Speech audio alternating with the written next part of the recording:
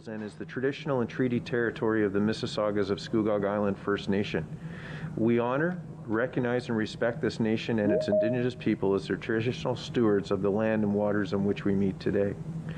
Members of Council, on Monday I was joined by Chief Kelly Waraka of the Mississaugas of Scugog Island to acknowledge Indigenous Peoples Day here in Durham Region. It was a day to remind us all to take a moment to show respect for the heritage, diverse cultures, and achievements of our First Nations, Inuit, and Métis people. To reflect, on the outstanding achievements, significant community contributions, and collective challenges. We are proud to stand with the Indigenous communities.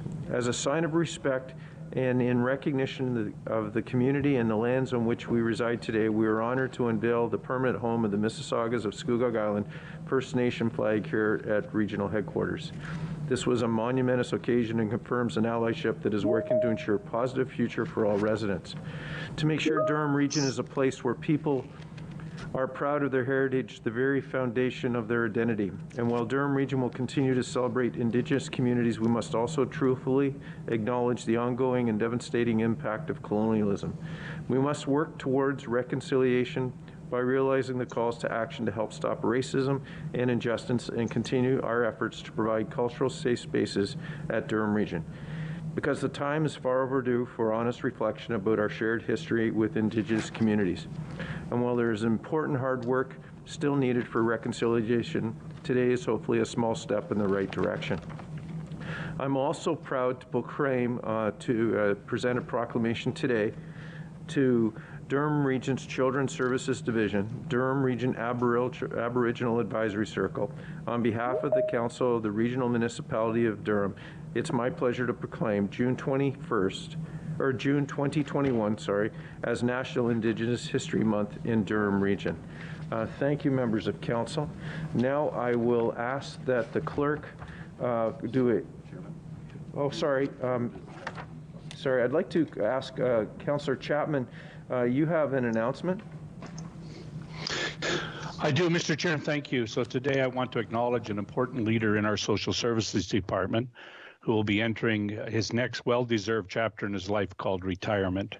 Dennis Holmes, for over 2 decades, provided exemplary financial management and budget oversight to the region's Social Services Department as Director of Business Affairs and Financial Management, a departmental budget that encompasses 6 different divisions, including child care programming, 4 long-term care homes, social assistance, housing, and family services.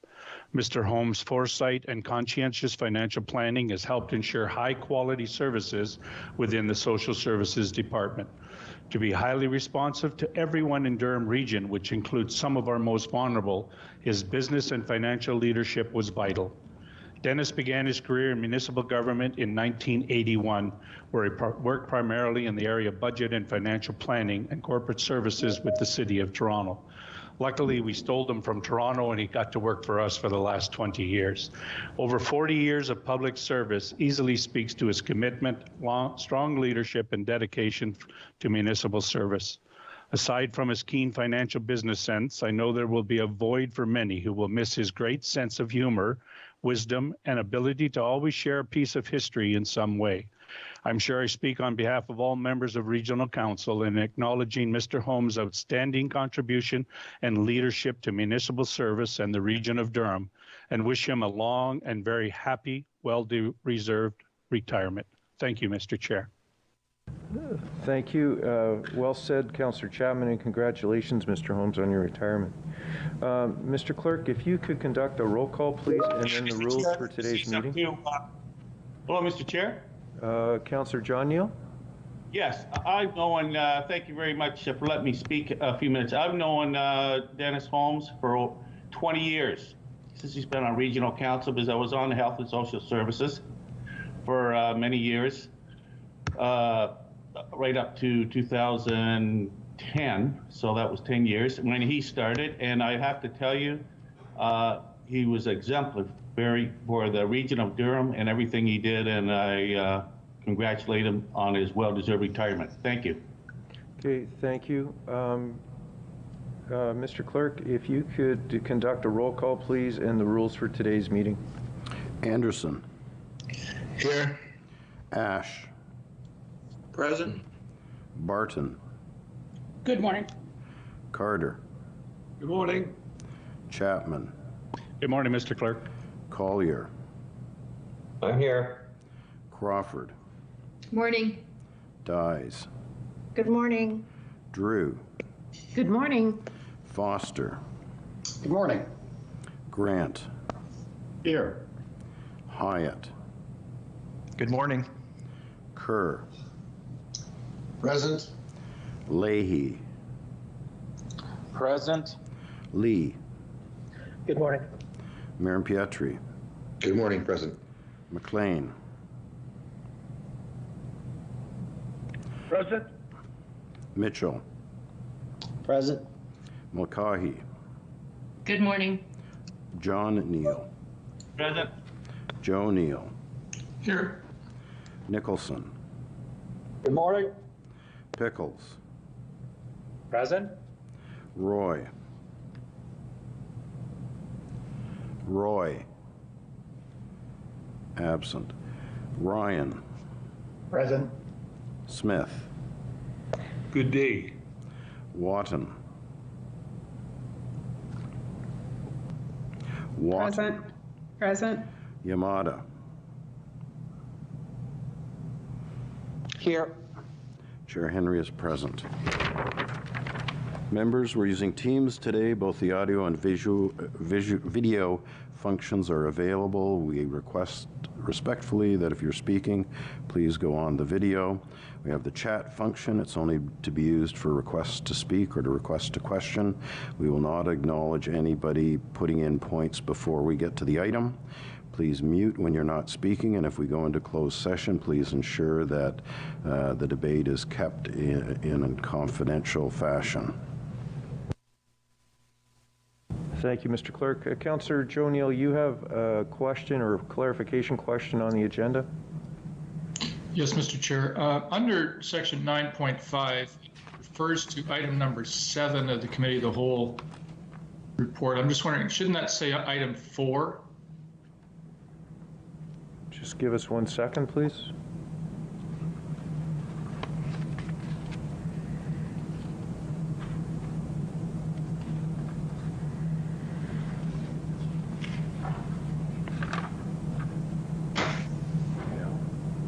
So it should read item 4, not 7? I believe so. Yep, that is correct, Councillor Neal. Thank you. Thank you. Okay, members of council, I'll call for declarations of interest. Mr. Chair, I have declarations. Item 9.5 of the Committee of the Whole, number 4, Organics Management Solutions, as well as CC 18, the memorandum sent by Commissioner Siopis, Commissioner Taylor, and our solicitor, Mr. Hunt, as well as item 10.2, notice of motion on the anaerobic digestion reconsideration solicitation of bids. And again, just to reconfirm the June 9th Committee of the Whole, item 7D, Organics Management Solutions, all of which pertaining to the same matter, as I have family members who own property and reside in the area potentially affected. Thank you and good morning. Okay, thank you. Any other member of council with a declaration? Hearing none, Mr. Clerk, we'll move along. Members of council, we have a very long day ahead of us. We will be doing our best to make sure decorum is maintained. And during the course of the meeting, I will be working with the clerk on issues to make sure that the agenda is followed correctly. Members of council, we'll move on to adoption of the minutes. We'll do each one individually. On the regional council meeting of May 26, could I get a mover, please? Oh, sorry, Councillor Chapman. You're going to move all 4, is that correct? I am, Mr. Chair. Thank you. I'll second that, Mr. Chair. Seconded by Councillor Marin-Pietri. Are there any polls? Seeing none, Mr. Clerk, and hearing none, we'll move items 4.1 to 4.4. We'll call the vote. All those in favor? Yes. Yes. Yes. Aye. Yes. Yes. Aye. Aye. Aye. In opposition? Hearing none, that carries. Members of council, we'll move on to our presentation. Today's presentation is by Chief Rohlauer, Durham Regional Police Services, on his quarterly update. But the chair of the Police Services Board, Mayor Bobby Drew, would you give some opening remarks, please, Mayor Drew? Yes, I will. Thank you very much, Mr. Chair. Good morning. Can we move to the next slide, please? On behalf of the Police Services Board, I'm pleased to provide this quarterly update to Council along with Chief Rohlauer. I will address priorities for the board from a governance perspective, and then Chief Rohlauer will provide an operational update to Council. Next slide, please. In April, the Police Services Board approved an action plan to enhance trust and confidence in the DRPS. This followed extensive consultations with the community and members of the DRPS. The plan outlines the board's and the service's priorities related to transparency, diversity, equity and inclusion, and community engagement and communication. As part of the action plan, the board is developing an accountability framework to allow it to evaluate progress on the commitments made in the plan. Phase 1 of the framework is now complete, and the next steps will be to identify success measures so that we can really determine if the actions are leading to improved levels of trust and confidence. The board and the service are committed to the change that is needed to ensure that all citizens from every walk of life feel that the DRPS are there to keep them and their families safe. I also wanted to report to Council that the board is moving forward with the initial phase of Chief of Police selection process. This phase involves consultations with the community and stakeholders on the competency profile for the Chief of Police position. In other words, what are the qualities and skills does the Chief of Police need to be successful? A request for proposals was issued by the board, and the successful bidder will be chosen in the near future. Consultations are then expected to take place over the summer. I can assure you that regional councillors will be part of this process, and more information will be shared once the bidder is chosen and the consultations are announced.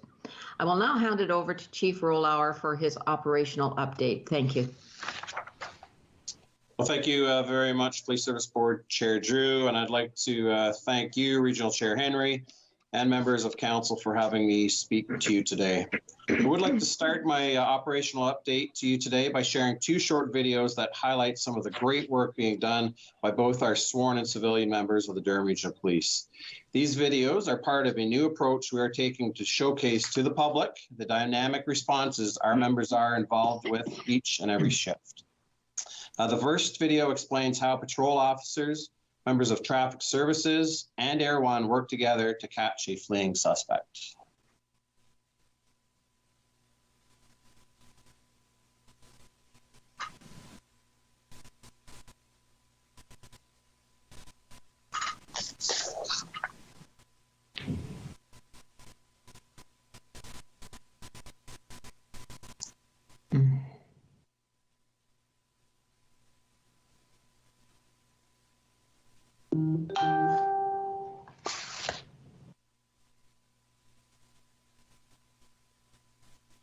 Can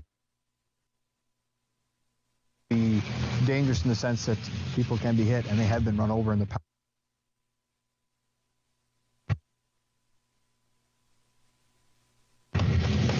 My night started, we had received information via different social media postings about car meets that are going to happen in Durham Region. Gathering of that large, of that many cars, can be dangerous in the sense that people can be hit, and they have been run over in the past. At which point I tried to do a traffic stop on a vehicle that had a modified exhaust system. The vehicle didn't stop when it was going to effect, sped up and took off. And at which point I didn't follow it anymore. I turned off my lights and disengaged, knowing full well that our Air One unit was assisting me and was going to be monitoring the whole situation. Oh, he's backing up. I was able to observe the vehicle's tire come off as it exited the 401, was driving on its rim, and a large amount of sparks were coming off the back of the vehicle. The driver of the vehicle attempted to obscure the vehicle, hiding it in an industrial area, and fled on foot. So the helicopter was able to direct officers into where he was hiding in a shed, and they placed him under arrest.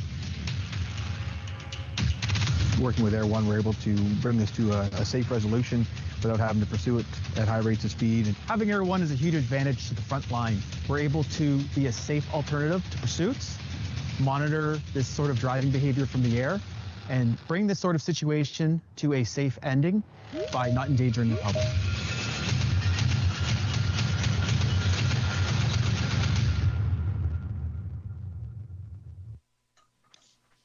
This next video shows the public a glimpse of our heroes in headsets who exceed the national standard of 911 calls answered.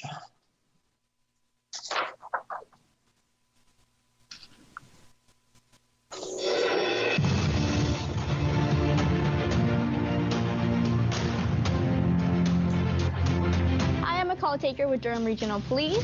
We are the first responders. We answer calls ranging from emergencies to non-emergency calls. We subscribe to the National Emergency Number Association standard, which states that 90% of 911 calls shall be answered within 15 seconds. In the year 2020, I'm happy to report that we exceeded that standard by answering 94% of 911 calls within 8 seconds, or what equates to 2 rings of the telephone. I really love helping people and just giving back to my community. It's great being that voice of guidance for people and knowing that you really made a difference, especially in a place that I live and have friends and family in as well. Our heroes in headsets here in Communications 911 should be very proud of their work each and every shift, keeping the citizens of Durham Region safe and our officers informed and protected.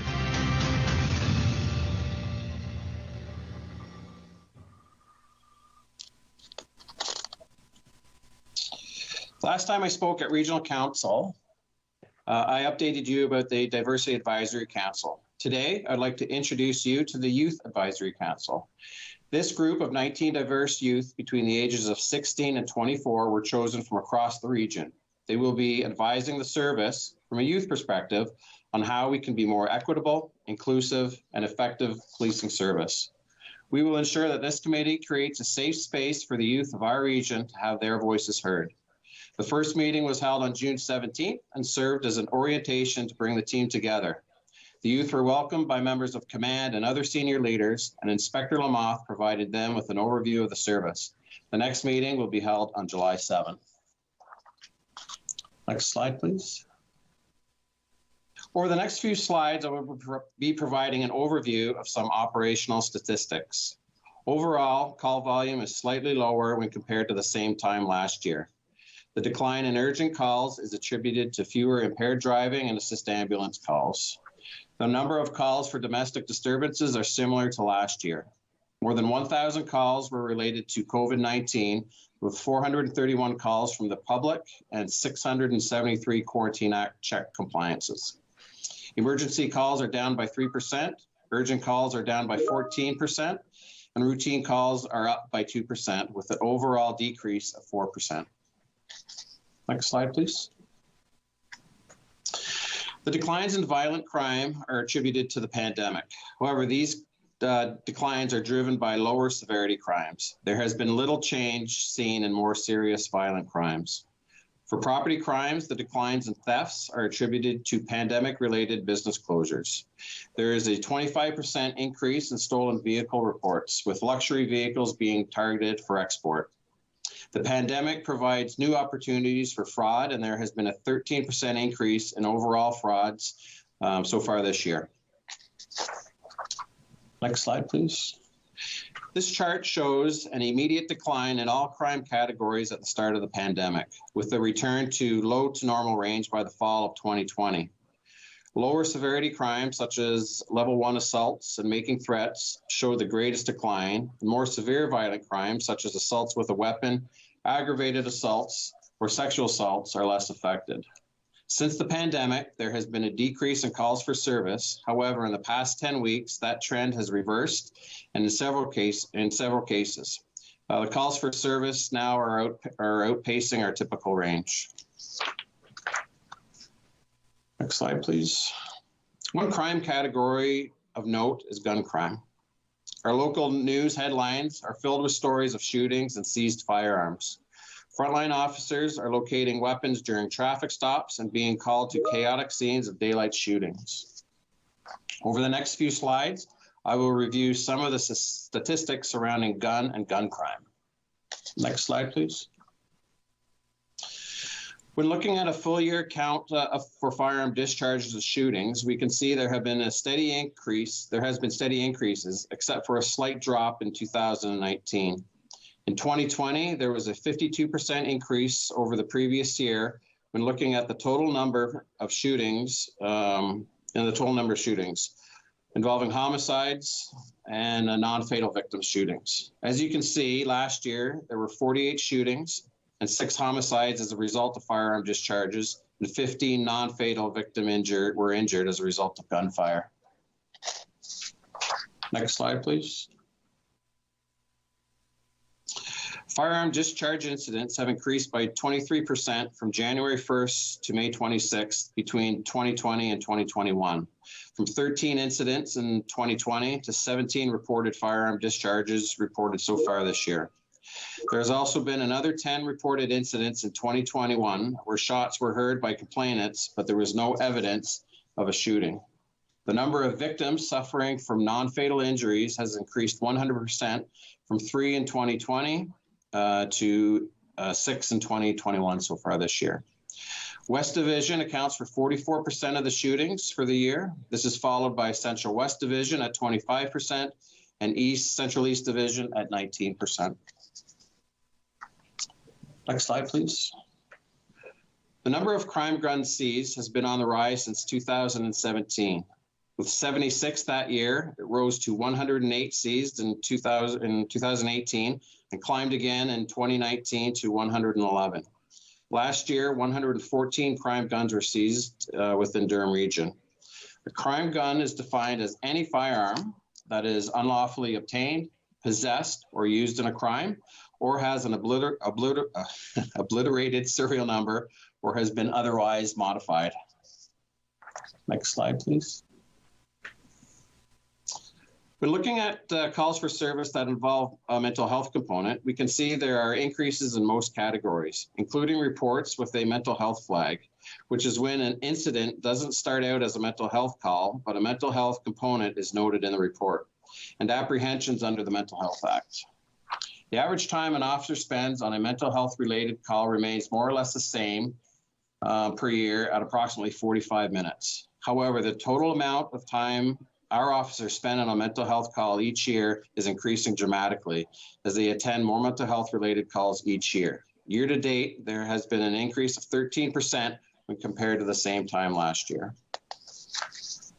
Next slide, please. Each case of cybercrime poses a unique set of challenges for investigators. Suspects could be located within our region or around the globe. Most cybercrime is classified as a fraud. There was a significant increase in 2020 and year to date in 2021.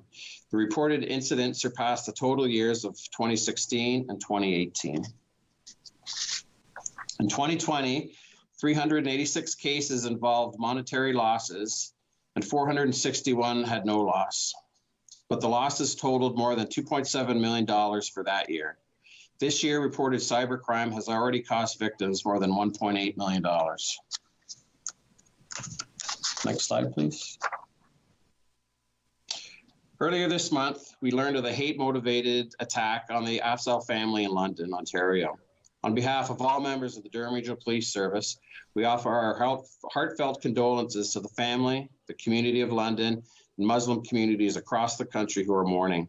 In Durham, personnel at each of our divisions have reached out to our local mosques and community organizations to express our solidarity and to offer support. Hate crime has no place in this region, in this province, or in this country. Year to date, we have had 15 hate-motivated incidents. The originating offenses include harassment, indecent communication, mischief, and threatening. Of the 15 incidents, 6 were related to race, 7 related to religion, and 2 pertaining to sexual orientation. Next slide, please. When it comes to large gatherings in our region, we are making public safety our top priority. It is important to note that officers do not have arrest authorities under the EMCPA or the ROA. Investigations into these gatherings occur and charges may follow. To date, 40 tickets have been issued under the EMCPA, 45 tickets under the ROA, and 10 under the Quarantine Act. Since the beginning of the pandemic, we have completed close to 2,000 Quarantine Act checks and received 2,517 public complaints. We continue to engage, explain, educate, and enforce when necessary. Next slide, please. Turning our attention to the budget, our financial service team is working diligently to put together the proposal for 2020.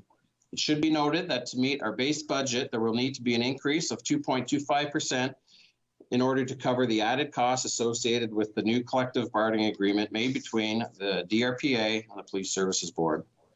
This 2.25% does not address the growing needs of our community and the resulting pressures on our service to meet the needs, including the want of more officers on the road, cybersecurity capacity, and providing the health support to our members, and other underfunded accounts. In July, I will be discussing with the Police Service Board some of the pressure points this organization is facing.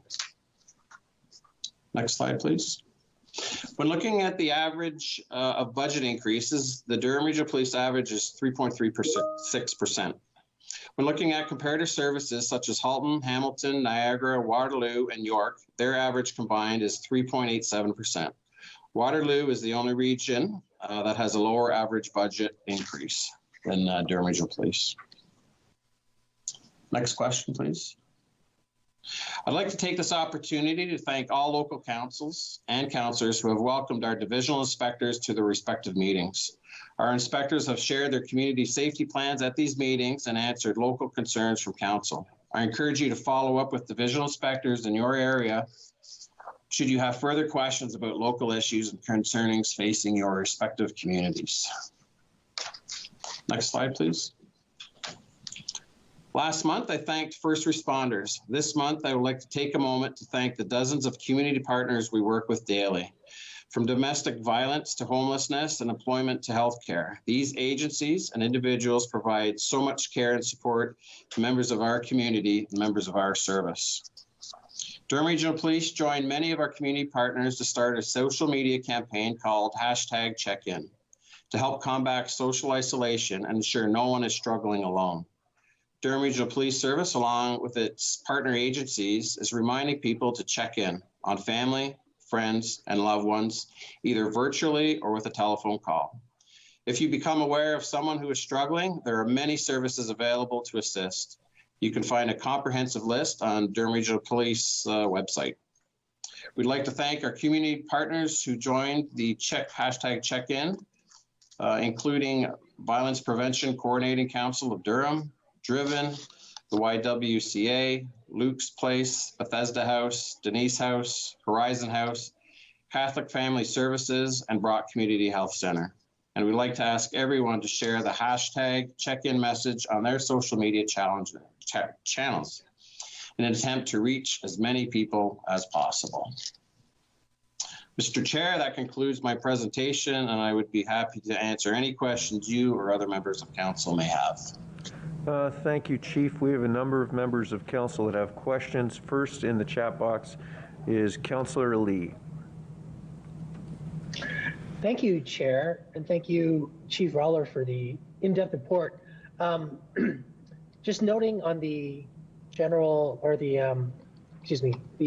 attachment we got on the stats, it looks like overall DRPS we're seeing a pretty significant decrease in a lot of crimes.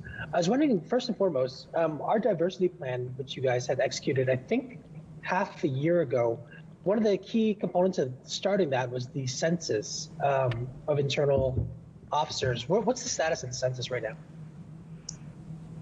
Thank you for the question.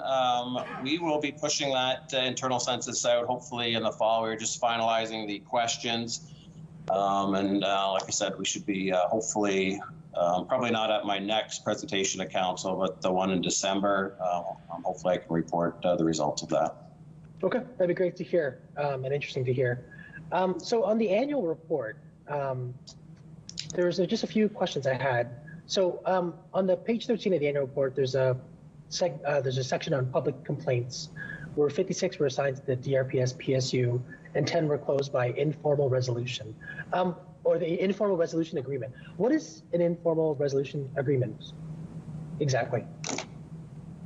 Again, thank you for the question. So that is where our investigators meet with the complainant themselves and have a discussion with respect to the particular incident. That can range, obviously, from different viewpoints and perhaps explaining the rationale why officers conducted themselves a certain way, or whether it's a policy issue explaining why Durham Regional Police does things a certain way. So it's because it's an attempt to have an informal agreement or resolution where we can come together, discuss the issue, and if there's an agreement on behalf of the complainant themselves, we can sign that off as like an informal agreement. However, if there's no agreement on the part of the complainant themselves, the investigation would continue on.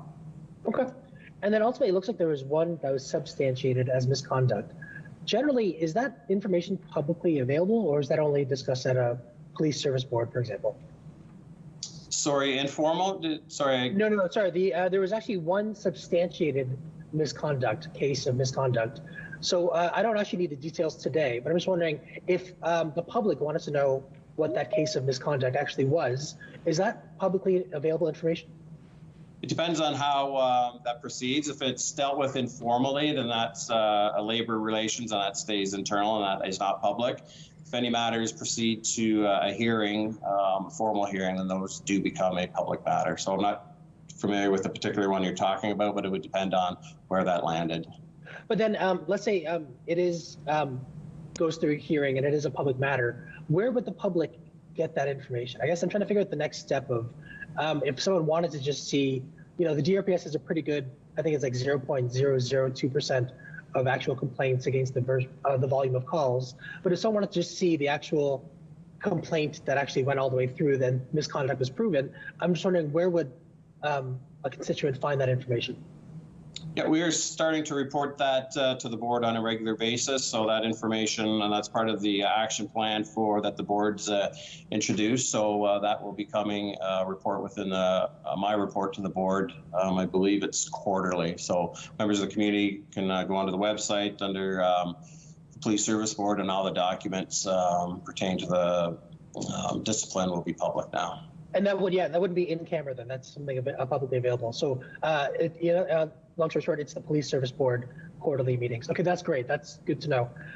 My last question is just regarding specific crime statistics. We've seen what exactly is the attempting the commission of a capital crime? I'm sorry, what is the attempted commission of a capital crime? I'm not familiar with that specific Page 14, it looks like we saw a 200% increase year over year on its crimes against person is the subheading, and then it's attempting the commission of a capital crime. So it went up 200%. I was just kind of wondering what that is. It sounds obviously quite serious, but I was wondering if you could explain in layman's terms what that is.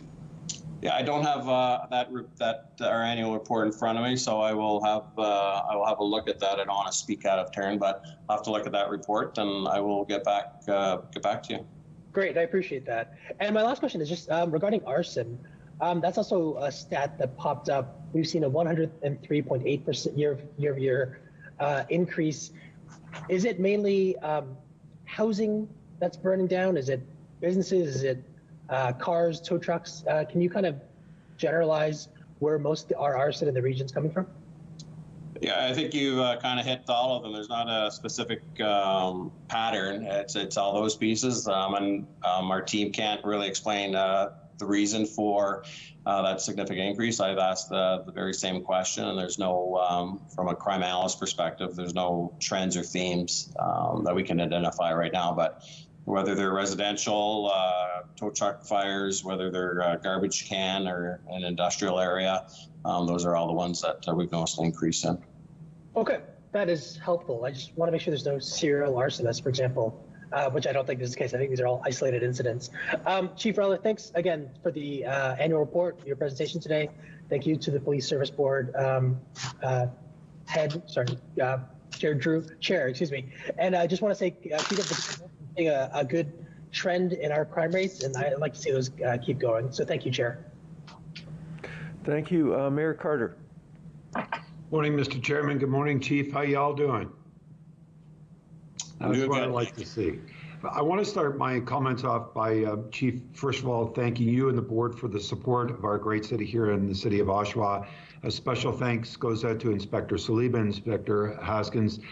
They've been incredible in regards to applying much needed resources in regards to the complexities that we face here in the great city. They've done an incredible job, and I want to recognize their efforts, the board's efforts, because they did come to the city to see some of the complexities that we're dealing with. They've done a tremendous job. We're seeing a huge difference because of these initiatives that your teams are undertaking. So I wanted to say thank you very much.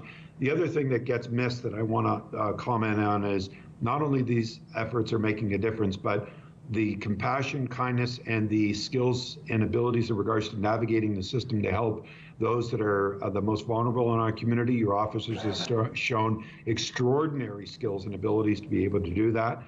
I will continue to try and ask that we continue to see more and more drug enforcement, especially with our dealers in the city and across the region. And I do want to say that the foot patrols that have been applied in our city in regards to special projects are making a significant difference in our community. I would ask for the full support of the board, of course, you as the chief, to continue that investment. I have just a couple questions, but I wanted to make sure that you knew that the differences, the investment you're making in the city of Oshawa are making a significant difference. Your local leadership, your inspectors, your frontline staff sergeants and sergeants and your personnel are doing an incredible job. So thank you, Chief, for that. So I really appreciate it. Chief, is there any explanation about why we're seeing so many stabbing-related incidences or more weapons that we're seeing on the streets at this particular time? It seems we had another incident last night in the city of Oshawa where it comes to knives. Is this a growing trend all across the region, or is it specifically, do we have any answers about why we're seeing this kind of criminal activity underway? First of all, thank you for acknowledging Inspector Saliba and his team. I will pass that on, and they are doing incredible work, but they have good people they're working with. So thank you for those comments. In terms of violent crime, Mr. Mayor, we're seeing it across this region, and quite honestly, we're seeing it across the GTA and nationally as well. Violent crime is on the rise. I don't know why I can't explain the increase for the use of knives within our local communities, or in the increase of gunfire and weapon-related charges. It is on the increase. I think for even within North America, we can see just on the news what's happening south of the border, and even just to the west of us. It is concerning, but I cannot explain why more people are arming themselves with knives. It is obviously concerning to me, and we're doing everything we can to prevent that, but I don't have an answer, unfortunately. Thank you, Chief. I greatly appreciate that. Chief, I'm wondering if you might be able to answer a law enforcement question for me. When an individual is stopped or there is an arrest that takes place, when an individual is either carrying, concealing, transporting, or utilized a gun in a criminal event in communities, what is the charge and what is the expectation of that individual being held based upon that charge? I think there's a number of charges that we could lay. The obvious one is carry concealed weapons dangerous. Depends if they had used that weapon in an incident prior. So there's a number of weapons charges. Obviously, we lay the most applicable charge. In terms of going to court or bringing those individuals before the courts for a gun charge, I'm going to suggest everyone who is found in possession of a weapon we bring to the courts. We do our best to provide a compelling case to keep them in custody. However, it is up to the judicial system to determine their fate. Like I said, we do our best to provide a compelling rationale and the reasons why. There are a number of factors the courts consider. Is this a first offense? Is this a previous offense? Are they on conditions? What's the history? So there are a number of reasons why courts make different determinations. Chief, so there's no guideline that states that if you are caught in the possession of a firearm by our police officers, that is a non-bail charge. No. No, So- it is up, the police have no control on whether individuals get held in custody or really, like I said, we paint the picture for our judicial system and they make the determination on whether individuals remain in custody or get released. So, Chief, and this is my last part of my questioning, and I promise you I'll let it go. What is it that you need public elected officials to do to make sure that the health and safety of our community, your officers, and our children in our community are not exposed to individuals that are carrying guns or utilizing guns? What is it that we as elected officials must do to be able to make sure that it's clear and concise that utilizing a gun, being in the possession of a gun, or transporting a gun that is an illegal item is a non-bail charge? Because, Chief, this is just my opinion. Your officers are doing an incredible job of being able to get guns off the streets. But the reality being is every time your officers have to take a gun off the street, they're endangering their lives every single time. And an individual that has the possession of a gun, there is only one reason to carry a gun, and that's to utilize a gun. And the reality being is that if you are not licensed to carry a gun and that you don't have the proper permission, in my opinion, no bail should be given to an individual, because the reality being is individuals that are carrying guns, utilizing guns, transporting guns in any fashion believe that by carrying those weapons, there is no consequences and they will not be held. And in some circumstances, even recently, your officers have seen individuals walk away because of the reason that they're given bail. That means we're just putting dangerous people back on the streets. What do we need to do as elected officials? That's a good question.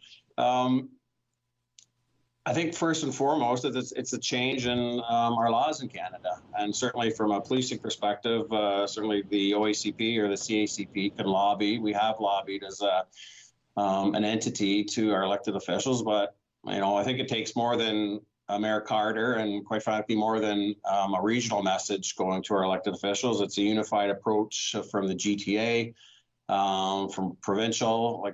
There has to be messaging from our elected officials to make a change in our laws, make an expectation, and quite frankly, perhaps some accountability on our judicial system that if we're continually releasing individuals, there's some accountability. Chief, your team is making a difference in our community. I greatly appreciate everything you're doing. Thank you for the opportunity to express my thanks and also my questions. Have a good day, sir. Thank you. Thank you. Councillor Marin Pietri.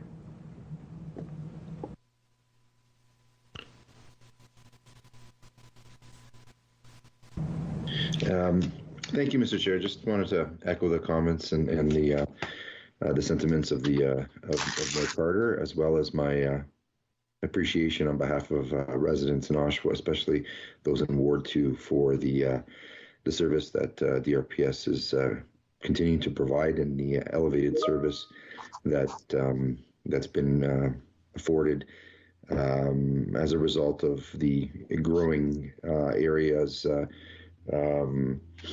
in terms of population. Now, just to get to that, just to follow up on a question that I've posed in the past, with respect to resources. In past, I've asked about the likelihood of a police station in the north, the potential of a satellite office now that we've seen Durham College no longer have the space for the presence of DRPS in their training, and just an overall partnership with the City of Oshawa and any potential there. Just wanted to ask through you, Mr. Chair, to the Chief if there's been further discussions advanced and what those discussions may have resulted or what they look like. Well, thank you for the question. I certainly appreciate the desire for stations or satellite stations. I know Councillor Nicholson would like an increase in the south. You're looking at one in the north. I know we've had a request for a satellite station up at our northern divisions, I believe in Cannington. Certainly Ajax has made that request as well. The reality is it comes to funding. We don't have the funding within our budget to allocate that. And until there's an increase with respect to that dedicated funding to maintaining a building and staffing a building, that is not something this service can entertain right now. And the reality is too, is we're facing other pressure points from my perspective that would take priority over the creation of substations, additional buildings within our service. So it's not a discussion point right now. It's not coming to our police service board as a budget case for 2022. And the service, we are looking at our 10-year capital plan, what that looks like in terms of buildings. From my perspective, I would rather see less buildings, and that would be a cost savings for this organization. But as we look at our 10-year capital plan, we have to start having those discussions about what buildings we need as a police service and where they need to be located to best serve our community. At current, do you believe that the ones that we have located in the areas that we have them located and the resources that we have are adequate for the growth that we're experiencing and also the trends that we've noted as part of your presentation? Well, I don't think buildings are the answer to solving crime. It's staffing. Those are centers, those are buildings where officers deploy from or where we conduct investigations. So they're mortars and brick doesn't solve crime. It's men and women, both sworn and civilian, that'll have a bigger impact on crime within our region. Obviously, buildings are a key point. I know residents like to have police buildings close to them. Certainly, I look for where I live. I have a fire department right down the street, and it is a benefit. Like, I feel a little bit more secure, so I understand that. But the reality is that there's a budgetary impact for buildings, and our budget is a big budget, we all know, and so we have to spend our money most appropriately. And from my perspective, it's right now our pressure points are staffing and then some internal accounts that need to be addressed before we start looking at additional buildings within our communities. I guess the reason why I bring forward, I know that other council members, everyone would love to hang their hats on whether or not they're able to attain a building or but for me, it's more presence. I mean, the presence that was located at Durham College, which for those who may not know is on the corner of Conlin and Simcoe. It's a very prominent area. It's the gateway for the Durham region's academic center. And basically the gateway for the Durham region's, the center of the Durham region's student population and growth center. That presence vacated because of the need for space for Durham College. And what I'm trying to do through you, Mr. Chair, is to just seek an understanding from the chief that if there is an issue with respect to funding and resources, that it would be understood that we bring this forward as part of the budget, because we can't address it unless the board brings it as part of the budget. So I'm hearing today that it won't be brought forward as part of the budget, which is disappointing in the sense that I do believe a presence is needed there. And I have some follow-up questions with respect to, issues surrounding gangs in the Durham region, and whether or not we have identified which operate in our Durham region, or whether or not these are just random individuals who are committing the crime statistics that we've indicated in our report. So through you, Mr. Chair, to the chief, I'll just make the comment that I would have expected that a budgetary request of Durham Regional Council through the board be made for an increase in presence in these areas. And I would just ask whether or not we've identified what the true underlying reason, because we know they're using guns, knives, and even technology to commit crimes. But who are they? What is the situation? Why is it so prevalent now more than ever? Well, thank you for the question. Yeah, there are gangs in Durham region. We work extremely close with our colleagues across the GTA and provincially. We have joint force operations. We conduct investigations all the time into gangs. There's a lot of interaction between communities. They don't, although they may reside in one jurisdiction, borders don't stop them. Like I said, we are working closely with a number of entities, even CBSA, to identify gang and gang activities, the transition of guns. I wish I had an answer for you. I don't know why, and it's a question I think all police chiefs across this nation are, and it's a concerning trend, is the prevalence of crimes on our street and guns on our street is increasing, and it is extremely concerning for me. The reality is, from my perspective, it's a more social issue. It's addressing poverty, it's intervention programs at the onset, providing other opportunities for our young youth, vulnerable youth, to engage in other activities after school or on the weekends during the summer, rather than going into a high-risk lifestyle, that they're redirected into other styles. So I think it's addressing the root cause, and if we do that as a society, there will be a reduction in crime and gun violence. But that is a large issue. It's a complicated issue, but it certainly doesn't, from my perspective. We have a role to play as a policing organization in terms of law enforcement and pieces, but we'll certainly partner with any agency to work with to address those intervention strategies, or whatever we can do as a service to stop individuals or young youth from going in a direction of high-risk lifestyle. Chief, through you, Mr. Chair, I know that many of the men and women who serve our community through DRPS are doing a great job. They're actively committed to a number of creative ways and empathetic ways and intelligent ways to address the community of all ages, especially youth now, and diversity. And it's something that's, I think, setting us apart in terms of leading the pack and being ahead of the curve and doing whatever we can to advance safety in our community, the entire community. Speaking of our streets, Mr. Chair, I just have one final question.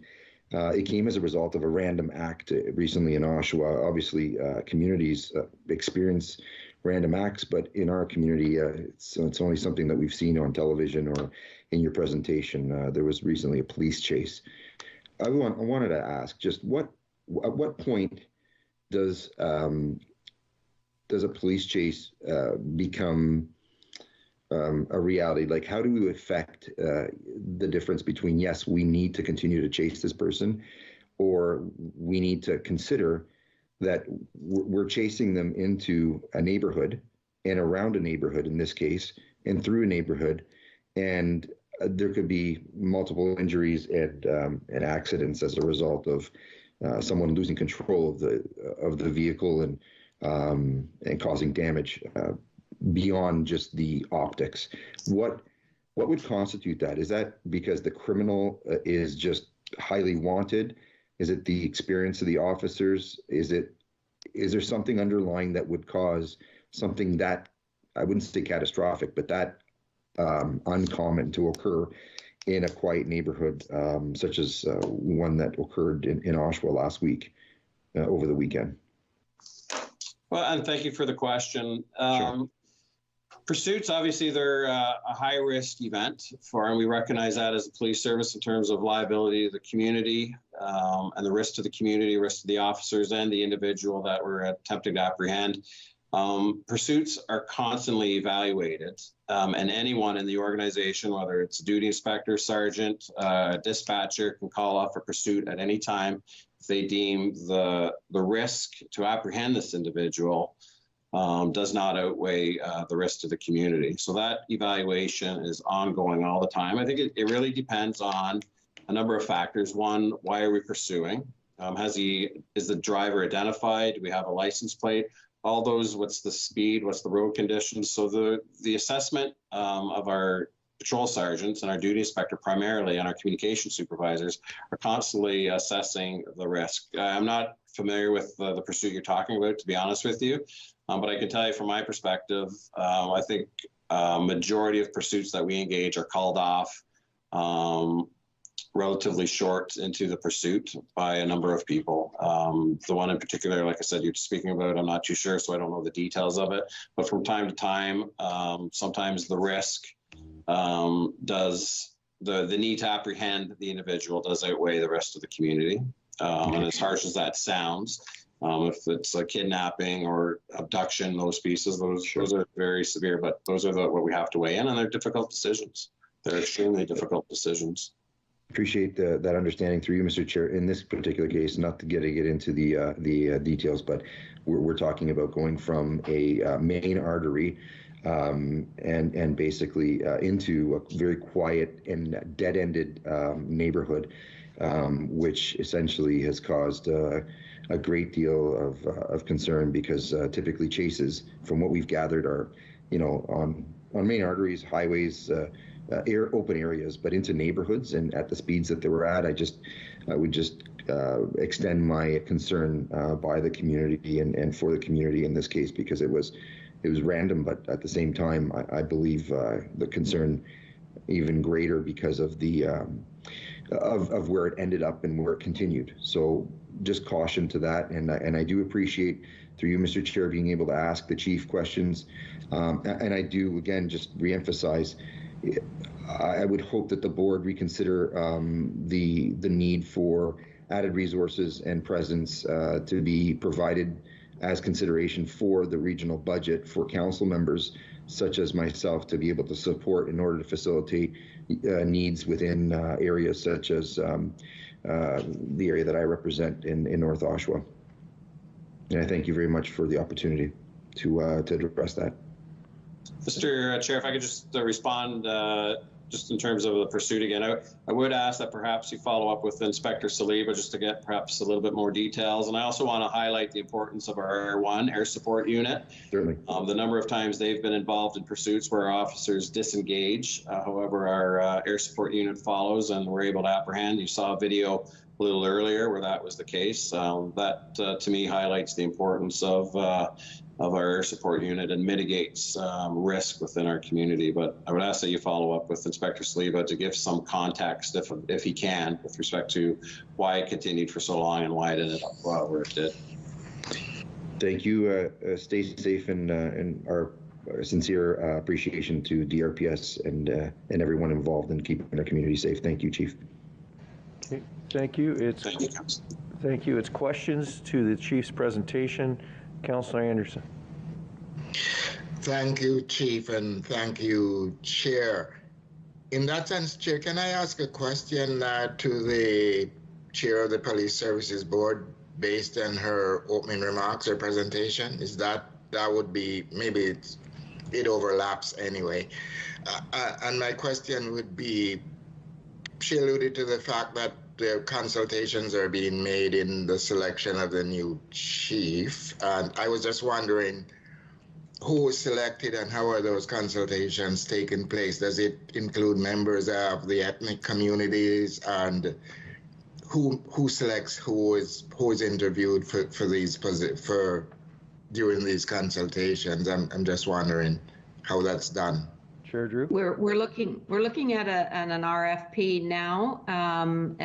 We're just at the point now where we're going through the submissions for a company to take over that part of it with the consultations. So yes, we will be meeting with all kinds of groups and organizations within Durham region, and there will be plenty of opportunities online to make your thoughts and your suggestions known. So I don't know. So thank you. So it's widespread. Everybody, the entire Durham region can be involved in some. Okay, I just wanted to make sure that that was possible, because it's imperative that we get a chief that knows the community and can address the various concerns that we do have in the region. So that's good to hear that opportunity is there. My second question would be either to both of you is, have you looked at how restraints are conducted during arrest, whether we chokeholds. I don't know if that's a part of what we do in Durham, or knee on the neck, etc. Are we looking at how those, when arrests are being made, how it's conducted, and looking at that aspect as well? Are we reviewing our procedures in that regard? I can take that, Chair Drew, if you're okay with that. Yeah, thank you for the question. So I can tell you we have not used choke restraints since the early 90s. That has been eliminated provincially. That use of force tactic is no longer trained, and it's no longer recommended to any police service in Ontario. And we do not advocate for restraints on the neck either when we are arresting an individual. So yeah, we train yearly. Our officers are required to meet provincial legislation to train on use of force options, and that includes empty hand techniques, which is physical restraints on members of our community that are arrested. And we are taught how to avoid certain areas of an individual's body to mitigate injury to them. And that's our first and foremost. From time to time, things do get violent. That's just the nature of society and policing. But we do everything we can to use as little force as necessary to get an individual in custody and without injury. Yeah, that's good to hear, because I know the perception is out there that that was being done, and I didn't think so. So I just wanted to clarify that, and I know that, you know, the community can rest assured that by and large, Durham Police Services does a good job in the community. And I say that because I'm a fair person, not going to pick sides or anything, but thank you for all you do for our community, and it's appreciated more than you'd ever know. My other question, Chief, you alluded to, I believe, 16 incidences of hate crime being reported, but you never did say whether any charges were laid or not. And why I brought this up in the last month, there are 2 instances I know that could be considered hate crimes in Clarendon. I know one was reported to the police, and I believe there's an investigation. The other was in a gray area, whether it's a landlord-tenant dispute, but it's very difficult to determine these things. So how do you determine what's a hate crime and what's not as well? Thank you very much for the question. So in terms of, I can give you just some statistics. Since in 2019, we had 41 incidents flagged as hate propaganda. In 2020, we had 42, and so far this year, we've had 15. Since 2019, we have made 6 arrests and 10 charges laid against individuals. Obviously, when we make an arrest, we have to have the grounds to arrest. There has to be the evidence, and we rely on our community. One thing I would like to say is I believe that hate propaganda is unreported, and I would ask that all our residents, if they see something, to say something, whether they're affected personally or not. I think the more reports we get will give us a clearer or a better indication as a region what is affected and how we can respond as a police service to eradicate this, and certainly bring those individuals who perpetuate that type of crime to the courts to be prosecuted, and certainly, if convicted, account for their actions. In terms of hate propaganda, obviously, if it's related to those religion or sexual orientation or beliefs, those are the issues. And sometimes we charge with a mischief. Sometimes they're uttering threats, cause a stir. Like, there are a number of factors. Give you a specific framework of what hate crime is. It's challenging because there are a number of other factors that have to be brought in. But I can tell you our investigators across this region are excellent, and they lay the appropriate charge. And certainly we utilize our MAG partners, our Crown attorneys, if there's any confusion on what the most appropriate charge is. But we certainly try to lay the most appropriate charge, particularly when it comes to hate propaganda within our region. So, okay, thank you.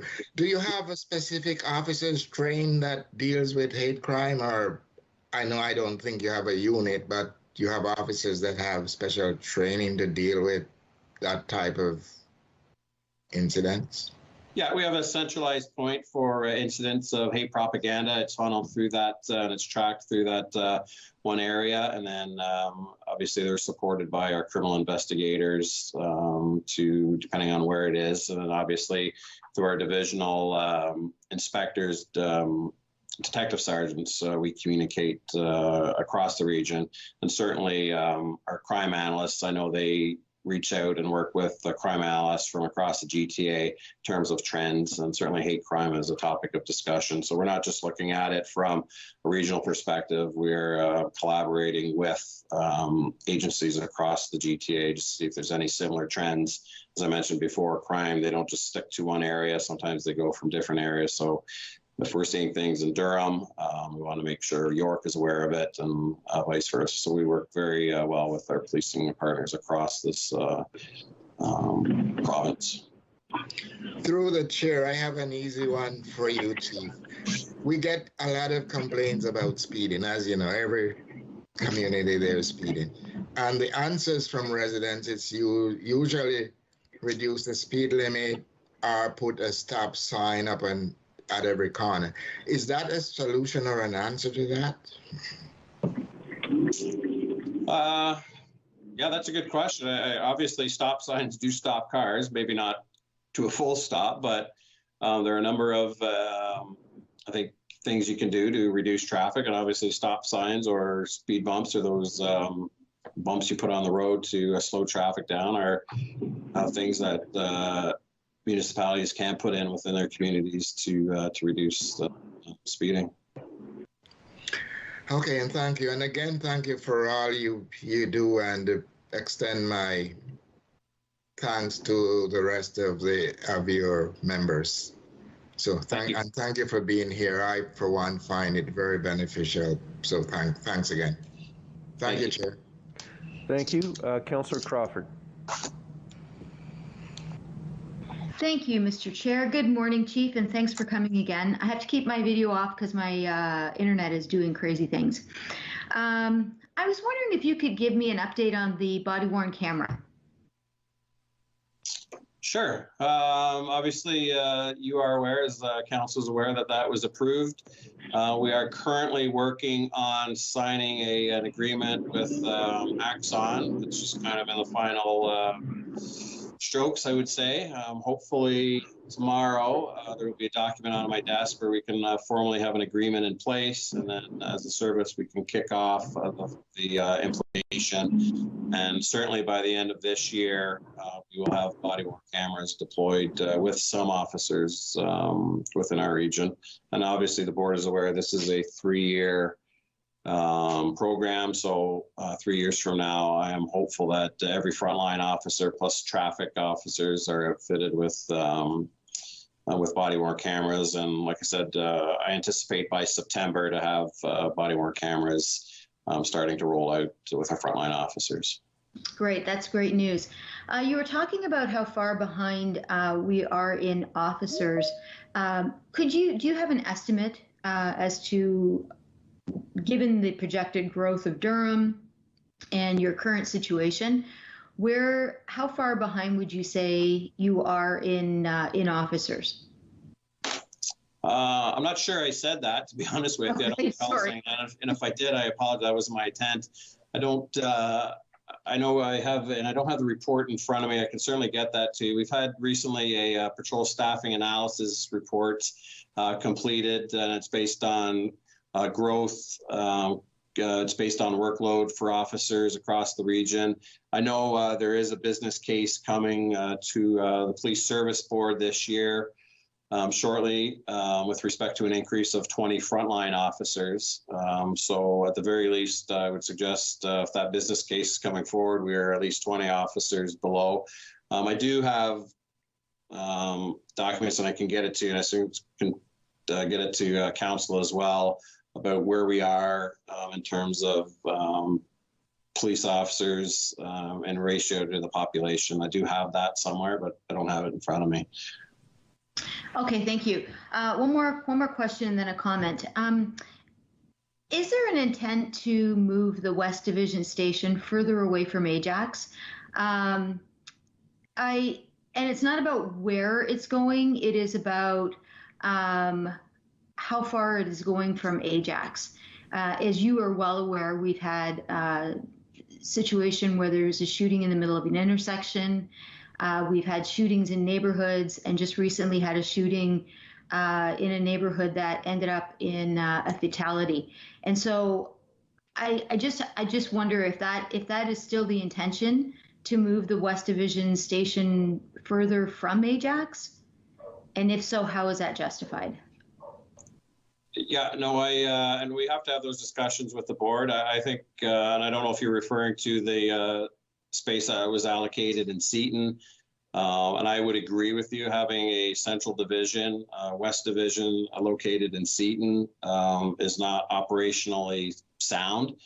It needs to be more centralized. So right now, there's no discussions on closing down 19 Division where it's currently located. I know it's on our capital plan and it's in our 10-year forecast. We have to start looking at that. It is an older division, but there's nothing in the near future, I would suggest, in the next 5-6 years to have any building closed or moving further west. We have to start looking at where, because obviously, and you know, and everyone around your colleagues know that real estate is prime, and we have to start looking at that from a policing perspective and bring some recommendations forward on where we see police stations based on the growth within the region as well.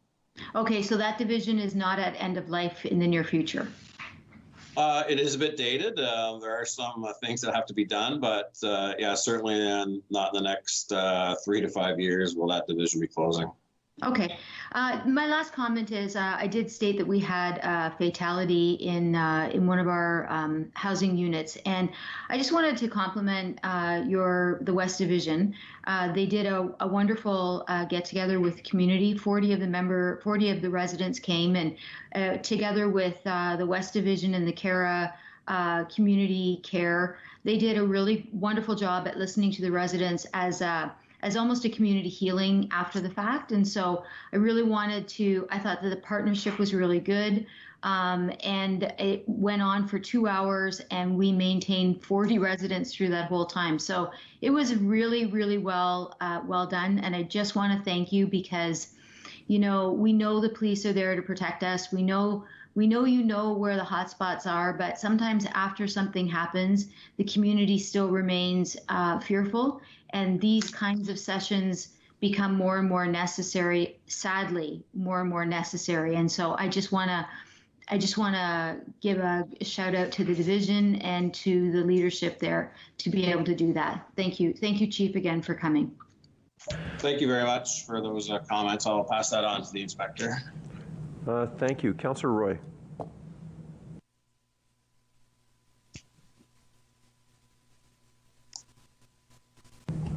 Councillor Roy, you're frozen. Can you hear me? I will come back to Councillor Roy. Sorry, we'll try one more time. So, Councillor Roy, can you hear us? Yeah, I can. Sorry about that. I got booted out of the meeting. No I think problem. it's a clue. Go ahead. It's a sign. Go ahead, please. Mine's very quick, Mr. Chair.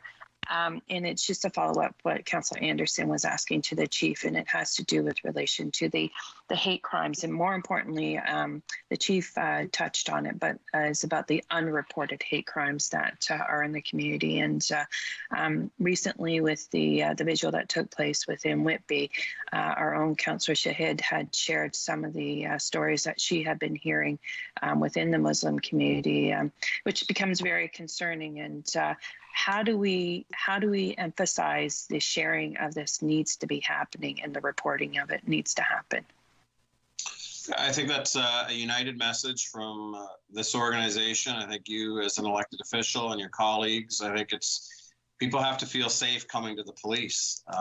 And I think I really want, and it's not just about hate crime, it's about all reported crime. I think for this organization to get a better picture of what's happening in our community, people need to report crime.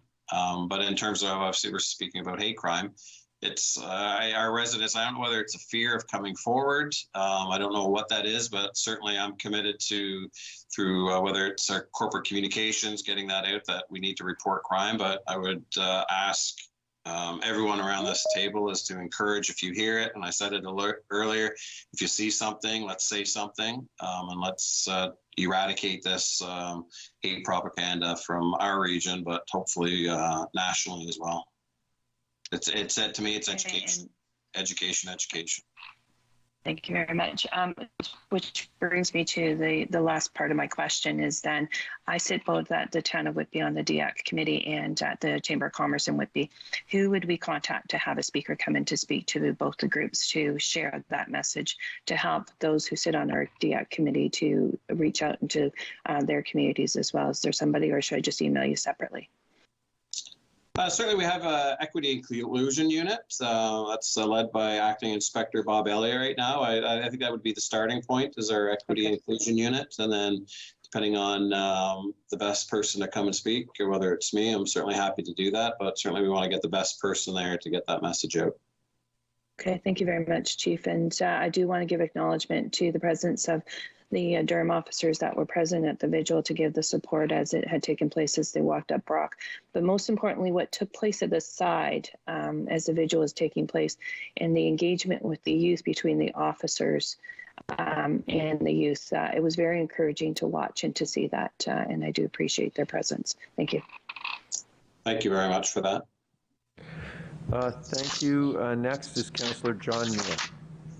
Yeah, thanks very much, Mr. Chair. Hi, Chief. I'm going to talk about this again, and I know you're not going to want to hear it, but you mentioned in regards to a police station, North Oshawa, brick and mortar. Well, we're up at the Columbus area. They're 25 kilometers away from your, Chief, from your East Division, which is the Maple Grove Road in Bowmanville. I find that way too far for response times. You might not agree with that, and the board might not agree with that, but the residents and I, we don't think it should be that far away, not with the taxes and whatnot that they're paying up there. And just in regards to that, do you realize also that 25,000 people are moving in to the Conlin Harmony Road area, the Keedman Part 2, and then the Columbus area, that's all planned for. You can talk to our planners if you want to firsthand. But also through you, Chief, I don't know if you were ever invited to the CAO meetings across municipalities, where Elaine Baxter-Trahere hosts, and probably the chair, John Henry, hosts all our CAOs, and they can tell you, I know our CAO, Paul Ralph from Oshawa, will tell you that I've been asking for this for a long time. I hate to bring up the name Chief McAlpine again, who was chief police way back when. He knew what was going to happen in North Oshawa. So can you explain why you think a brick and mortar doesn't fit up in that part? Thank you, Mr. Chair.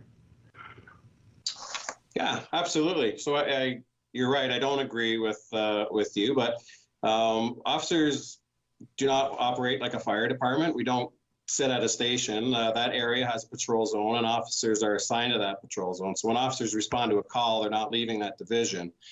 Each officer is assigned a specific area to patrol, and that's their area for that shift work. So like I said, officers do not respond out of the division like are my friends at the fire services. So there are officers right now, I'm sure, within that patrol zone, either patrolling or responding to calls.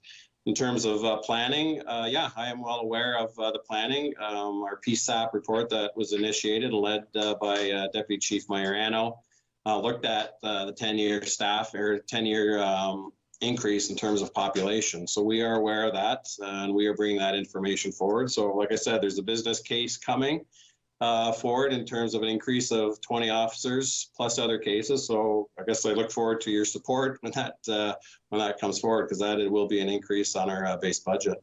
Yeah, well, just to reiterate, I really want a police station North Oshawa. I've been promised for years, and that was delayed. So thank you very much. Thank you, Councillor Neal. We will go on to Mayor Mitchell. Thank you, Mr. Chair, and thank you, Chief. And thank you for the great job you're doing in Whitby. And certainly Inspector Mood is doing a great job representing your department in our town. But I just wanted to follow up on Mayor Carter's earlier concerns about the increase in the carrying of weapons, which is a large concern to me, and the fact that you're trying to understand why that is happening. Because, you know, when we look at extreme acts of violence, whether you're looking at the mosque killings in New Zealand or the recent killings in London, Ontario, it appears that the perpetrators are invariably sort of steeped in social media poison and have been spending way too much time living in a virtual world that kind of amplifies their hate and really encourages their violence. So I know you and other members of council have talked properly about prosecuting individuals who, you know, post hate and trying to address hate crimes, but the problem seems to be rooted in the social media platforms. We're certainly increasingly aware of that because they are designed to generate emotions, and those emotions are largely negative: fear, anger, suspicion, which triggers the violence. So I'm wondering specifically if you or the board have looked at the role these social media platforms are playing in, you know, encouraging and supporting negative behaviors, including the carrying of weapons, and whether you should be looking, or we should all be looking at, sort of fixing the problem proactively, which is the way these platforms work, way the algorithms work, rather than reactively trying to address the sort of consequences of the way the platforms work. Have you looked at that, or are you going to look at it, you or the board? Yeah, well, I don't want to speak on behalf of the board, but I'm sure that that's my view on it. Are we looking at it? No. Certainly, I think our role from a policing perspective is law enforcement. So if there's any illegal activity occurring on a social media platform, we will look at that. In terms of their accountability, certainly I don't think that resides with the Durham Regional Police. I think that's more of a political piece at probably at a federal level in terms of evaluating that or making up specific laws to address that. But we are bound by the framework of laws that we can apply. And so that from a policing perspective, if there's criminal activity that's occurring, and certainly if there's a social media entity that crosses the line in terms of a criminal, we will look at it. We have looked at certain things, and we are certainly working with entities provincially and Homeland Security in the United States to address social media concerns that we have. So I guess anecdotally, based on your experience, your long experience in police services, do you see an increase in negative behaviors in your view that are probably related to the increasing involvement of people in social media platforms? To be honest with you, I really haven't looked at that. I have noticed an increase of incivility within our communities, which is disappointing on a number of fronts, but to attribute that to social media alone, I haven't done the research, or I haven't talked to anyone who has done that research. Certainly from an academic perspective, maybe that's something we can work with our friends at the university to see if that's something they've looked at, or reach out to any colleagues to see if that research has been done. I think that poses an interesting question, so perhaps someone hasn't looked at that, and I'll take that away and look at to see if we know anybody locally that's done that research, or colleagues, whether it's nationally or within North America or even further, to see if any of that research has been done. Okay, thank you very much, Chief. Thank you, Mr. Chair. Thank you, Councillor Kerr. Thank you very much, Mr. Chair, and good morning, Chief. Just a quick comment to start. It's a pleasure when watching your videos to see several of my graduate students from the programs. I was a professor at Durham College. I might not remember all the names after all these years, but I never forget a face, so that was a joy. So my question is in one area is to do with the helicopter. And I've received over the years complaints from citizens who complain about the cost of it. And I try to allay their concerns by looking at the benefits. My question focuses in on some recent material I've seen from the United States Air Force, where they're considering replacing pilots, manned fighter pilots with drone aircraft that are controlled from afar. And there's a number of reasons for that, not least of which is the cost, but also human safety. So my question to you would be, with the advent of increasing drone technology, would this be something that DRPS might consider in future, utilizing drones with the same technological capability to do what a manned helicopter can do at this point in time? Yeah, that's very futuristic. I can tell you we haven't looked at it. I think potentially with the advancement in technology, like I think 10, 15 years ago, if we had talked about unmanned or unoccupied vehicles driving on our roadways, we kind of would have been scratching our heads. So is that a potential moving forward? Absolutely. I think with the advancement in technology, I think all things are possible. So is there a future without unstaffed an aerial support unit? Absolutely. Is it going to occur in the near future? I don't see that happening. I do think our air support unit provides incredible value. I know they saved 2 lives this year alone. I would suspect 1 individual would still be missing if it wasn't for our air support unit. So I think that cost can't be, there's no cost, what cost you put on a human life. So I think there's extreme value in our air support unit. Perhaps I'm a little biased, but that's an interesting question. I hadn't heard that, but potentially in our future that will occur. Fair enough, and I agree with your position about the value of manned, not only flights, but most especially manned automobile vehicles. But it's something to consider. I just thought I'd put that out there, and maybe somebody might want to check into it and keep abreast of it. If they did do that and it brought the cost down with the same benefit, it's obviously something we could look at in the future. So thank you very much, Chief, for your presentation this morning, and Councillor Drew, Mayor Drew, and thank you, Mr. Chair, for the opportunity to speak. Have a good day. Okay, thank you. Members of council, that exhausts the chat box. Chief, not too long ago, you were in a meeting with the mayors and chairs of the GTHA, the group of us that meet on Mondays, to talk to Minister Blair, the Minister for Public Safety, and Minister Jones, the Solicitor General from the province. A number of issues raised by members of council today were discussed in those meetings. Did you want to maybe comment on the message that was delivered from that group to the Minister Blair? Yeah, thank you for that opportunity. Yes, and it was kind of like Groundhog Day. The messaging I heard today from our councillors, particularly in terms of individuals that are arrested for firearms offenses, being brought before the courts and being released, some on multiple charges are re-released. That was a concern that was brought by, I would suggest it was unanimous, amongst all the chairs and mayors that were in attendance from across. I think it was Peel, York, Toronto, and Durham that were involved in that. Chair Henry, if I've missed somebody, please let me know. But that message was consistent. So what is encouraging to me is the united front from our elected officials, bringing those concerns and issues to our provincial entities and our federal entities to let them know what the concerns are within the respective regions, but it was a unanimous voice. So the call was to ask for additional resources to allocate.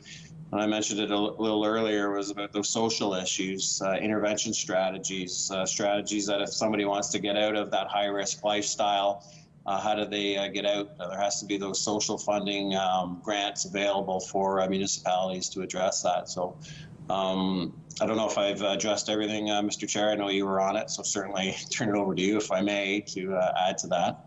No, Chief, I think you've covered it all. So thank you very much for your presentation today, and thank you to you and your service for the great job you do to keep the residents of Durham safe. You're welcome to join us for the rest of the day, but I know how busy you are, so thank you, and enjoy the rest of the day and stay safe. Members of council, 1 second, please.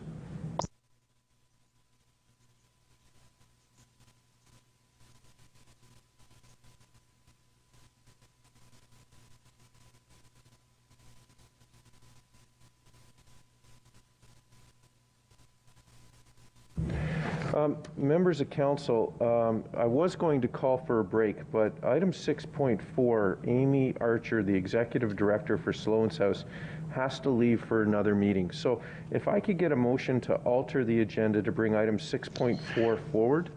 I'll move that, Mr. Chair. Moved by Councillor Chapman, seconded by Councillor Anderson. I will call the vote on altering the agenda and bringing 6.4 forward now, and we will call for a break after this item. So I'll call the vote now. All those in favor? Yes. Aye. Yes. Okay, in opposition? Hearing none, that carries. Ms. Archer, are you on the line? Just give us... Accommodation. Ms. Archer? Hi, yes, I'm on the line. Thank you so much for that accommodation. I really appreciate that. No problem, and you have 5 minutes, so start when you're ready. Thank you. Oh, wonderful. Thank you. Good morning, everyone. As you heard, my name is Amy Archer, and I have the privilege of being the executive director of Sloan's House. I'm joined today by members of the board, our chair, Jason Hunt, and Councillor Liz Roy as a member of our board. Next slide, please. Sloan's House project begins with love. Parents have an inexhaustible love for their child, and all parents want to give their child the very best of care and provide for them so that they have the most wonder-filled childhoods and a future full of opportunity and promise. All parents want their children to be healthy, safe, and secure. For some parents and families, however, the challenge to always be there for their child is bittersweet. It can be more demanding and more extraordinary than most of us could ever begin to imagine. These are parents of children who require complex medical care and support. Children who are dependent upon medical technology and equipment, and who, for the most part, will require this care around the clock and for life. Next slide, please. I want to introduce you to Salone. She had Aicardi syndrome, which is a disorder that possesses severe developmental challenges and brings on difficult to treat seizures with alarming frequency. Sloan required around-the-clock care and a level of vigilance that was daunting. Sloan couldn't communicate, she couldn't walk, she couldn't move on her own. Sloan's parents, Neil and Steph Pasher, described a constant anxiety and worry that hovered over them every second, every minute, every hour of their lives for Sloan's well-being. Their lives revolved around multiple trips per week to sick kids, countless ICU admissions, and terrifying close calls. In the first year of Sloan's life, Neil and Steph drove approximately 30,000 kilometers just between their home in Whitby and Toronto Sick Kids Hospital. It was then that Neil and Steph dreamed of receiving care closer to home. Unfortunately, sweet Sloan died of complications from Aicardi syndrome and influenza B in February of 2018, and she was surrounded by her family and was cared for her last hours by the amazing team at Emily's House, which is a pediatric hospice in Toronto. Next slide, please. Sloan was a medically fragile child, and she represents hundreds of children who are currently living in the Durham region. A medically fragile child means that their medical conditions or health problems require 24-hour supervision from a skilled team. Sometimes these children need medical equipment to keep them alive. Some may require a skilled nurse to monitor their breathing or their heart constantly, while others may need to be supported by a ventilator or feeding tubes. Next slide, please. There are greater than 400 families of children with multiple medical complexities living in the Durham region, and Durham region is the home to the highest proportion of these families in the Greater Toronto area. Sloan's House project will provide much-needed pediatric respite and hospice care for these children and their families. The holistic and community-based care provided by Sloan's House is preferred for these families, while at the same time reducing reliance on cost to the acute care healthcare system. Next slide, please. As you can imagine, the need for a break is great for parents and caregivers of children who are medically fragile. That is why we need a pediatric respite hospice, especially here in Durham region. The Durham Complex Care Program held at Grandview Kids is one of the ways that the Durham region has responded to meeting the care needs of these children and their families of caregivers. Many of these children have chronic progressive life-limiting conditions and therefore would greatly benefit by a palliative care approach. Journeying with the child and the family from the time of diagnosis to the end of their life through grief and bereavement will offer a high-quality, high-value continuum of care. Next slide 7, please. Sloan's House will be a place where a child can play with their peers, their siblings, parents, and caregivers. The whole family and the community will be able to connect through recreation programs, offering stress release, fun, and a chance to learn more about one another. Part of Neil and Steph's vision is to also have parents and caregivers have an organic, safe place to support one another, either over a cup of coffee from an in-house cafe or shooting hoops with fellow grieving dads on a basketball court.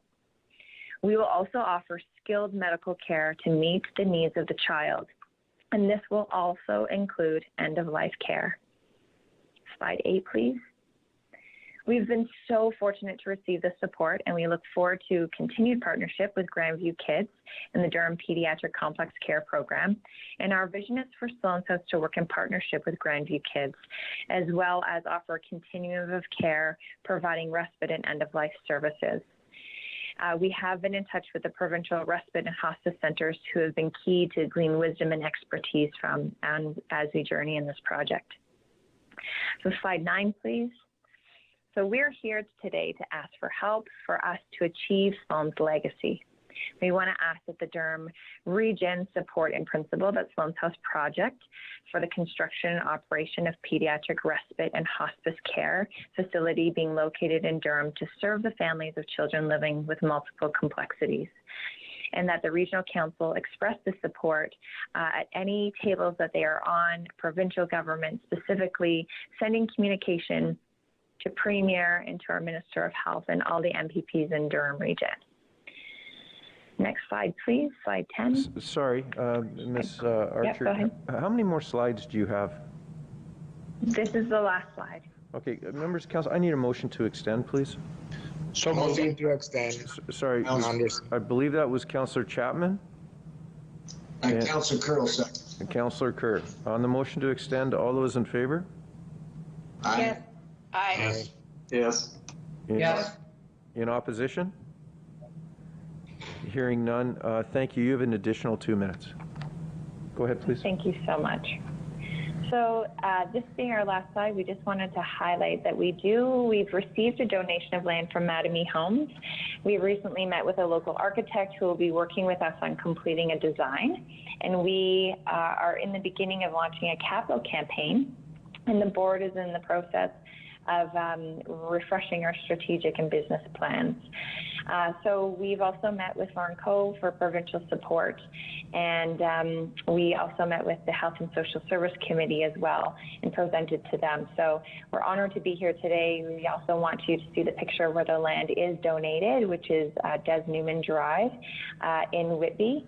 And that concludes my presentation. Thank you, Ms. Archer. Members of council, questions to the presentation, please.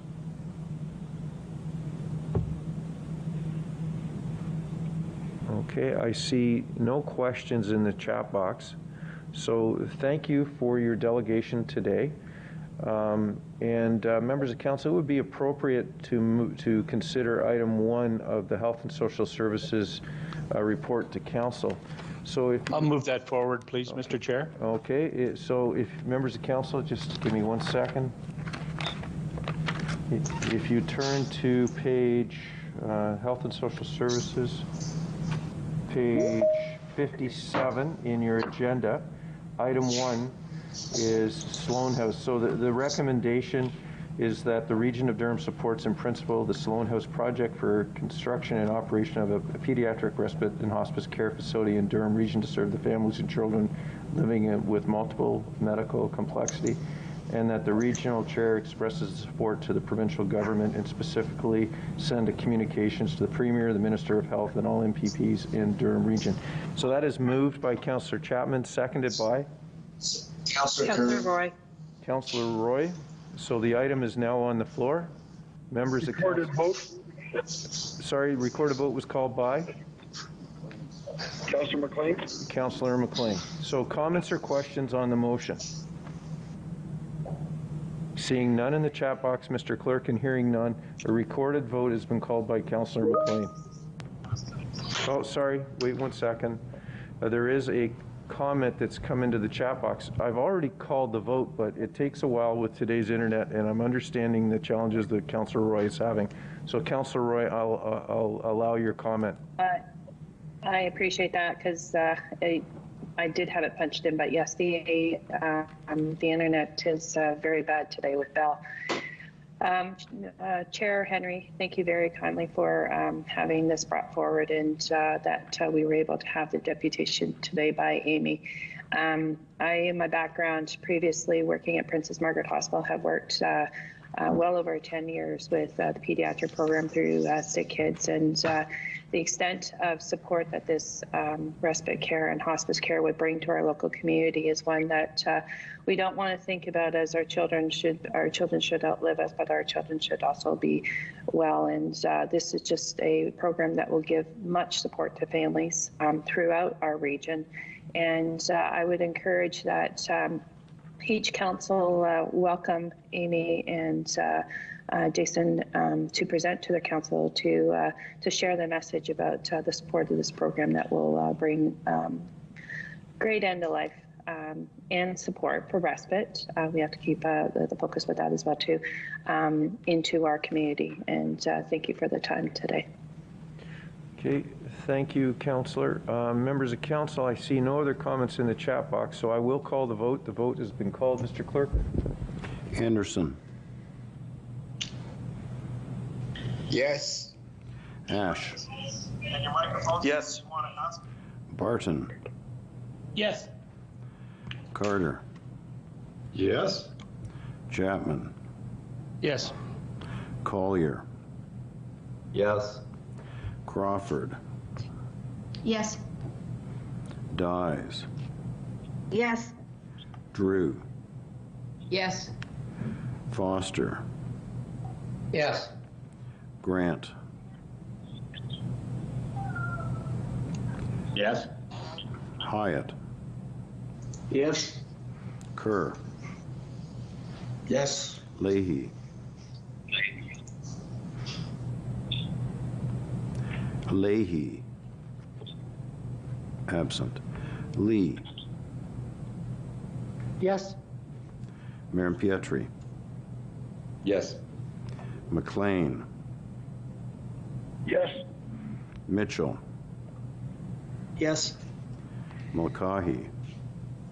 Yes. John Neal. Yeah. Yes. Joe Neal. Yes.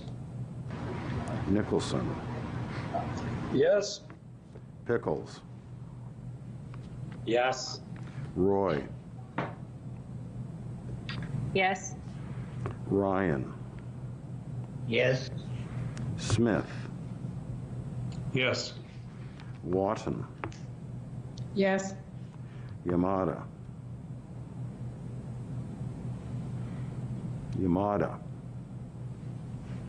Absent. Chair Henry? Yes. So that was unanimous by all members present. Members of council, I'm looking for an adjournment till 11:30. Looking for a recess motion, please. So moved, Mr. Chair. Moved by Councillor Mayor Drew. Pietri. Seconded by Mayor Drew. All those in favor of a recess till 11:30? Aye. Yes. Yes. In opposition?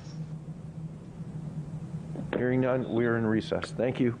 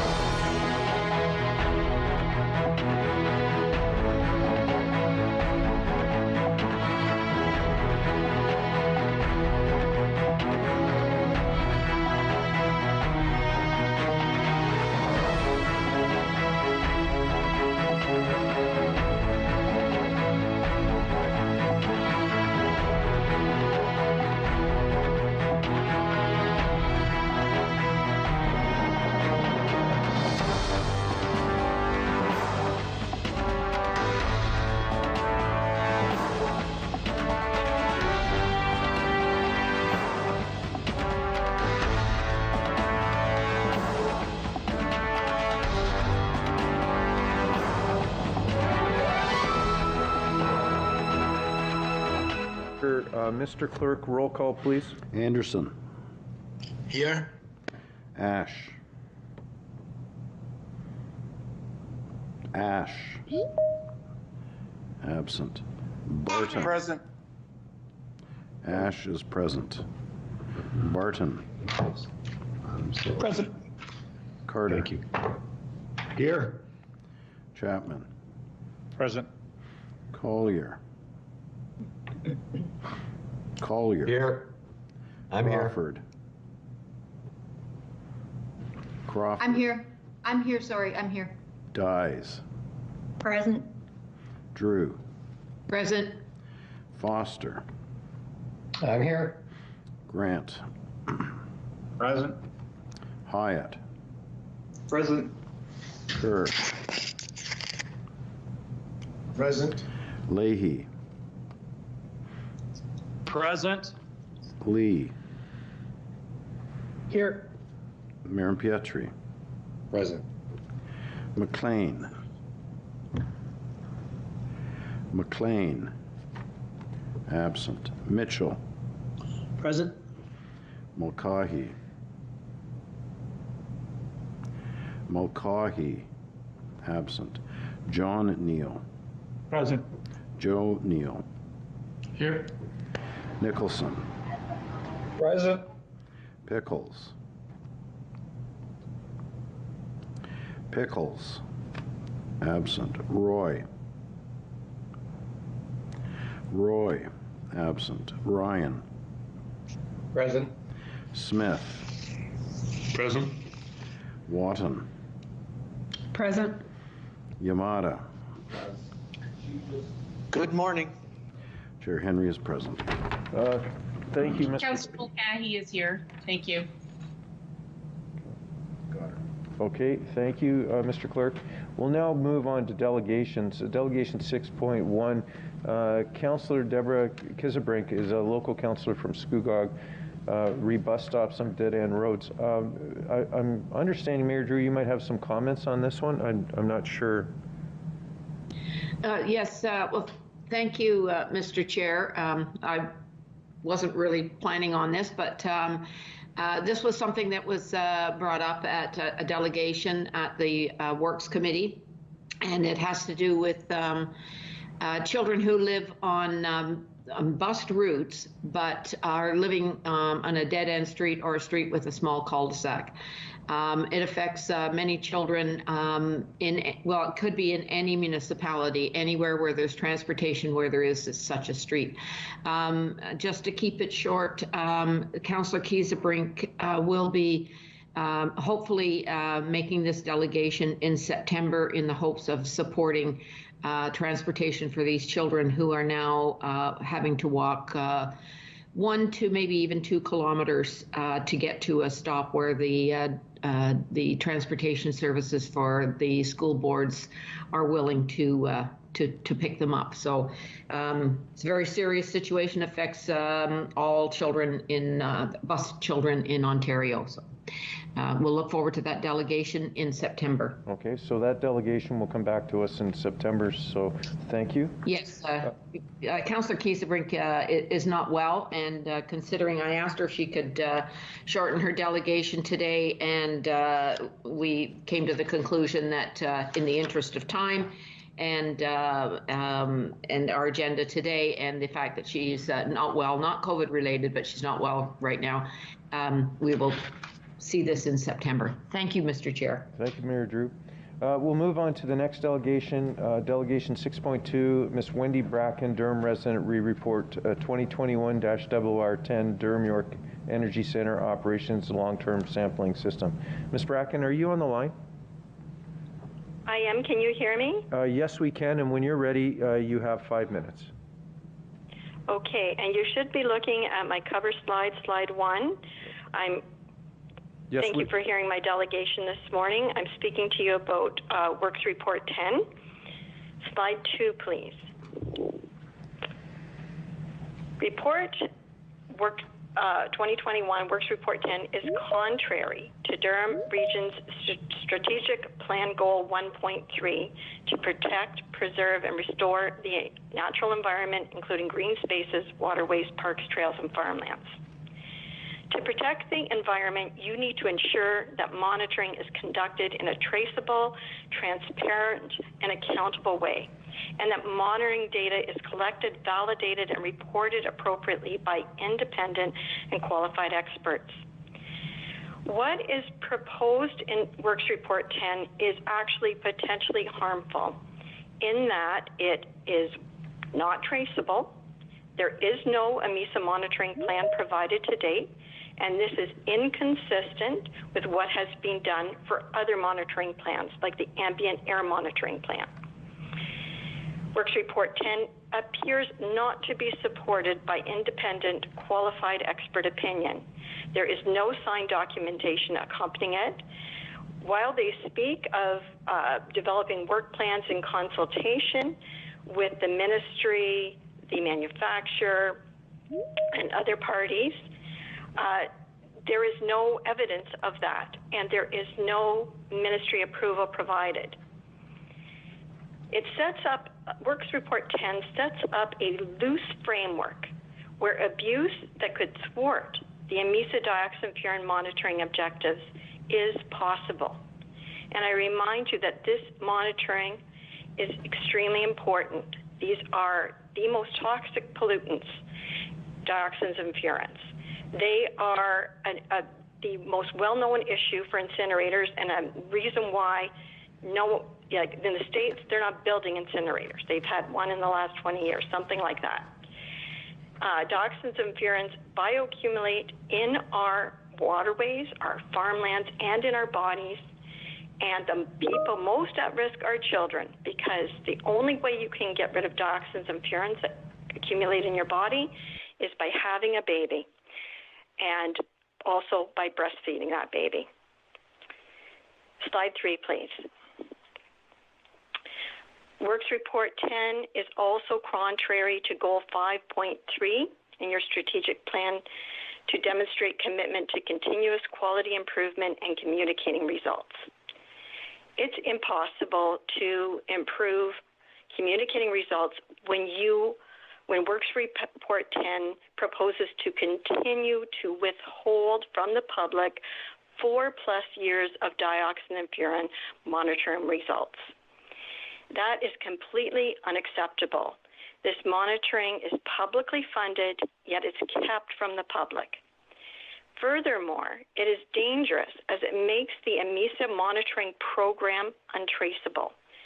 Changes have been made, including changes to sampling protocols that affect collection moving forward, and it is impossible to determine what changes have been made and whether they are appropriate. And again, we see no ministry approval. No validation protocol was provided. In Works Report 10, there's an investigation checklist as a standalone. It's completely insufficient. And again, there's no independent expert signing off. We only have staff opinion that quote, as a result of poor correlation testing, there is no confidence in the AMISA data prior to 2020. Therefore, release of that information will not be useful and may lead to inaccurate conclusions. The data is the data.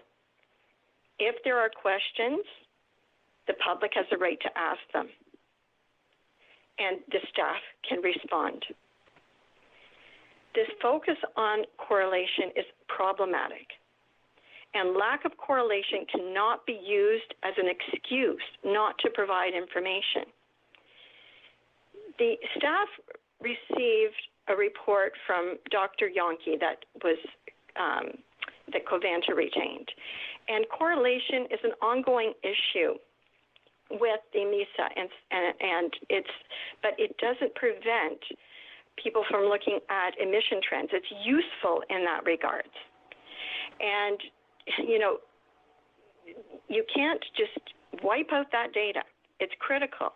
You can do all the monitoring in the world, but if data is thrown out, invalidated improperly, and for the wrong reasons, it is not only worthless, but it's dangerous. Ms. Brecken, how many more slides do you have? I have 8, but 2 of them are repeat, and I'll just skip some of them. Okay, well, let me... Chair Henry. Let me get the extension, please. Motion to extend. Okay, moved by Councillor Anderson.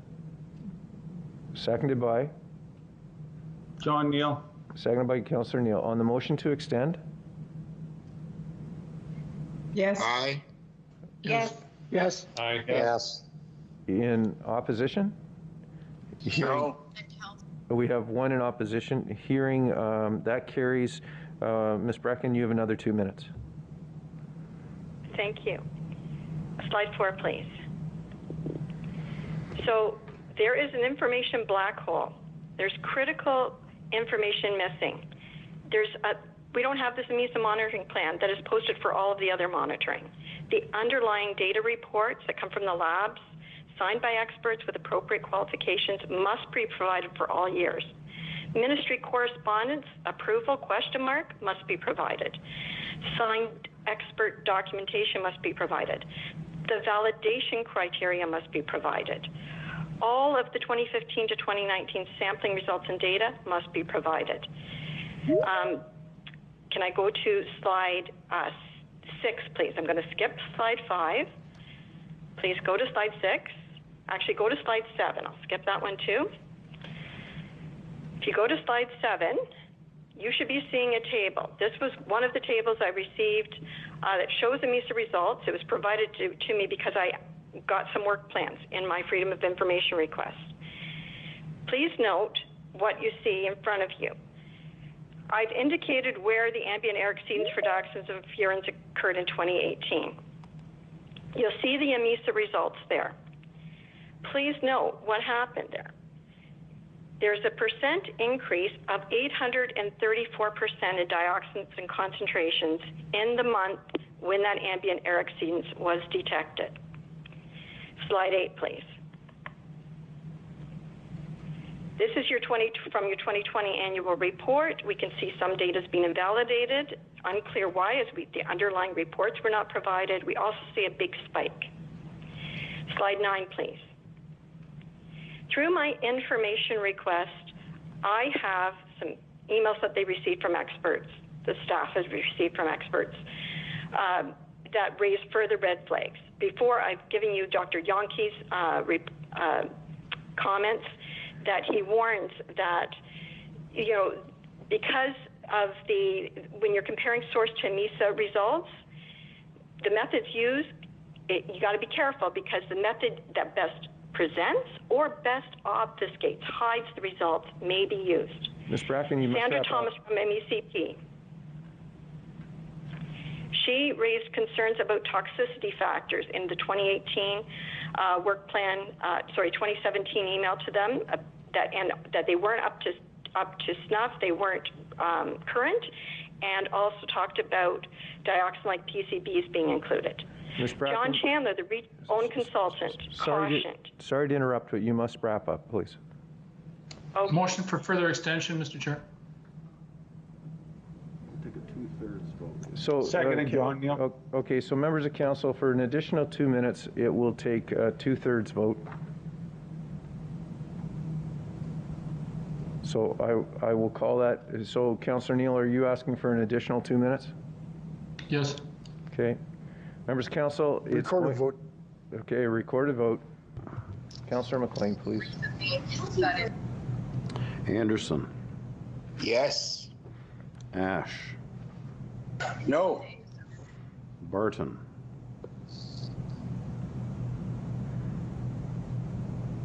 Barton. Absent. Carter. No. Chapman. No. Collier. Yes. Crawford. Yes. Dyes. Yes. Drew. No. Foster. Yes. Grant. Yes. Hyatt. Yes. Kerr. No. Leahy. Yes. Lee. Yes. Marin Pietri. Yes. McLean. No. Mitchell. No. Mulcahy. Yes. John Neal. Yes. Joe Neal. Yes. Nicholson. Yes. Pickles. No. Roy. Yes. Ryan. No. Smith. Yes. Watton. Yes. Yamada. Yes. Chair Henry. Yes.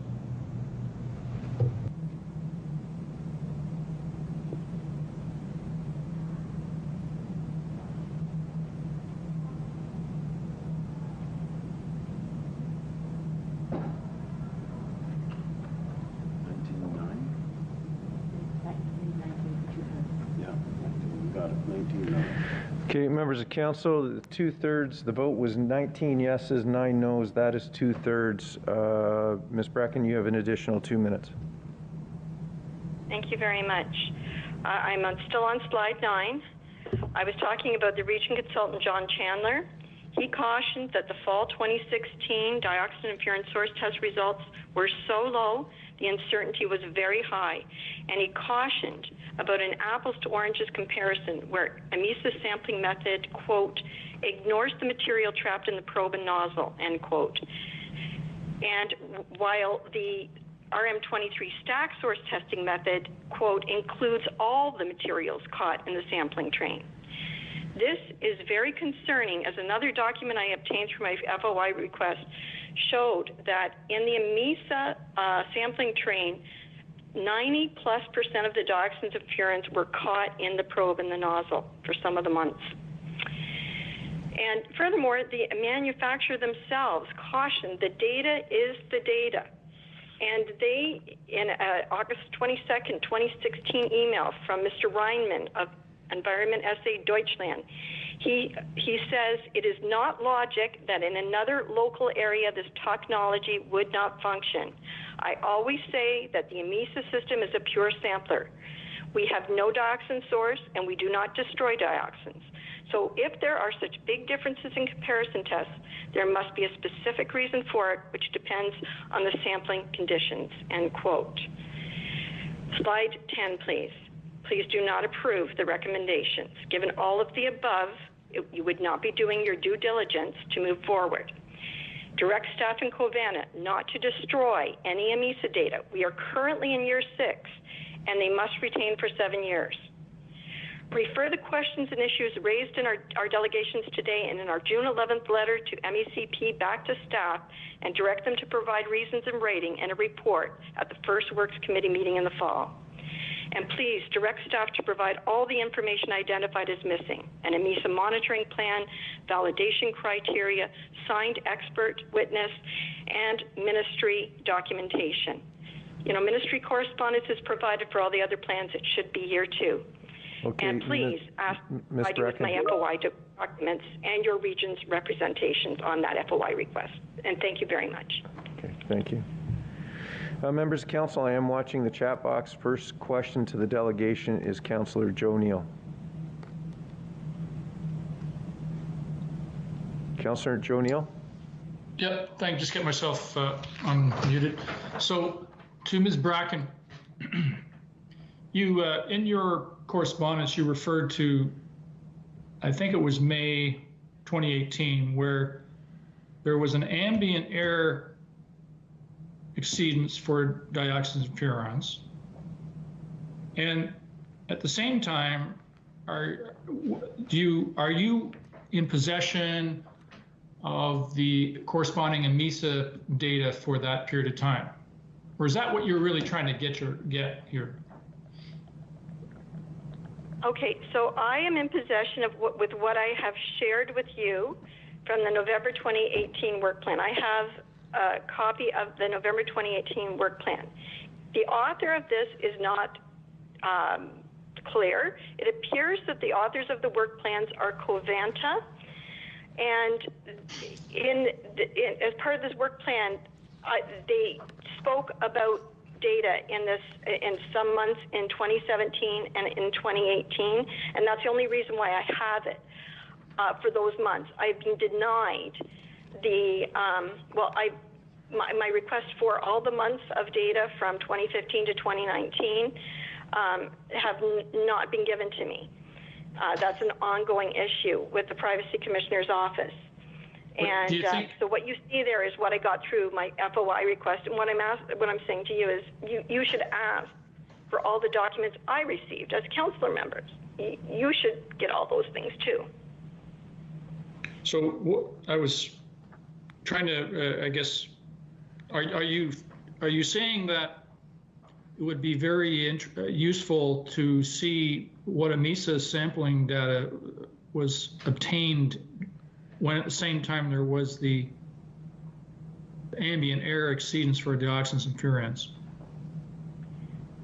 Yes, Councillor Neal, I'm saying that, and I'm also saying you need to see it for all of those years. Remember, there was a major exceedance also at the stack in 2016, and so you need to see what was happening the months prior and after, but all the other months in between. They're going, they say that it's not correlated, but when you look at what the air emissions monitoring plan stated that the EMISA monitoring plan had to have as a minimum, was that there had to be, and this is in our June 11th letter to you, there's a snippet from the air emission monitoring reporting plan that came about because of an EA condition. It says that as a minimum, flow to the long-term sampling system will be subject to audit testing to ensure that the sampling system is receiving flue gas consistently. All of that flue gas testing has been positive. Since 2015, that was all good. And and again, that put together with what Yankee says about correlation is very concerning. You have to make sure things are traceable because changes have been made. So you have to see what effect those changes had on the EMISA data. Without it, the whole monitoring program that's being set up is not traceable. We don't even have a plan. We don't even have any notification of ministry approval. This 2018 work plan where that chart is, where you see, there were concerns raised at various points by the ministry, and we don't know how they were incorporated. We don't know if the ministry ever responded to this 2018 work plan and approved it. It's, like I said, it's a black hole of information. It's like piecing together a puzzle, and it should not be this difficult. This is publicly funded monitoring. And if there are questions, then the public has the right to ask questions and the right to see it. And I'm sorry for that long-winded answer, okay. but... So attached to the staff report are some lab results. Are you able to understand those? Without a monitoring plan and without what has been decided as to what is going to be included and not included, the answer is no. And in fact, what is shown raises concerns for me. If you look at attachment 1 to that report, when it talks, on page 40 of that, of the council agenda, the original agenda that I'm looking at, in attachment 1 to Works Report 10, right in the title, for Unit 1 and Unit 2, it says that this is a sample for XAD only. That would mean that this is only looking at the dioxins from only the filter and not necessarily, it's not clear to me, I can't tell from this, whether or not it includes, there's a probe and there is a nozzle that the air flows through. And it's not clear whether the dioxins and furans that collected in those pieces of equipment were included in the total dioxin and furan calculation. And that is a big concern because some of the testing that they did as part of the work plans showed that, like I said, for some of the months, 90% of the dioxins and furans were stuck and trapped in the probe rinse and liner. And so if you don't count those, you're missing all those dioxins and furans that were, exhausted by the plant. So there's so many questions here. This really requires a deep analysis and independent, completely independent opinion. Okay, thank you. Thank you. Are there any other questions for Ms. Bracken? Seeing none in the chat box, thank you. We will move on to the next delegation. The next delegation is Ms. Linda Gasser on report number 2021-WR10 Durham York Energy Center Operations Long-Term Sampling System Reporting. Ms. Gasser, are you on the line? Yes, I am. Good morning. Good morning, and you have 5 minutes. Whenever you're ready, please start. Thank you very much. Could we please move to slide 2? I am urging Council to regain control and custody of the AMISA data. Clarington and Durham residents have been requesting this data since the incinerator failed its first stack test in September to October 2015. The stack test ran over a number of days. From 2015, everything around AMISA has been shrouded in secrecy. Durham closed 2 council meetings at which these issues were discussed, which, after Carrie and I formally complained, were found, large parts of which were found to have been improperly closed. Durham staff have withheld AMISA data now for almost 6 years. Durham somehow allowed the lab results to go directly to Covanta, whose operations AMISA is intended to monitor. Who decided that this was a good idea? Durham staff have also funneled AMISA-related correspondence, including with the consultant, through Durham's external legal counsel, clearly an attempt to make the data hard to access, and this is costing taxpayers a lot of money. Next slide, please.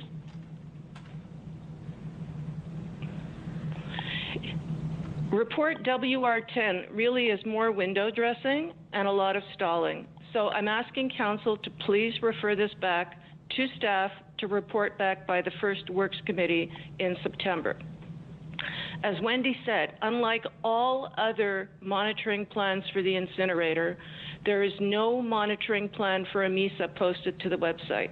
The monitoring plans tell you how they're going to monitor, what they're going to monitor, how they're going to report. There is not even a tab for AMISA monitoring data under the monitoring plan. And if there is a coherent AMISA plan, it must be posted on the website clearly indicating and which external experts signed off on it as being acceptable. We have seen no correspondence indicating if the MECP has approved an AMISA monitoring plan, if there is such a plan. And if that MECP approval was given, that confirmation and correspondence must be posted on the AMISA pages under the Air Emissions Monitoring Plan tab together with the plan. Council must also ask which external consultant has been advising Durham on AMISA, except for those that run with the concurrent source tests, since there is no evidence of a consultant being involved other than after John Chandler left in August 2017. That is the last correspondence we saw, and since correspondence should have been provided up to April 2019 in response to the FOI request, if there was any, it wasn't provided, or there is no evidence of his continued involvement. Next slide, please. I'm asking Council to clearly direct staff in Covanta to not destroy any AMISA lab analysis or any supporting documentation. You really need to review the Privacy Commission correspondence that your staff have submitted over the course of this now 2-year appeal. When asked to explain if requested documents were destroyed, staff replied that Durham's document retention policies kept information for 10 years. But DYEC documents are only required to be kept for a minimum of 7 years, and the clock is ticking. We're in year 6, and there is a real risk that AMISA data might be destroyed or lost or otherwise not available, and Council cannot allow that to happen. The buck stops with Chair Henry and Council. Next slide, please.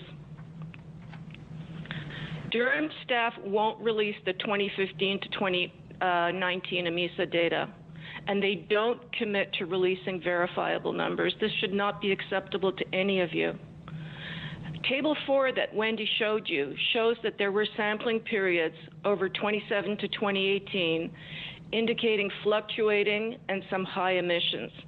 And just to answer Councillor Neal's question, these are calculations in a table where we can't verify the underlying data. The table is the table.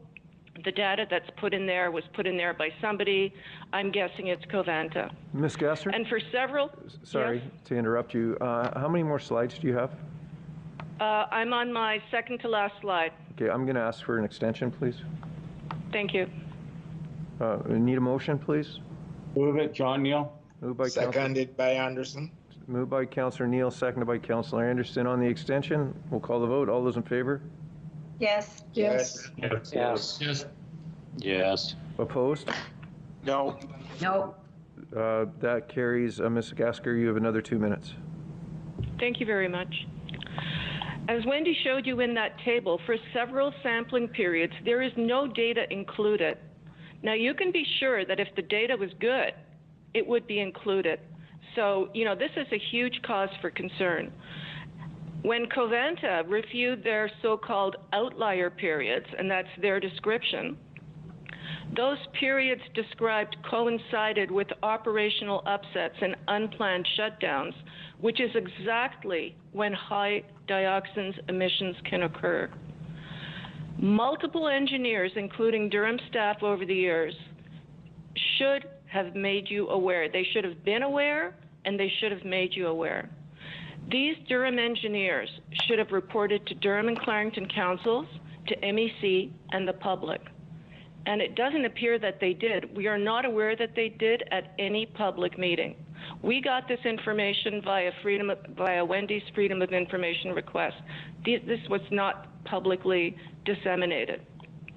It's very important to understand that engineers' responsibility to the public supersedes their obligations to their employer. There's a code of ethics for engineers. And former Works Commissioner cautioned Council in 2015, after that stack test exceedance, that senior staff could be held liable. This is really something that Council needs to pay close attention to because it impacts public health. Next slide, please. Council really must act now. This is going on for a very long time. Refer this report back to staff. This has been really a festering mess for almost 6 years. And you're asking for an incinerator expansion. Think about this. You've got to clean this up before you go any further. Refer this report, and they can update all the issues that Wendy mentioned. And, Works Committee tried. There was a motion at Works that failed in a 5-3 vote to refer this back to staff. I mean, that is really shameful, to refer back to staff for information. Please wrap up. Require the evidence that the AMISA monitoring plan was developed by an external qualified consultant, and it must detail all the protocols employed from the sampling processes through to analysis, including data validation and data reporting requirements. As Wendy mentioned, there is huge potential here for abuse and for underreporting. Require evidence that this plan has been accepted by the ministry as appropriate, and data must be reported with all supporting documentation so that the monthly summary results are traceable and verifiable, as is done with all other monitoring. You must wrap up, please. Yeah, I'm on my last sentence. To repeat, Council must instruct Durham staff and Covanta to not destroy any AMISA-related data. Thank you. Okay, thank you. In the chat box, first question comes from Councillor John Neal. Yeah, thank you, Mr. Chair. Thanks, Ms. Gasser, for your presentation. In regards to your presentation, and if you could just let or advise us, what does MECP have, as far as you know, in regards to testing results? And in your mind, I guess it's two-part, will the province ask for the AMISA testing that you're referring to? Through you, Mr. Chair. That's a challenging question to answer because the only thing we know about what the ministry has seen is what was provided to Wendy in response to her Freedom of Information request. And there was only one email from the MECP relating to the 2017 work plan where MECP provided Covanta and Durham staff with specific instructions around a number of issues. We did not get any correspondence showing that MECP would have responded to the 2018 work plan. And we don't even know if that is the most recent work plan, because Wendy's request was made May 3rd, 2019, so she asked for all data up until April 30th, 2019. So whatever has happened since that time, we're not aware. And furthermore, there's no AMISA tab on the DYEC website. When you look for any other emissions data, you go to the air emissions tab, you look under either ambient air or source testing. There's nothing for AMISA. And, it's impossible to track or trace. But what is very concerning is, from the information provided to Wendy, the consultant, whose name appears on documents up until August of 2017, provided a number of cautions his memos were mostly addressed to the current works director, and he provided a number of cautions about certain approaches. And we don't see his name after 2017, so we have no idea if there is anybody qualified and independent providing any kind of oversight over the AMISA sampling, what is included, how the calculations are arrived at, whether they're using the right toxicity equivalence factors. Like, we have no idea. It is not possible to understand from the 2020 summaries that Durham provided, and that was the only thing they provided, just summaries, just numbers. I mean, you might as well pull those out of a hat. Without the underlying documents, they have no value. And this, is really a concern, because this is a toxic pollutant that impacts public health. It's serious. Thank you very much for that information, Ms. Gasser. Thank you, Mr. Chair. Okay, thank you. I'm watching the chat box. I see no other members of council wanting to comment, so thank you, Ms. Gasser. Members of council, we'll move on to 6.4. We have already dealt with 6.4. Members of council, 6.5 to 6.10 all requires 2/3 vote to be heard. Could I get somebody to move a motion to hear 6.5 to 6.10, please? I'll move it. I'll move it, Smith. Okay, who is the first voice, please? Councillor Smith? Yeah. Okay. Seconder? John Neal. John Neal. Members of council, it'll take 2/3. I'll call the vote on a motion to hear 6.5 to 6.10. All those in favor? Yes. Yes. Yes. Yes. Aye. In opposition? Hearing none, Mr. Clerk, that gives us our 2/3 to hear all. So we'll move on to 6.5. Katie Big Oskas, Durham resident, report 2021 W26 shared service connection. Katie, are you on the line? And can you hear me? Yes, we can. When you're ready, you have 5 minutes. Oh, hi, can you hear me? Yes, we can. Okay, I was kind of hoping to go last out of the group, but I guess I'm ready to go. So first off, before I start talking, I'm supposed to start talking about my stuff right now, right? I haven't done anything like this before. That's okay. Okay, sorry. I'm just a little bit shook from listening to the presentation earlier, and I just want to take a side second and just say my heart goes out to any families experiencing complex care issues or the loss of a child. We did lose our son in 2019, and hearing that whole presentation has kind of set me a little bit back today.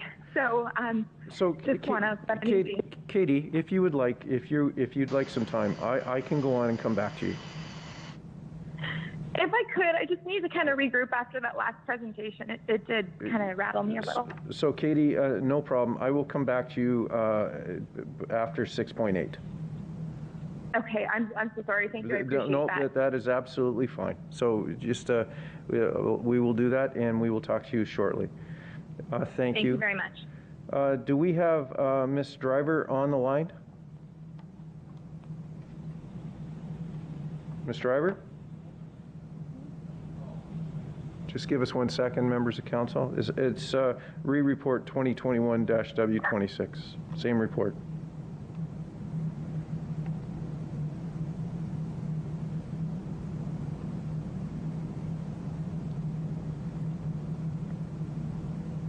Your call has been forwarded to an automatic voice messaging system. 9-0. So members of council, Mr. Ivory is not available right now. We will try again in a few minutes. Right now we'll go on to Mr. Ruffley. Same report number 2021-W-26. Mr. Ruffley? Hey, can you hear me? Yes, can you hear me? Yes, we can, and you have 5 minutes, and please start when you're ready. Great, thank you. Hello, Council. My name is Rob Ruffley, and I live at 307 James Street in Whitby. It is a privilege to be able to speak to all of you today. As mentioned in the report, my house is one of the 5 homes along James Street and 1010 Center Street, which share common sanitary and water connections. These connections run along a 10-foot easement through the backs of our houses. Today, the aging infrastructure is on the brink of failure, and the drinking water coming into the house contains lead levels above both provincial and Health Canada maximums due to the presence of lead pipes along the easement. I have been involved with my neighbors in the communications with regional staff, and I'm pleased how the situation is being handled and what is being proposed today. I have come to learn after my meeting last week with Mayor Mitchell and staff that this is the first time this unique situation is being handled.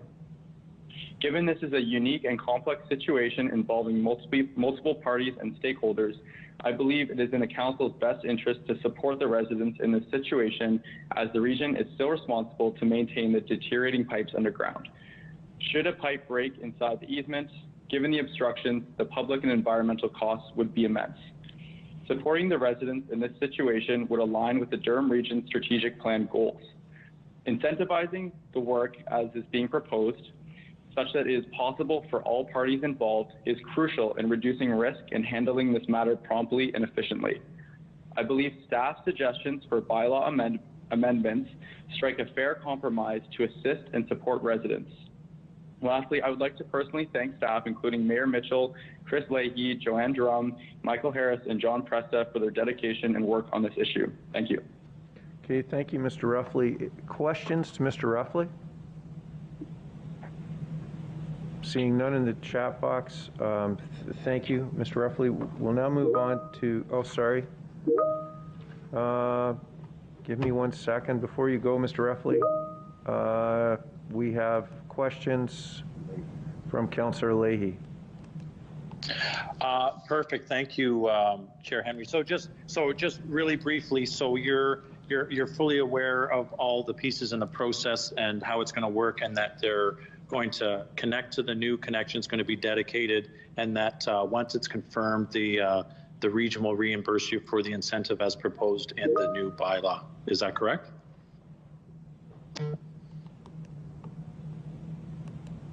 Mr. Ruffley?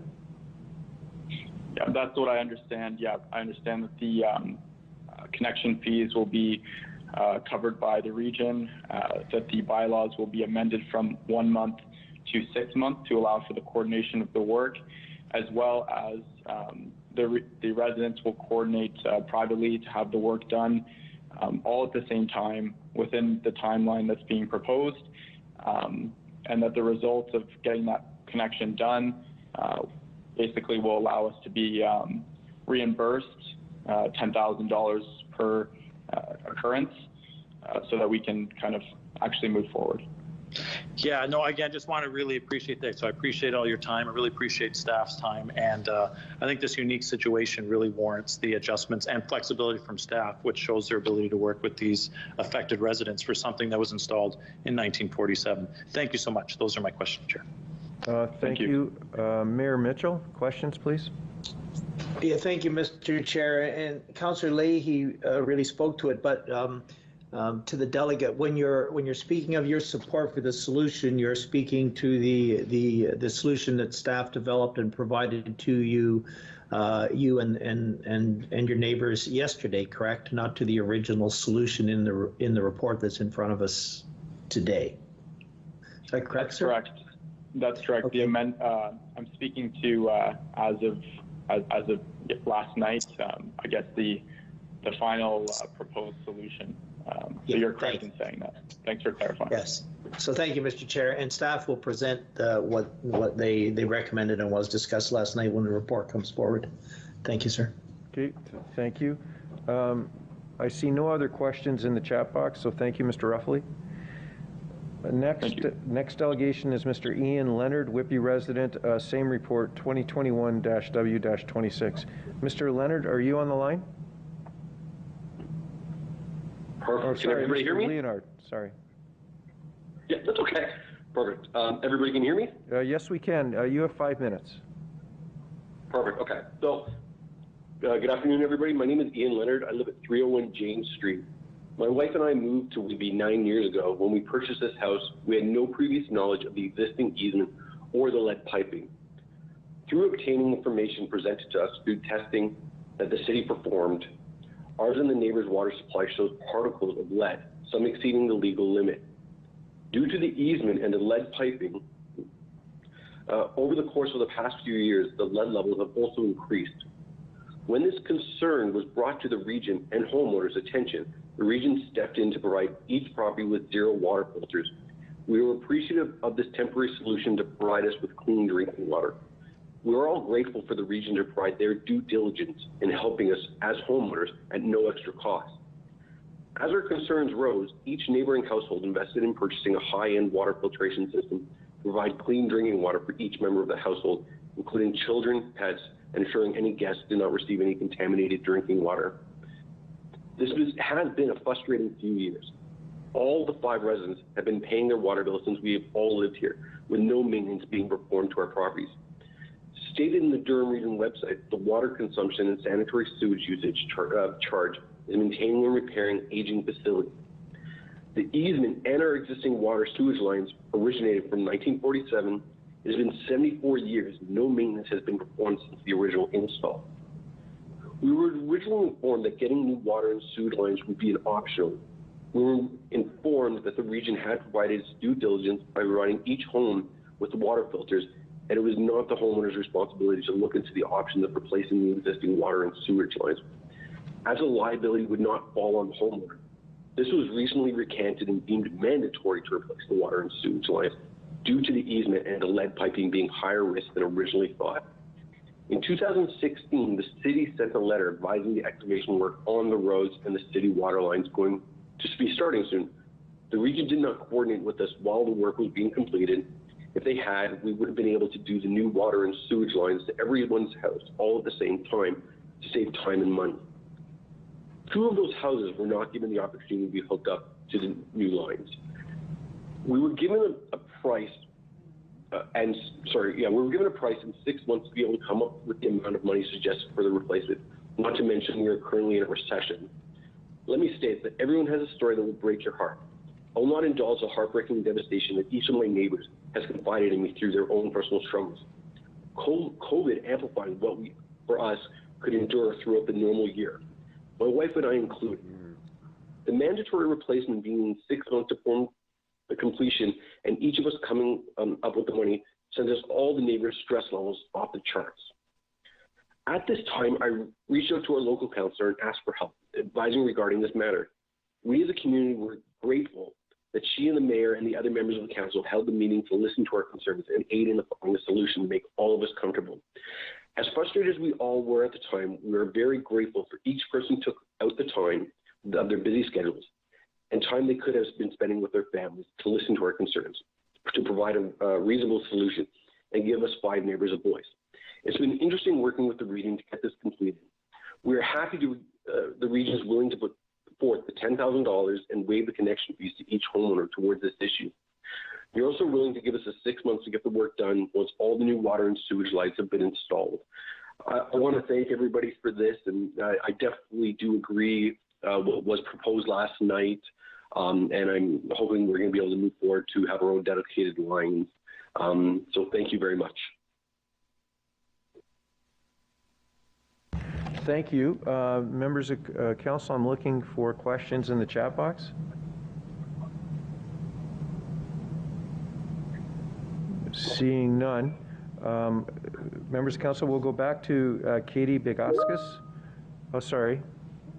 So, members of council, Councillor Yamada, questions to the last delegation?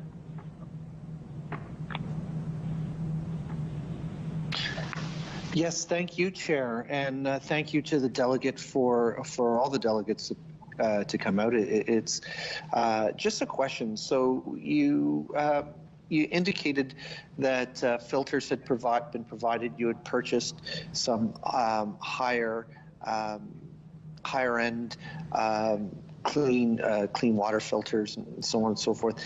Do you find that has worked? Because I would think, even knowing that lead is within my water, I'd be wanting to drink bottled water. I think, that the fact that you've got this problem is astonishing, and we need to solve it. Well, I 100% agree. We do have a reverse osmosis system. It's just a tiny little tap. It's literally only meant for cooking. All my water is drunk from bottles. But we do it for cooking. So yeah, we are still showering in lead water and everything else. So it is a massive concern. And trust me, we all want to get this done ASAP. I think the biggest concern is that we were told we didn't have to have it done, then it had to be done. And it is a financial responsibility. We are in COVID times and it is a recession. So like I said, with the region coming out to be able to, make a compromise and find our solution, because it is crazy. I think we're the only ones like this. We're more than happy to have it done. Thank you. We're on board to help you. I know I am. Love it. Okay, thank you. Ms. Driver, are you on the line? Ms. Driver? Okay. Katie Begassis, are you on the line? Yes, I'm still here. Thank you for giving me the extra couple minutes. I really appreciate it. So when you're ready, please start. Sure. Hi, my name's Katie Begassis. I live at 303 James Street with my young family. Myself and 4 of my neighbors have been facing a complex and frustrating situation with our water and sanitary sewer. Both of our services have deteriorated over time, and now our drinking water contains lead exceeding safe limits.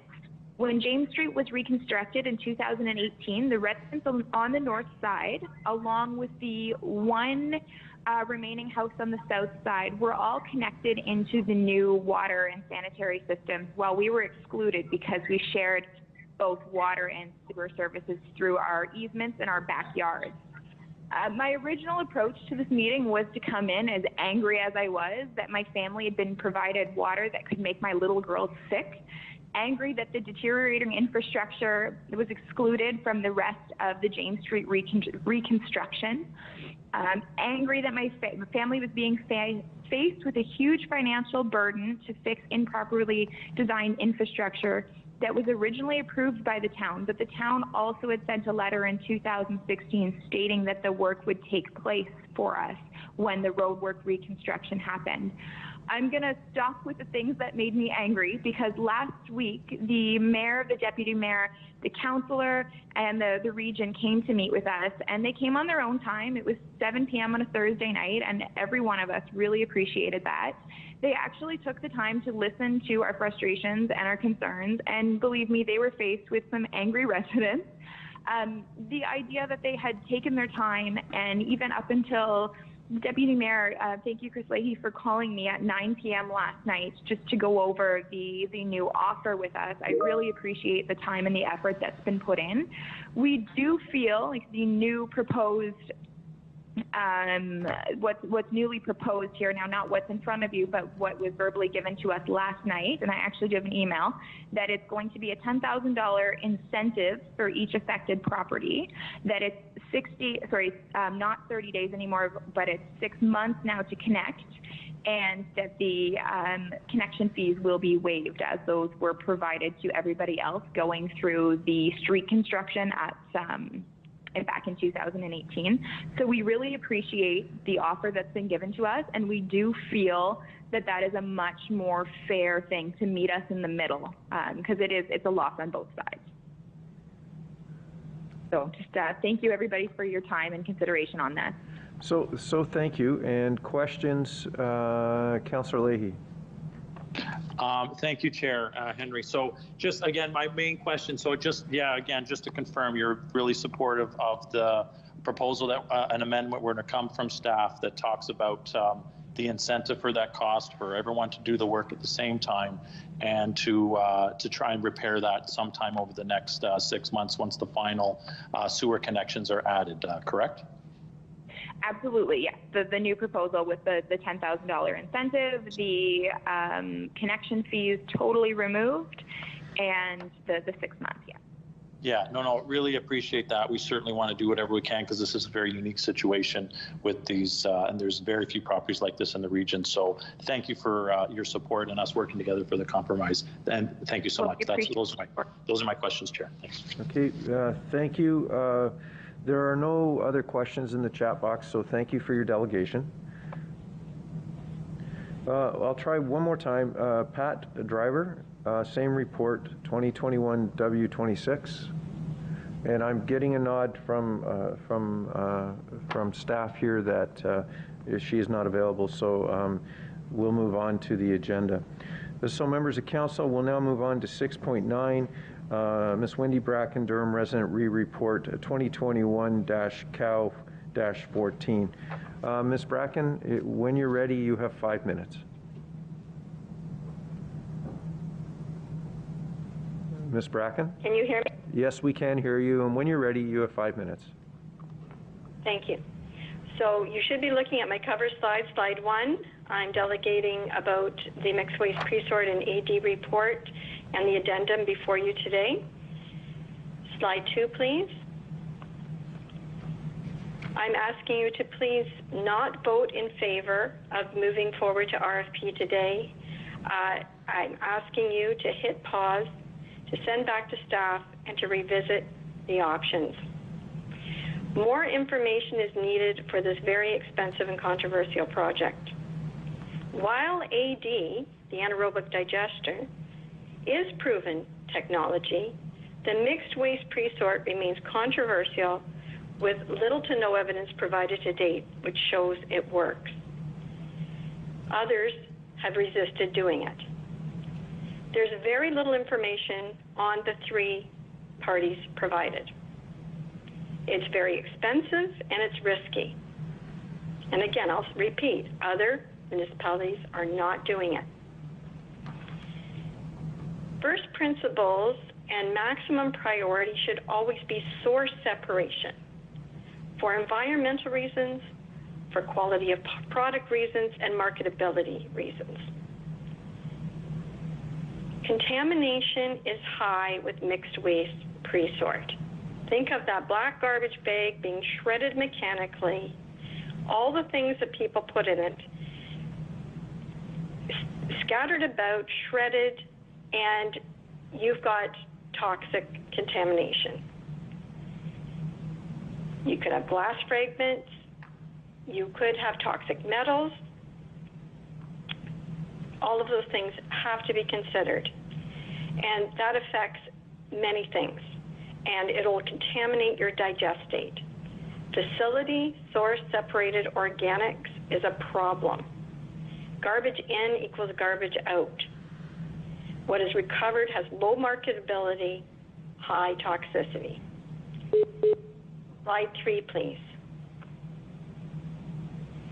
I ask Council to instead maximize better, cheaper, simpler options first. I ask that you maximize source separation through a new educational campaign, and I urge you to never underestimate your citizens and the ability of your residents to do the right thing. People do better when they know why they need to do better and how to do better. I urge you to go with a clear bag policy. Many other municipalities are doing this. It helps to get the toxics and the organics out of the black bag. And so, it's going to make, not only is it going to increase your diversion, it's going to make the materials cleaner and more marketable. And you can, residents, they deal well with the clear bag policy. When they could put things in that don't belong, there can be gentle reminders, followed by enforcement if necessary. It's so simple, it's cost effective, and it's being done everywhere. Don't default to this mechanical, large engineering project that contaminates and shreds, and that is so expensive and will starve other regional programs that we desperately need these days, like in social services and road infrastructure. Slide 4, please.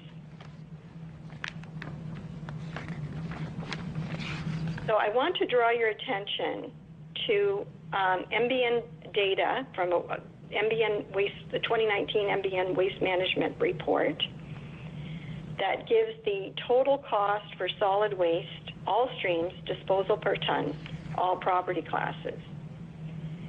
Slide 5, please. You will note that Durham has the highest cost. And so we've gone with a very expensive engineering option, the incinerator, with all kinds of problems attached with it. It's complicated, it's expensive, and so we've got a most expensive disposal option through the incinerator. And now you're going with an organics management plan that is on track for being also the most expensive. Slide 6, please. Yeah. I'll just reiterate. Ms. Brecken, please, just give me 1 second. Members of council, I need a motion to extend. Actually, Chair Henry, I am finished. This is a repeat of my previous slide. I'm just asking you not to vote in favor of moving to RFP, which would be, once that train starts rolling, it's very difficult, if not impossible, to stop. Okay, thank you. Members of council, I'm looking to the chat box for questions.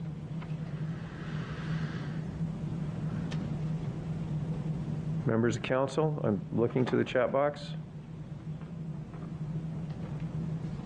Seeing none, thank you, Ms. Bracken. We'll move on to item 6.10, Ms. Linda Gasser, Durham resident, re-report 2021 Cow-14. Ms. Gasser, are you on the line?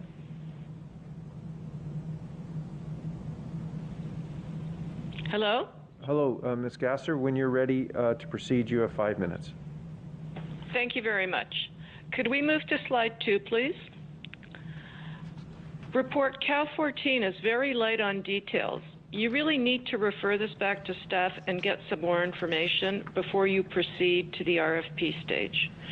Council should not accept any of the recommendations A, B, or C, and just refer this back. There's a lot of hype in here in the staff memo about promised diversion and GHG reduction, but very few details.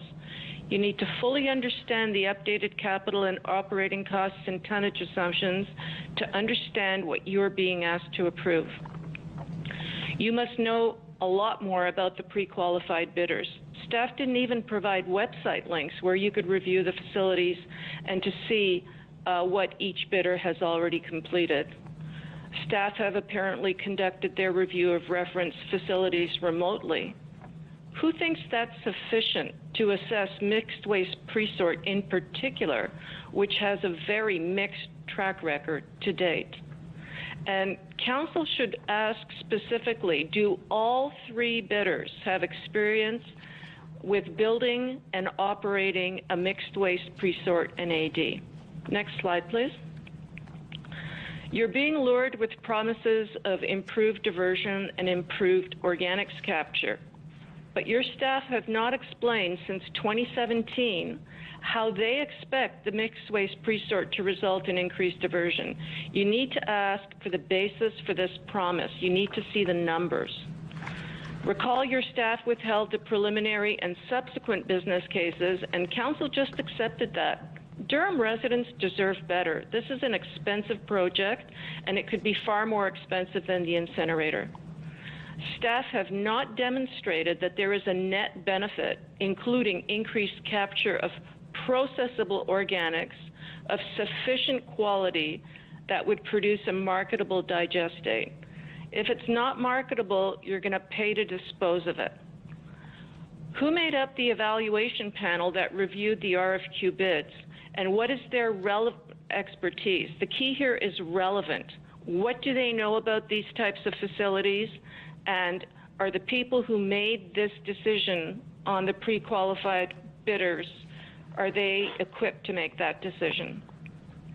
Does council really think that a 70% pass rate is good enough for such an expensive project binding the region for the next 15 to 25 years? Next slide, please. So this is from last year's report, COW 20. And this is an extract of the attachment that showed the capital costs. So total capital costs are estimated at $192.5 million. Next slide, please. In 2018, in COW 146, take a look at the middle column. So the status quo was $8 million. That's your composting going to Miller. The AD prior to debt service is 12.6, debt service is 20.8. So your net operating cost here is 42.1 million. That's a lot of money compared to the 8 million you're paying now for merchant capacity at Miller's composting facility. That is a 5-fold increase in operating costs alone. Next slide, please. So the operating costs in COW 20, if you take a look, in that table, they deducted the costs for the status quo compost, what you're paying now. That should not have been deducted. That might get offset later, but it should not show up in the reduction of your operating costs. Your operating costs are what they're shown here, including, you know, just take out that deduction. It makes no sense at all. I didn't notice that last year. It's just crazy. Next slide, please. The best time is before the RFP for council to gain control here. Refer this back to staff for update of tonnage assumptions and costs. Your staff can report back in September. This will not delay a project that could still come forward if staff give you the information before the end of this council term.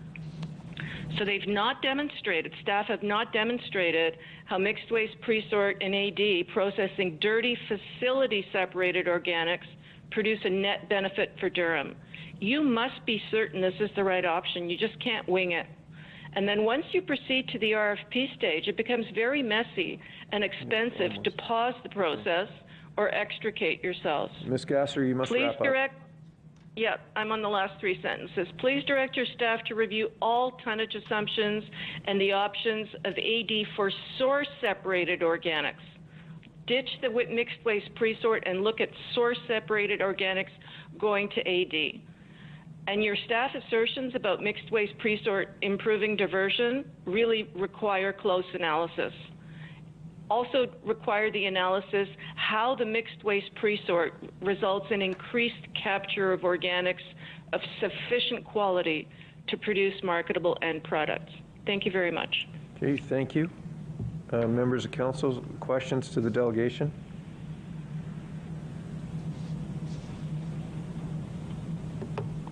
Members of council, questions to Ms. Gasser? Seeing none in the chat box, thank you, Ms. Gasser, for your delegation. Members of council, I think now would be the appropriate time to break 1 hour for lunch. These are, if we get into a couple of these items, it will take a long time, and I don't think that the staff here in the room will be able to have lunch. So I am looking for a motion for a 1 hour recess, please. Councillor Kerr will give you that. Crawford, second. Sorry, moved by Councillor Kerr, seconded by Crawford. Councillor Crawford. On a 1 hour recess for lunch. We'll call the vote now. All those in favor? Yes. Aye. Yes. In opposition? Yay. Hearing none, we will be back into the resuming this meeting at 1:40. Please enjoy your lunch, and we'll resume then. Thank you.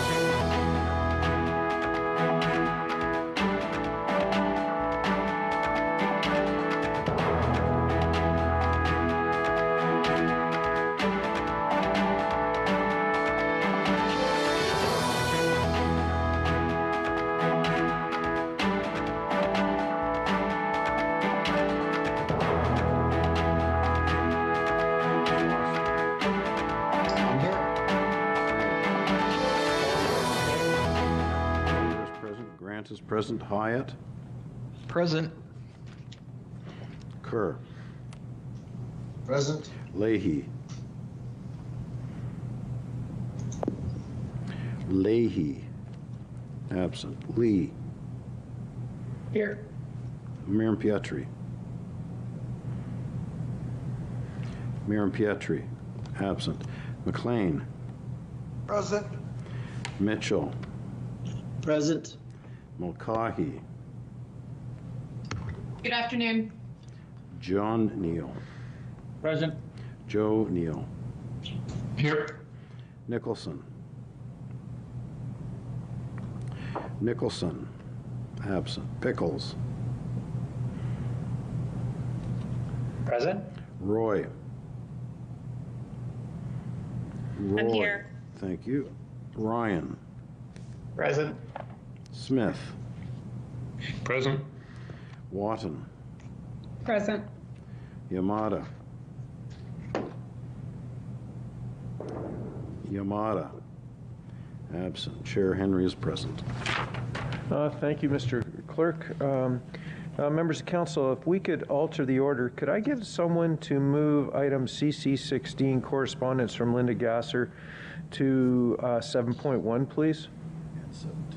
Sorry, 16 and 17. We'll move both together to item 7.1. Move it, John Neal. Moved by Councillor John Neal, seconded by Barton. Mayor Barton.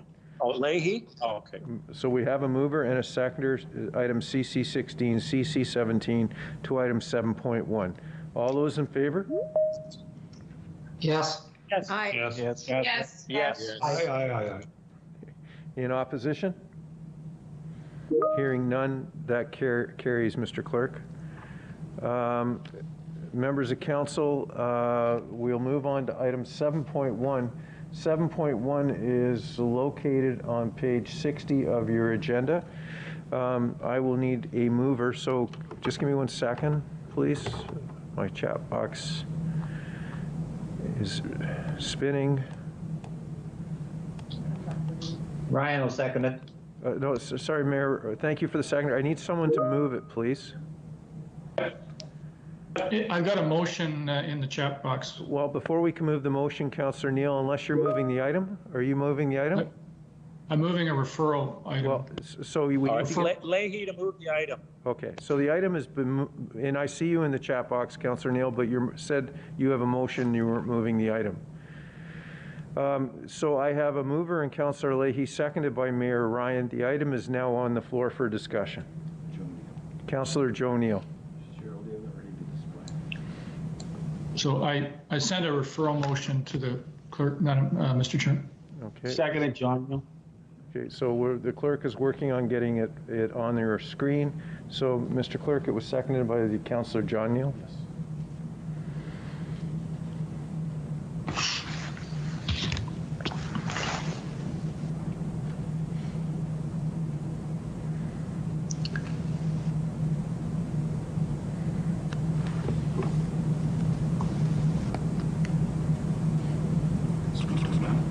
Councillor Neal, you can speak to it. Thank you. So the letter in question it's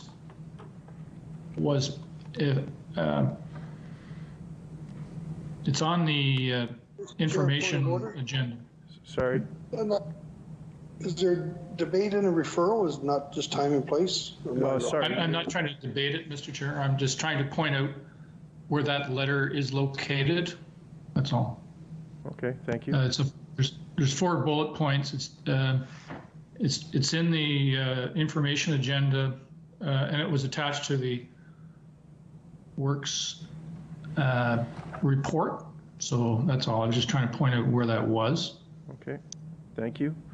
So members of council, this is a motion to refer back to staff. I'm seeing, Mayor Mitchell is calling for a recorded vote on the referral. Mr. Clerk, I will call that recorded vote now. Anderson. Yes. Ash. No. Barton. No. Carter. No. Chapman. No. Collier. No. Crawford. No. Dyes. No. Drew. No. Foster. Yes. Grant. No. Hyatt. No. Kerr. No. Leahy. No. Lee. No. Mayor Pietri. No. McLean. No. Mitchell. No. Mulcahy. No. John Neal. Yes. Joe Neal. Yes. Nicholson. Yes.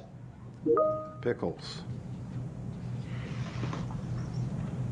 Pickles. Absent. Roy. No. Ryan.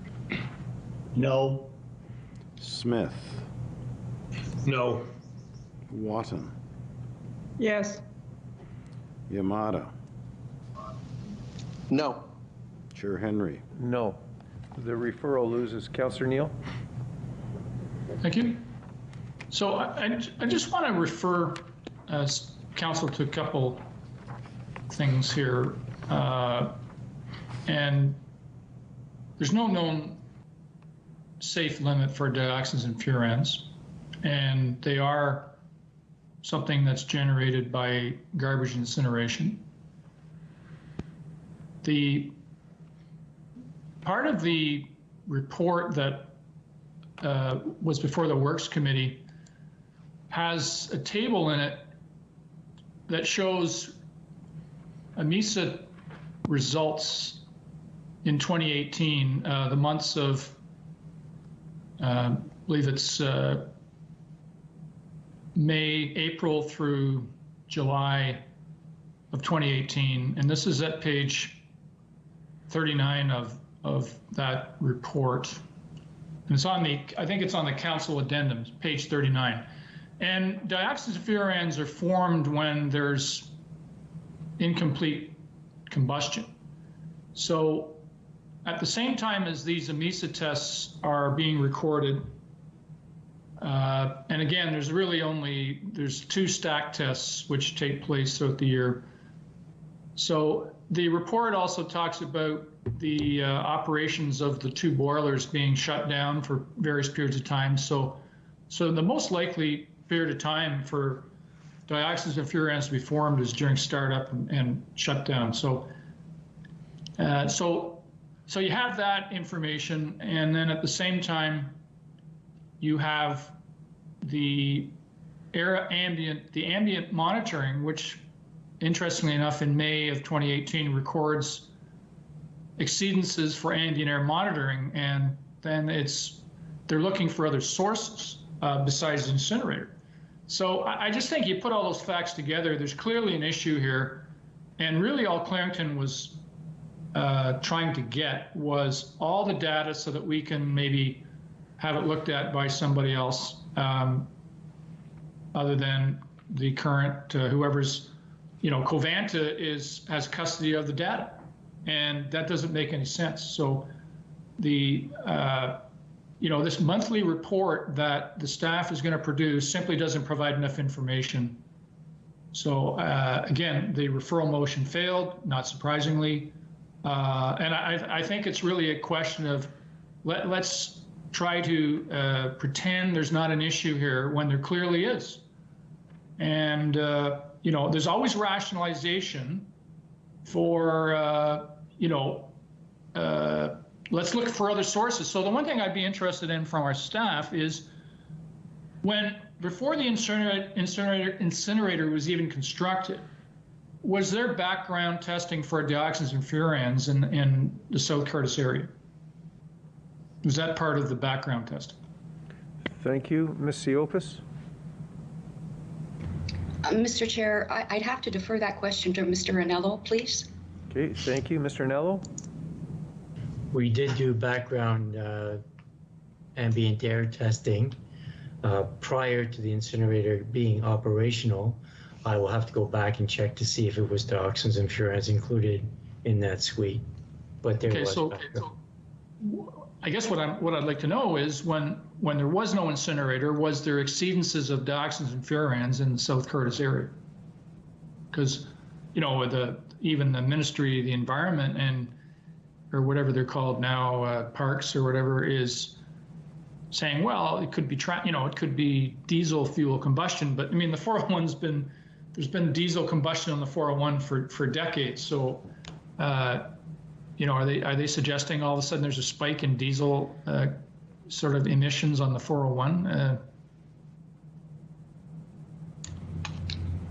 I'm specifically, we're talking about the ambient air exceedance that was recorded in May of 2018. Ms. Siofis? Through the chair, we would have to go back and take a look, as Mr. Ranello has just suggested. There are other sources of dioxins and furans. There is no doubt about that. Prior to the incinerator having been constructed, potential sources could have been traffic on the highways. It could have been campfires in the camp park that is to the west of our site.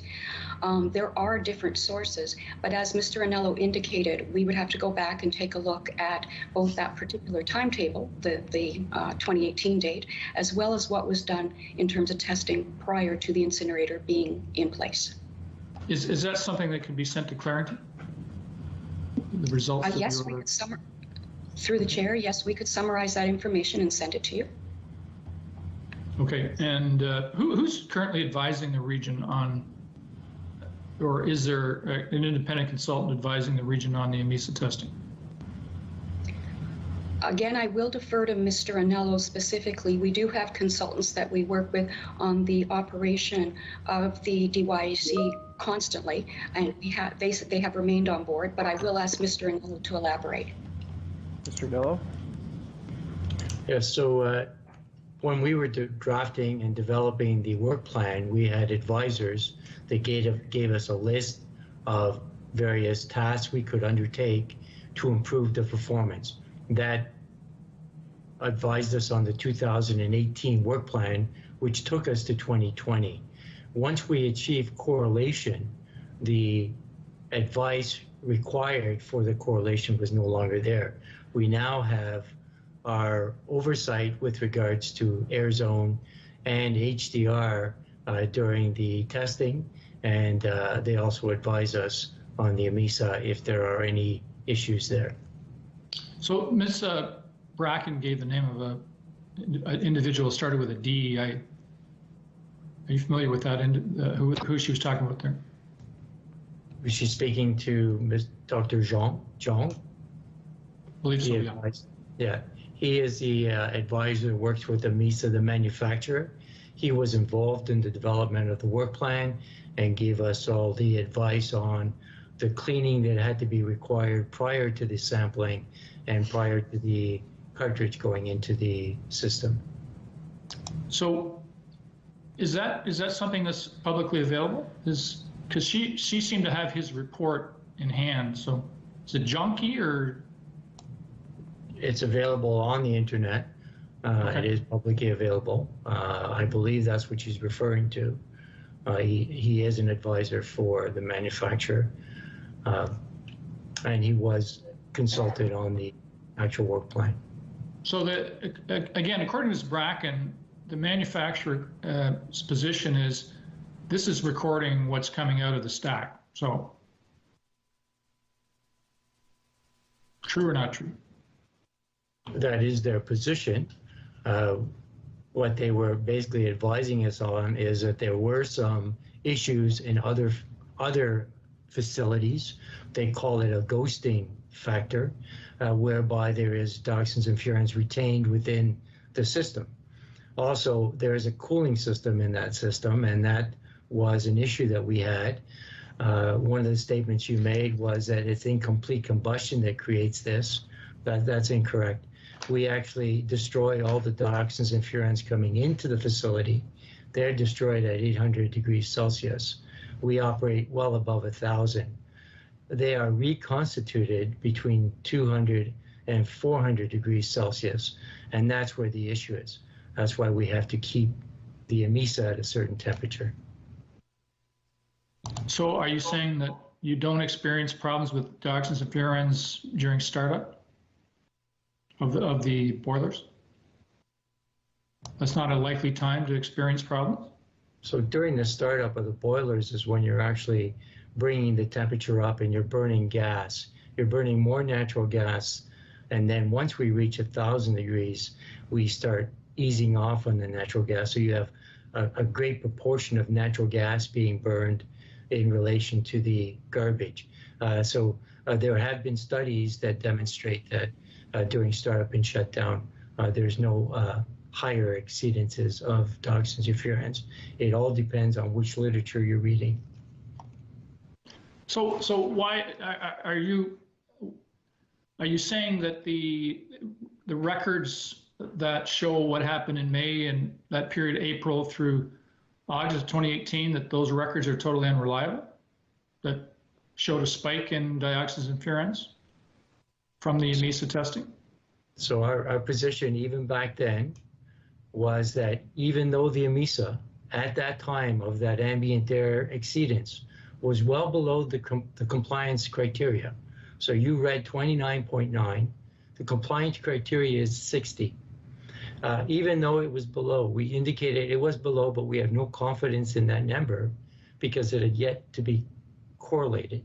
When you look at that data, you'll see that that is very erratic data, and it was erratic not just in between the boilers, but within the same boiler. And that's why we don't have any faith in it, even though it was below the compliance number. So you're saying the data was erratic, but I'm looking at a report that also talks about all the erratic things that were going on at the incinerator at the time. So was there not erratic performance of the incinerator, both boilers at the time? Not at that time. We were actually in steady state. We had the exceedance in 2016, and that was the only exceedance. From that time forward, we were operating well within compliance and at a steady state.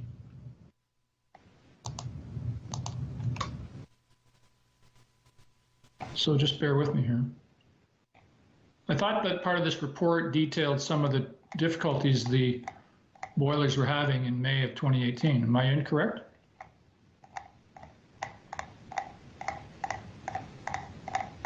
Just looking for where that...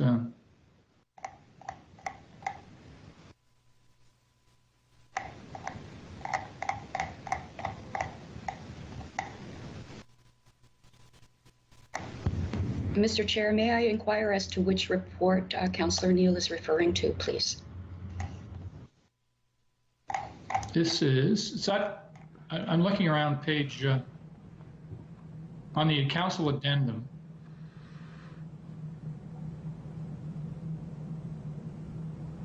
This is, again, I don't have hard copies in front of me, so it's difficult for me to.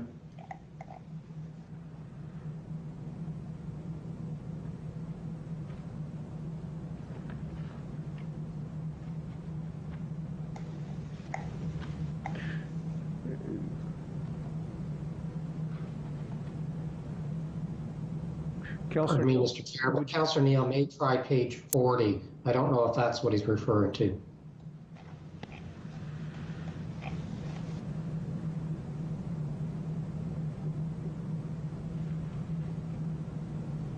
Okay, so yeah, thanks, Mayor Foster. So I'm looking at. This is a review of boiler operations during the March-April 2018, quote, outlier period, identified that both boilers went black plant due to a turbine issue. Unit 1 shut down 3 times, while Unit 2 shut down 6 times. So that doesn't sound like steady state to me, but. So that was, would you refer to that as steady state? That was an erratic time in the turbine and in the grid. It wasn't the boilers that was having the issue. The turbine was tripping the boilers to go to a black plant. A black plant means that basically there's a buildup of steam because the turbine's not working properly, and it basically releases the steam and forces the plant to go into a shutdown. That doesn't indicate that the boilers were in fact not operating at a steady state. We did have an issue with the turbine at that time. It sounds to me kind of, so did the boilers go down or not? As a safety precaution, if the turbine is not able to take the steam, then basically it shuts the plant down. Right. So you don't have a buildup of steam and then causes an explosion. So basically they're pressure release valves. They shut the plant down. But Mr. Inello, I'd hardly call that steady state when unit 2 is shut down 6 times, but is that, you refer to it as steady state. So, I mean, it sounds to me more like splitting hairs when you're saying, well, the turbine caused the shutdown, as opposed, but the bottom line is the boiler, I'm just reading right from your document, it says the boiler got shut down 6 times. So, again, I always thought, maybe I wrongly, that was one of the prime times for when dioxide emissions would spike. So, anyway, I think if anybody else was a councillor for this area, I think they'd be expressing concerns. I know some councillors do from other areas, and I always appreciate that. But, as I said at the outset, there's no safe level for these types of emissions. And I don't quite understand the reluctance to supply all the information and a full set of documents that is apparently in the custody of Covanta. Like, that's another concern. How is it that these types of documents would be held on to the plant operator is quite something I don't understand, but so I'll ask for a recorded vote on this. Thank you. Thank you. Mayor Mitchell.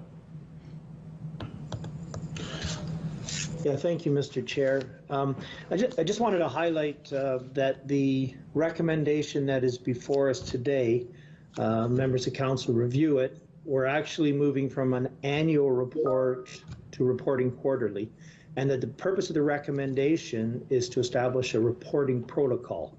It's not to define what is or is not to be reported.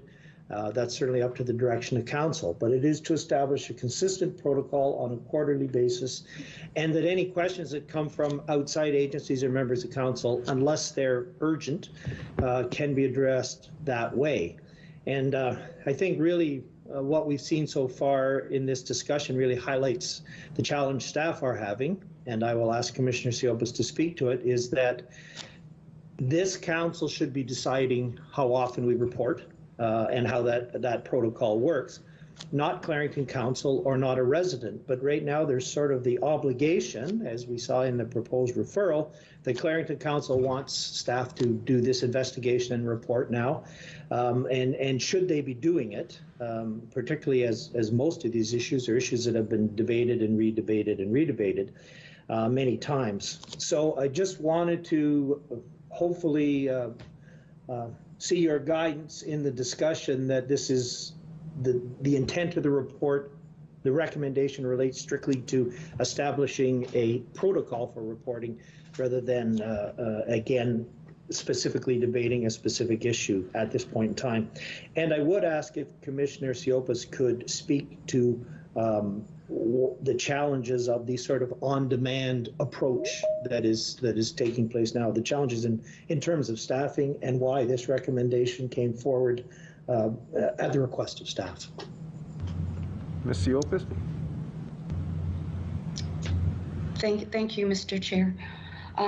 So I guess to be clear, the purpose of this report was twofold. There was conversation at a recent council meeting with regard to the AMISA sampling system and questions raised there.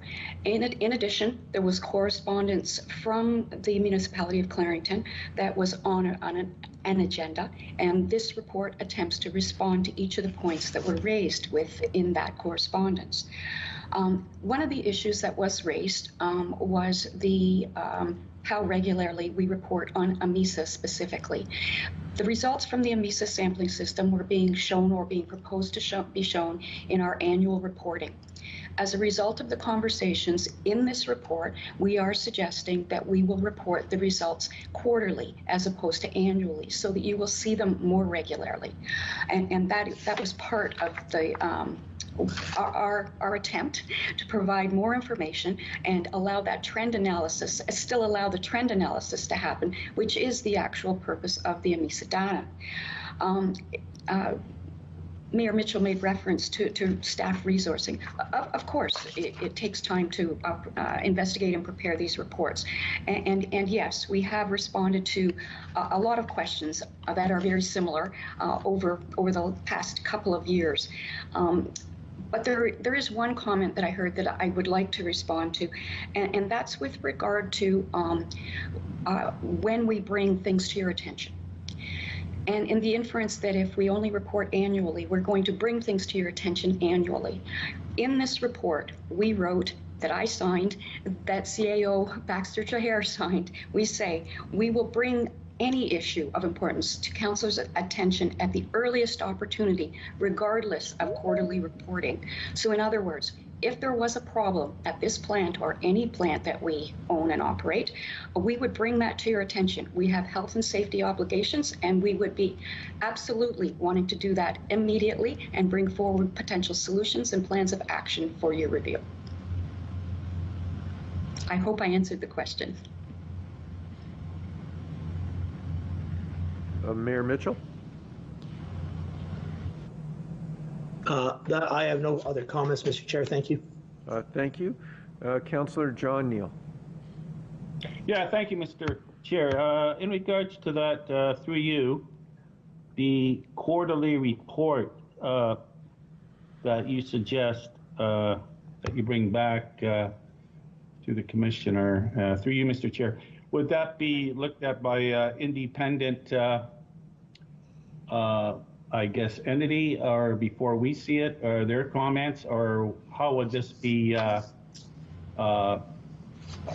looked at? I guess is my question. Who would be looking at it other than us? Before it's brought back. Go ahead, please. Through the chair. Section 3 of the report that was brought forward to Works Committee outlines the steps that are involved and the parties that are involved in both gathering and developing the AMISA data and the AMISA results. So to answer your question, if you take a look at Section 3, you'll see that both the data, the analysis, and the results of that go through quite a few steps, quite complex, I might add, and meet certain standards in terms of process. That's a requirement. And so before you see the data, it will have gone through that rigorous process.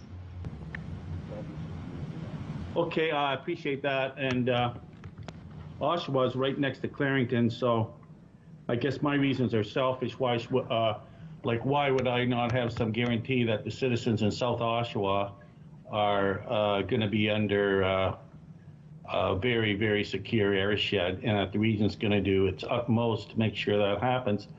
And I guess when the residents come forward and have questions, I don't have a problem with that. There's other people besides Linda and and residents that are Miss Bracken and other residents that are concerned, but they're not all going to come here today. And I guess my worry about this is the confusion on this in regards to are we looking to get if there's a spike, are we going to say that there's it has to be some kind of correlation, or the correlation doesn't fit? That's what we heard previous. Can you answer to that for you, Mr. Chair? Ms. Siopis? I'm not exactly clear on the question. I'm going to restate it to what I think I heard, and that is, if there was some sort of an issue, would my response or our response simply be that there's a correlation issue? I think that was the question. And if I have that question correct, no, the response would not be there is a correlation issue. We would go through an investigation. We would find out what drove that. And we would include that, as we noted in the report, we would include any information about quote, outliers and the reason why it occurred if we can find it. Okay, thank you. Thank you. Mayor Foster? Thank you, Mr. Chair. Ms. Siopis, part of the challenge that we have is this is a highly technical issue, and we are obviously not highly technical people. I'll start with a question. Mr. Chair, it concerns me a bit. We had a statement made that you could guarantee if the data was good that staff would report it. I'm not sure whose staff, and that if it's not, it's hidden. And I think several references that could directly impact on the professional reputations of our staff. And it seems to me that the decorum, the bar, is being lowered a little bit at a time, and that perhaps in the future we should allow staff to address those sorts of things, because it does speak to their professional designations and their ethics. Ms. Siopis, guess the first question, I've got a few. The first is on the correlation. Did you look at the AMISA versus the ambient air correlations there? Ms. Siopis?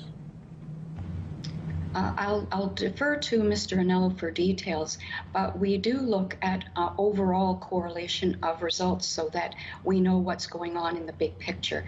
Mr. Anello, is there anything you would like to add to that? So the relationship between what is coming out of the stack as recorded by the source test is modeled to determine what our impacts are on the ambient air. On the ambient air itself, we basically are looking at the ambient air to meet a compliance requirement. If we have a high stack reading, the first thing we do is model that to see what the actual impact is to the ambient air. So as far as a correlation between ambient air and the AMISA, no, there is not. So, Mr. Neal, I guess a question is, would it be difficult to do that? Because there was a suggestion, and I'm not sure that it's an unfair suggestion, that when we had the exceedance in 2018 on the ambient air monitor, it would be interesting to see if you had, and I know that you've got concerns with the data from the AMISA, but why wouldn't we drop back down to that to see if there was a piece missing? We could absolutely model that, but knowing that that number, even though it was unreliable, was below 60, which is the limit, and being below the limit guarantees you're not going to be causing an ambient air issue. So we can go from there, but a modeling of that can be done, and it will just demonstrate that the impact of the ambient air was very, very low at that level of 29.9, if that was a reliable level. Okay, so I think coming out of this, we need to think about there is value in demonstrating. So, to all members of council, Clarington has lived with this for a very long time. I appreciate that this very frequently feels like whack-a-mole. It does for Clarington Council as well.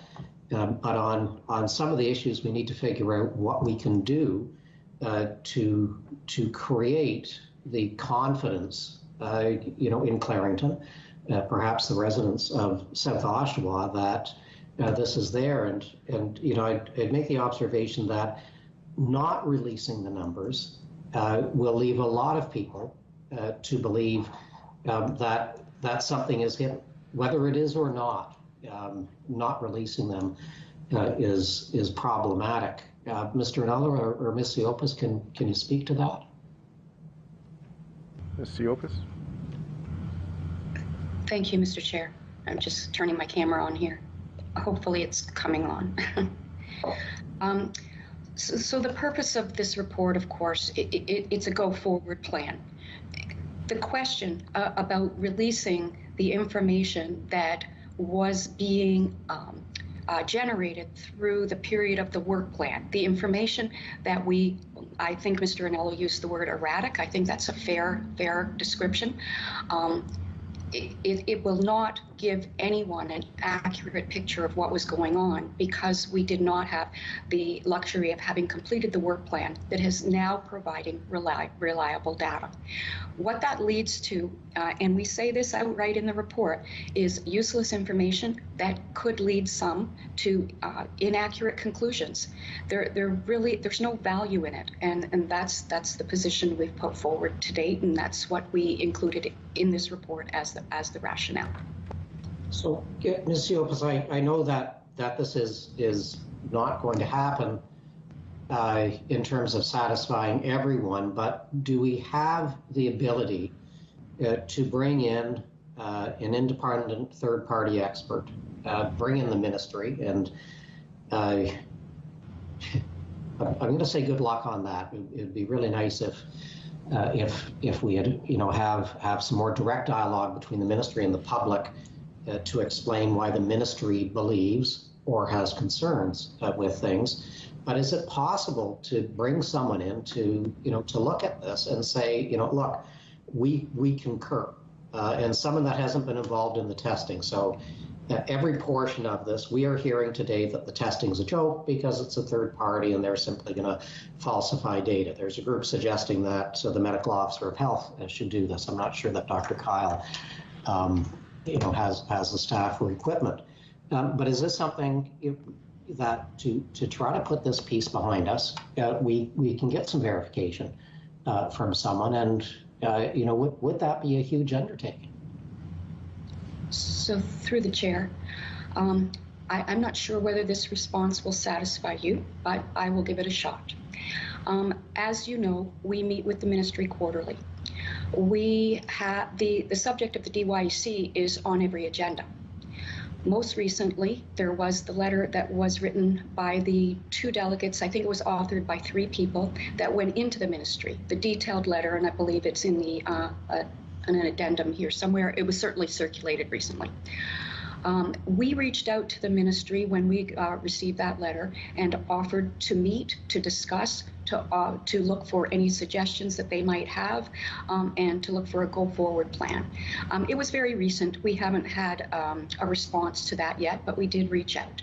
You have our commitment to reach out specific to that correspondence and talk with the ministry about next steps in their view on where we go from here.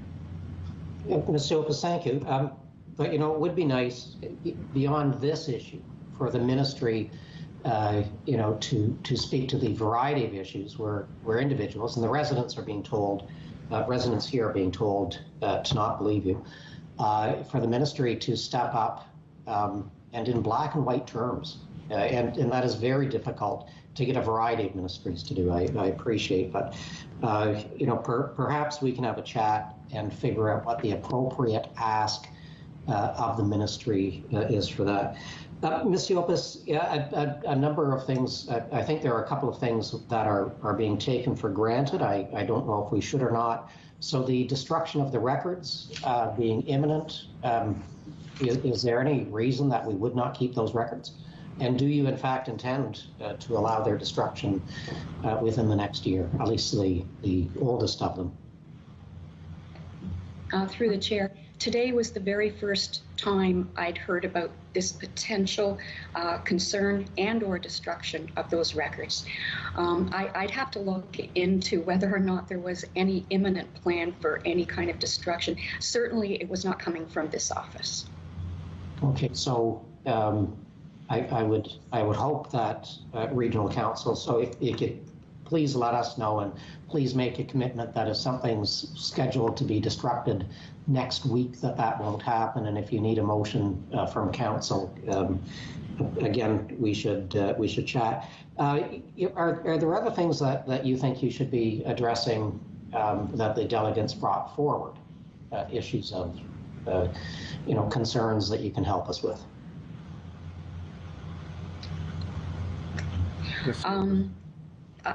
Thank you, Mr. Chair. I don't think there are any specific issues other than to once again reassure council that staff hold health and safety at the top of the list. We will not be hiding. We will not be shunting. We will not be doing any of those things with information that should be in front of you. And should some form of an emergency arise, you will know immediately that it will not be held on to. Okay, thank you. And while I appreciate that the report is forward-looking, I think there is more work in communication that we can do looking back.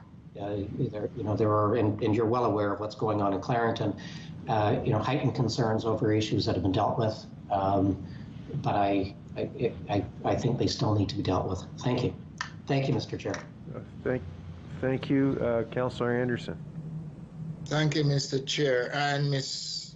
Siopis, I'm going to get right to the point. I know Council voted against the referral back of the report.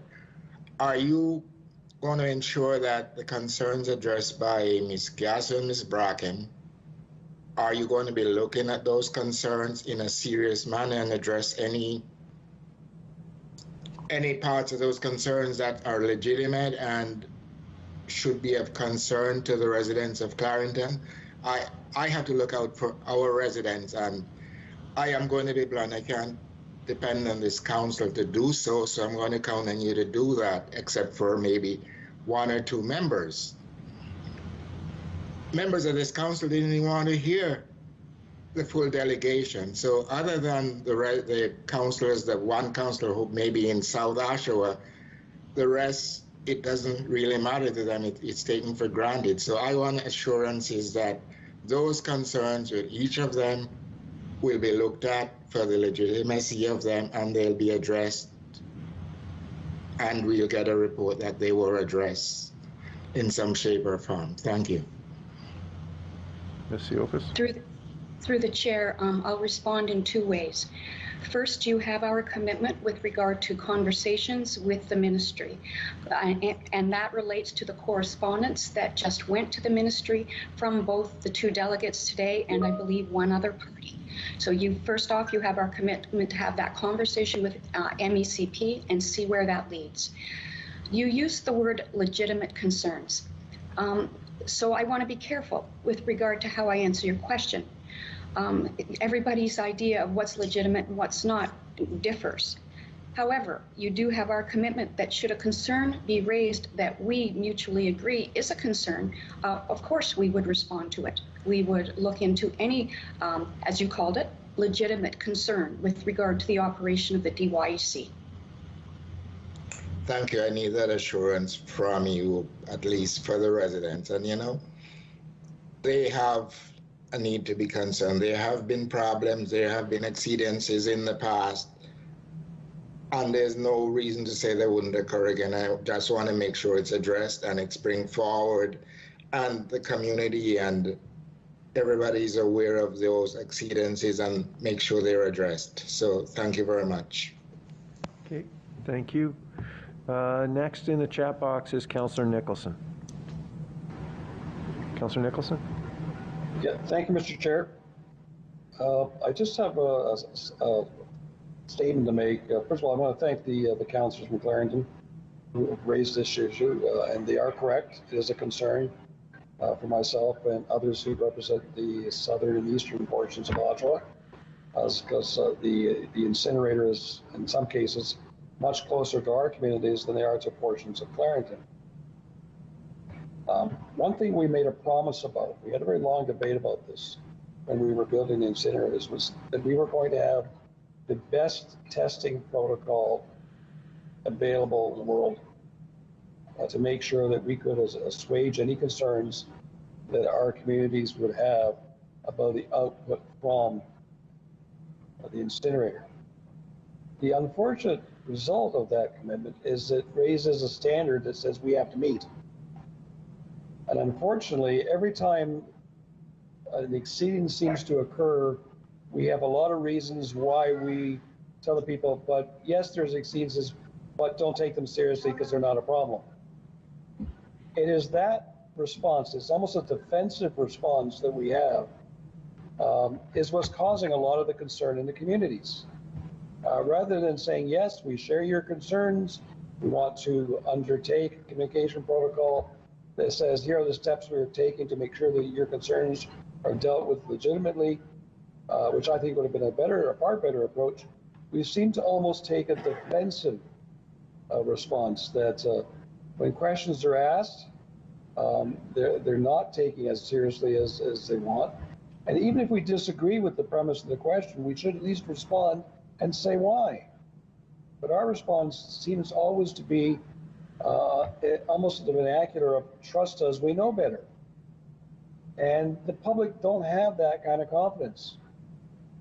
They want to be informed. They want to be assured that serious questions that are asked get a response. And if there's a fear that's not legitimate, say why. And if there's a fear that is legitimate, again, tell the public how you're responding. We seem to go through a lot of effort to explain our actions from the perspective of staff decision-making and engineering. But I don't believe we're addressing the issue of public confidence in a clear and precise way. I know the residents in the communities asked me one simple question. Is there anything I should be worried about for my health and my family's health from the exceedances or what's coming out of the stack at the incinerator? I can't answer that question and give them that assurance because every report that comes to this council seems to always have qualifications and explanations. What the people just want to know is, what are we doing to ensure that their health is protected, that the environment is protected, and that we continue to keep the commitment of having the best testing and reporting mechanism that we promised on the day we decided to build this facility? I wonder if Ms. Siopis could address that. Ms. Siopis? Thank you, Mr. Chair. Councillor Nicholson, part of the reason that we included Section 2 in this report, which there's 12 portions to it. It goes through the explanation of all of the things that we do at this particular plant in terms of monitoring and reporting in an effort to gain that confidence. So although this information wasn't requested, we included it in this report so that all council members would have a refreshed memory of all of the various types of monitoring, continuous emissions monitoring, ambient air monitoring, etc. And it's all laid out there in an effort to yet again reiterate the things we do every day to try to gain that confidence. Council members have made mention of exceedances a few times in this conversation. When there is an exceedance, yes, we may look defensive, but really what we are is investigatory, where we look into why something might have happened and we report that back. And that's the nature of the beast. But more importantly, there haven't been exceedances to report on quite some time, and we're developing a longer and longer record of no exceedances. So I think that we're taking all the right steps using both the monitoring and the investigations to ensure that the plant is running properly. And when there is something that starts to show itself, we react to it, we deal with it. And that's our way of attempting to show the public some confidence or give them some confidence in what we're doing to operate that plant. Well, I thank you for that. And I guess the concern I'm trying to raise, and maybe I'm not being as clear as I could be, it's great for you to write a report to the 28 members of council and the 4 or 5 people who actually watch our council meeting with an interest. But we don't seem to have a communication strategy of how to take what you just explained and communicate that to the residents who are directly impacted. I think we need to look about how we communicate the steps that we are taking with the broader community, and not simply rely on members of council to somehow through word of mouth spread this information out there. It seems that when we have good news to offer, we're really good at telling the world about it. If you're telling me that you have this under control, that you have the appropriate mechanisms to protect the public and the environment from the process, then a communication strategy that communicates that information to the public would seem to be something that should be undertaken. We shouldn't simply be relying on someone watching a council meeting, especially if they're doing it online, or hoping the media picks up on it in some way. I think we have to look at how we communicate that information. Possibly we include it on the regional web pages where there's an information reach out as we're talking about a go-forward strategy. You know, if we're confident in our position, we should have no hesitation in telling the community how we feel. And if we don't do that, that's how people lose confidence in the system. I just want to leave that for your consideration. Thank you. Thank you for the suggestion, Councillor Nicholson. We will work on that suggestion with communications people here and see if we can do a better job. I will add that the DYE website is a very informative website. So if you are having residents ask questions, that might be one of the first places they want to take a look. They'll get a lot of questions answered on that website. There's quite a bit there. Councillor Nicholson? Thank you. Okay, thank you. Those are my questions. Okay, thank you. Mayor Drew, please. Thank you, Mr. Chair. I'm just going to say that I will be supporting this recommendation. I know there's been a lot of talk and it's kind of walked away from what the recommendation is. And that is that we are going to be reporting, staff is going to be reporting quarterly rather than yearly, and that responses to all inquiries related to the Durham York Energy Centre will be addressed in those reports. That's exactly, I think, what everybody is looking for. And I want to commend our staff for their patience and their professionalism as some of these questions have been asked in the past and continue to be asked. And I want to say that I am fully confident in the honesty and integrity of all of our staff, even when it's being questioned. So the point is the York Durham Energy Centre is here to stay. The alternative, I guess, would be landfill. And I would suggest that there will be a lot more questions and concerns about smell, gases, and so on and so forth from a landfill than there will be from the Durham York Energy Centre. Thank you. Thank you. Councillor Joe Neal, you have a clarification question. Who would you like to address it to? Mayor Foster. Okay, ask your question then. Well, he started his comments by indicating he disagreed with comments made about staff. Was he referring to myself or somebody else?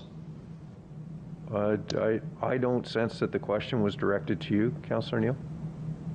Okay, I'm just asking Mayor Foster that directly.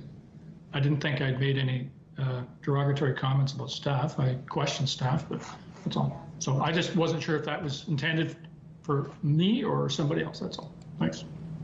I have no idea, Councillor Neal, why you would think I'd be making those comments about you. And I've never heard anything like that ever from yourself, from Mayor Foster. Thanks. So thank you. Members. So, Mr. Chair, that was insulting. That last comment was uncalled for and insulting. Well, I'm sorry, Mayor Foster. I was speaking when it was said, so I was trying to get on to the next part of the meeting. But if you're asking for a retraction from Councillor Neal for the comment he made, Councillor Neal? We'll just move forward, sir. Thank you. Okay, thank you, Mayor Foster. Members of Council, there was a recorded vote called on this item by Councillor Joe Neal. Mr. Clerk, when you're ready, could you conduct the vote, please? Anderson. No. Ash. Yes. Barton. Yes. Carter. Yes. Chapman. Yes. Collier. Yes. Crawford. Yes. Dyes. Yes. Drew. Yes. Foster. No. Grant. Yes. Hyatt. Yes. Kerr. Yes. Leahy. Yes. Lee. Yes. Marin Pietri. Yes. McLean. Yes. Mitchell. Yes. Mulcahy. Yes. John Neal. No. Joe Neal. No. Nicholson. Yes. Pickles. Yeah. Roy. Roy. Yes. Yes. Ryan. Yes. Smith. Yes. Watton. Yes. Yamada. Yes. Chair Henry. Yes. That carries. Members of council, we'll move on to 7.2, shared service connection replacement policy, including a disconnection of existing common water and sanitary service connections on James Street. It's located on page 64 of your agenda, item number 9. Can I get a mover and a seconder for this? Leahy, move it. Moved by Councillor Leahy, Lee, the second. seconded by Councillor Lee. The item is now on the floor. Members of council, I am watching the chat box. On the item, Mayor Mitchell. Thank you, Mr. Chairman. And again, I'm not sure if staff are putting up on the screen the current proposal or chart, or if that's before us. It was moved by, sorry, Mayor Mitchell, the clerk is commenting. It's been moved and seconded.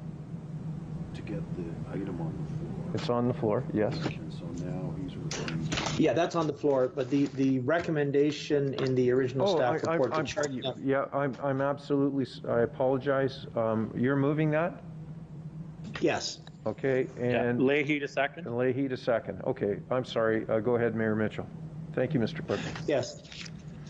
So again, just briefly following my comments on the delegations, this servicing dates back sometime in the 1940s, so it's way back there, but it wasn't part of the regional system, picked up when the region was formed in '74, and it hasn't been maintained for the reason that it's pretty hard to even get to the easement now for buildings on it and everything else. So it's a really complicated situation that needs to be addressed. Certainly at the region, we have risk and liability, but so do the homeowners have risk. They both have a risk in getting this fixed. Staff advised me there are maybe 100 shared connections across the entire region that need a solution, and this well may be the hardest and most complicated group. So I really want to, I should say that the homeowners, of course, from their perspective, they had no knowledge that there was something unusual about their system, and they have been, paying their sewer and water rates like everybody else, and so it was a surprise to them. So I was really pleased that staff brought forward a solution that I think is reasonable and that the residents think is reasonable, not only as a basis for settling this particular shared service connection problem, but as a fair platform to address the rest of the shared connections elsewhere across the region. So I will be supporting it and urge the same from members of council. Thank you, Mr. Chair. Thank you. Next in the chat box is Mayor Foster. Thank you, Mr. Chair. I think you anticipated my question. It's very hard to see. The screen is quite small that is presented. Can you tell us what the difference between that and what we have, if any, and the printed material? So I understand that this is new and different from what we've seen. Okay, Ms. Siopis.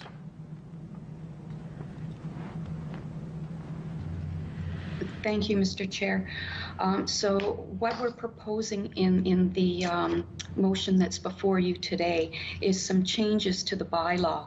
The original report that is included in your agenda more or less adhered to the bylaw with one small change. In this case, we have come forward with several changes to the bylaw, those being the 3 points listed under recommendation C. And we have calculated and proposed an incentive to get the residents to go ahead with this work. The reason we've done that is there are advantages to the residents, obviously, but there's also advantages to the region to ensure this work gets done in a timely manner.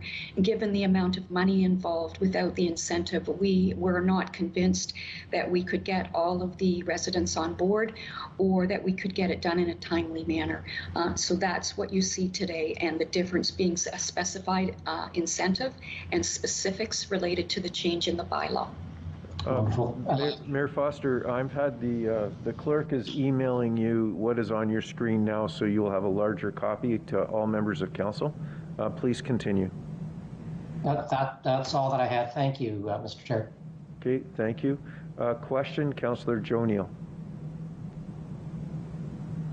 Well, I think I had the same question as Mayor Foster. So what I'm reading on the print agenda would have been a net cost I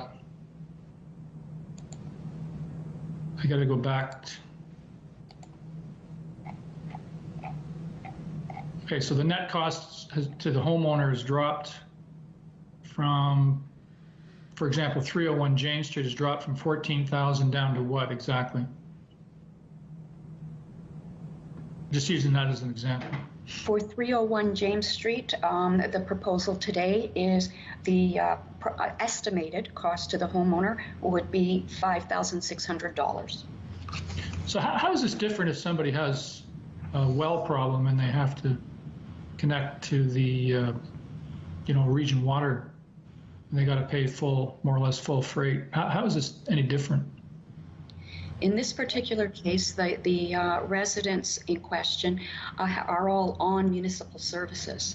So they have had municipal services since they purchased their homes. Apparently, unbeknownst to them, these services were old and in the rear yard, which is quite unusual. And for whatever reason, that wasn't picked up when they purchased their homes. So they've ended up in a situation where you heard about the lead and the age of these services and the fact that they do need replacement. We came across the frontage of their property 2 years ago, I would say, and installed the pipes across their frontages, including a connection up to their property line. So now there is extensive work to be done on the property to connect up to this new service. I guess I'm not seeing it how it's different, though, than a lot of people in Clarington have to connect, or they'd like to connect, and they don't because of the cost, So I'm struggling to understand sort of how it's changed, for example, since, presumably this recommendation went to, the Works Committee and passed the Works Committee? Correct. So this is something new that's come after the Works Committee meeting? That's correct. I see. So I'm just having trouble understanding how this is different than, say, a well owner that's forced to connect, I think the big difference, Councillor Neal, is that a well owner was not on municipal services to start with and have not been paying user rates all of these years for the maintenance of those services. Okay, thank you. Thank you, Councillor Leahy. Thank you, Chair Henry. So just comments to staff and some of the comments that have come up. So we've had an opportunity to meet with these residents. Really thankful for staff, Mr. Presta and other staff that came out when we were meeting with these residents in this really unique situation. So it's the easement that's been on this property. So today, if that breaks today, the region is going to be spending way more money than what we're proposing here to repair that thing, because it's the easements to the region and we're responsible for it. It is in everyone's best interest for this instance, and with the adjustments to this bylaw, for anyone in the region that is on a shared services that was installed, this one back in 1947, and not effectively maintained, to go to the proper standard. Like, our goal is to get every resident proper standard, no lead pipes, clean, proper water to every house. So this compromise, which recognizes that there's lead in the systems, recognizes that the region is on the hook to be spending a lot more money if that pipe was to ever break, then giving this incentive to encourage all the residents in this situation and any situation across the region to connect to the standard, bring all these substandard service connections up to the regional standard, so we can ensure that any resident in this situation that we couldn't control, this before all of us were born, is and brought up to the right standard. So I really hope that council can support this adjustment here today. I thank staff for their great effort to come up with this compromise. We heard from the residents; they're quite agreeable to the approach that we're doing, and I think it's fair. So that's what we're all here to try and do, is find out what are the most fair and reasonable things we can do for our residents and ensure they all have access to clean drinking water. And I guess to the previous question, a huge difference here is that these people have been connected to municipal water and sewer since 1947. And the key difference here is that it was a substandard installation. Why this side of the street was chosen to go this way and nowhere else in the neighborhood was chosen to get this way, we'll never know, because those decisions were made in the 40s. But what we have as an opportunity now is to create a better policy for all instances of this across the region that's a bit more fair to the residents and provides better access to clean drinking water for people that are already connected to our system and using our services every day, so that they can have access to clean water for their families. So I think that's a no-brainer. I'm really hopeful that we can get this through at council here today. And it is unfortunate that they didn't make it to committee, but the way with the communications and the timing, it didn't work. That's why we're here at council. And I really hope that the rest of council can support this amendment here today. Thank you, Chair. Okay, thank you. Anyone else wishing to speak to this item? Okay. No, that is a question to works. Okay, so members of council, I'm going to call for a motion on the amendment. All those in favor? Aye. Aye. Yes. Yes. Aye. Yes. Aye. Yes. Opposed? No. Oh, that's one no. That carries. On the item as amended, I will now call the vote. All those in favor? Aye. Yes. Yes. In opposition? No. So that's one no, that carries. So members of council, if you turn to page 50, in the agenda, item CC 14, if I could get a motion to refer that to consideration of item 1 of report number 5 of the Planning and Economic Development Committee meeting. Moved by Councilor Pickles. I'll give you that motion. Moved by Councilor Pickles, seconded by? Collier. Seconded by Mayor Collier. I'll call the vote on that. All in favor? Yes. Yes. Yes. Aye. Opposed? None, that carries. Members of council, on item CC 15, we've dealt with this item. Could I get a motion from the correspondence from Greg Meloche to receive for information? Moved by Ryan. Moved by Mayor Ryan, seconded by Mayor Barton. All those in favor? Aye. Yes. Aye. Yes. Aye. In opposition? Hearing none, that carries. Members of council, we have one more item under course communications, item CC 18, memorandum from Susan Siopas, Commissioner of Works, Nancy Taylor, Commissioner of Finance, Jason Hunt, Regional Solicitor and Director of Legal Services, anaerobic digester procurement update. Can I have this motion to refer it to consideration of item 10.2 under notices of motion? Moved by Mayor Ryan, seconded by Carter. Mayor Carter. It's on the floor. Hearing nothing, seeing nothing, I'll call the vote. All those in favor? Aye. Yes. Yes. Yes. In opposition? Hearing none, that carries. Now, members of council, just give us one moment, please.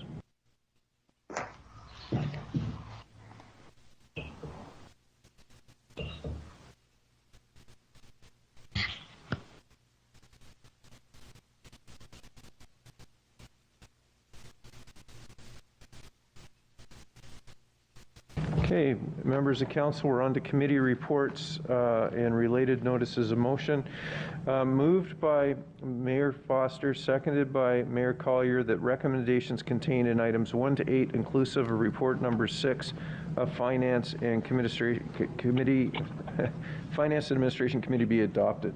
Polls.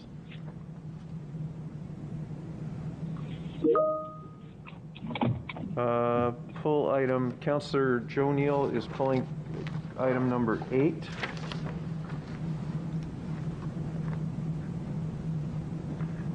Are there any other pulls? Chair, I just have questions of finance. Collier? Mayor Collier, I will do each committee questions after we finish the committee, if that's okay. Thank you, Chair.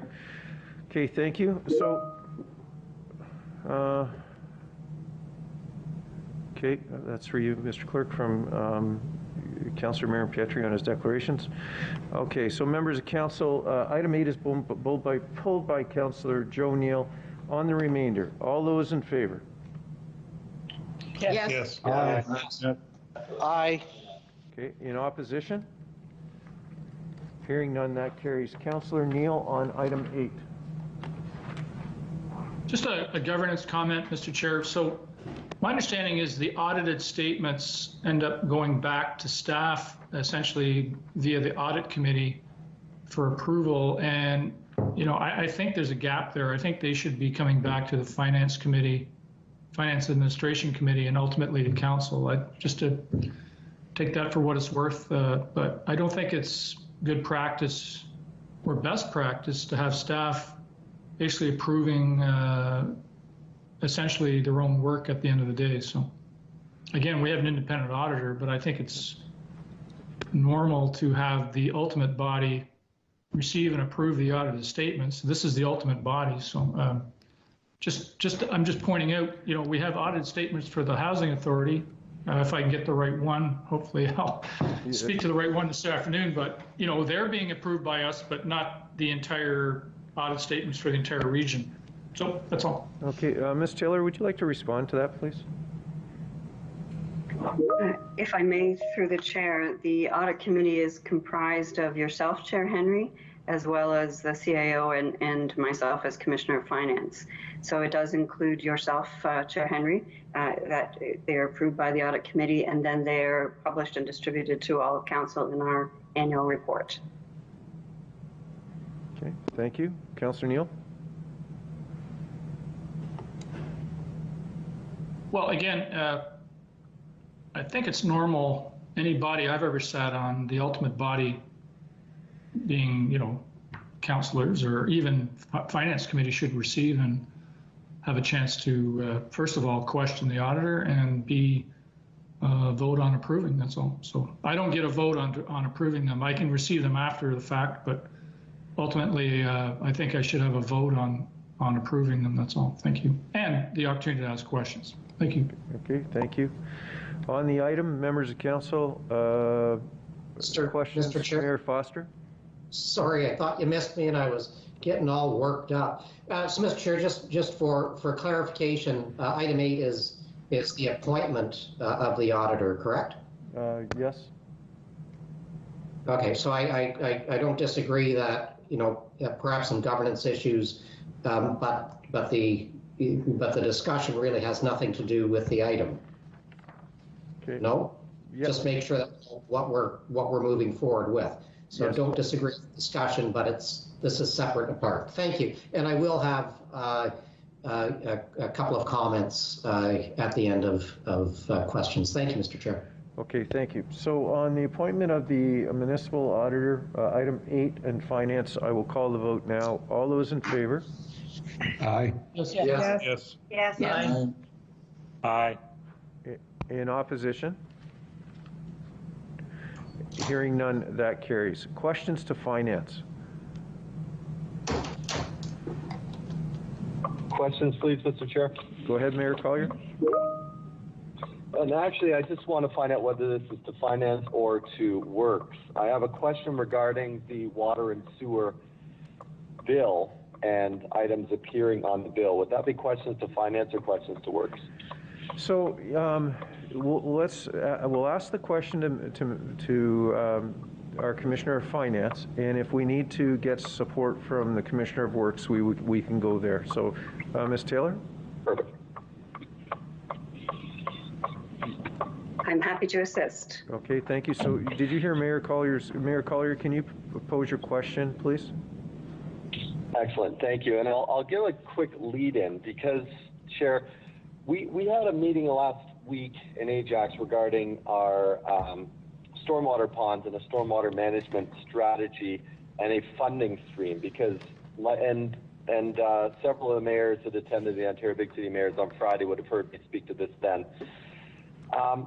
Make a long story short, we want to initiate not increase the property tax to fund stormwater management, but have an actual user fee that can apply on a property by property basis depending on the water infiltration and the size and the amount of paving.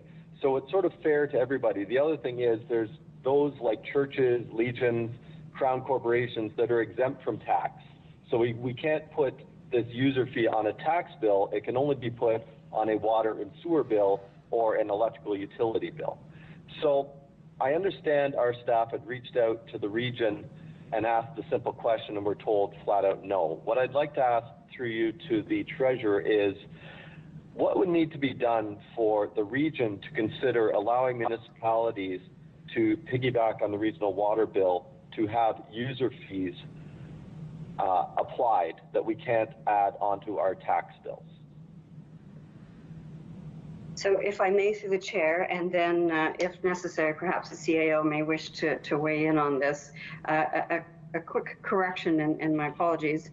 It wasn't a flat no. We attended a couple of meetings. We spent quite a bit of time addressing the details and walked through with Town of Ajax consultants and the staff that were involved on what the challenges and concerns are and expressed that should Ajax Council or Ajax wish to proceed, it would be a very expensive price tag to modify our billing system to do that.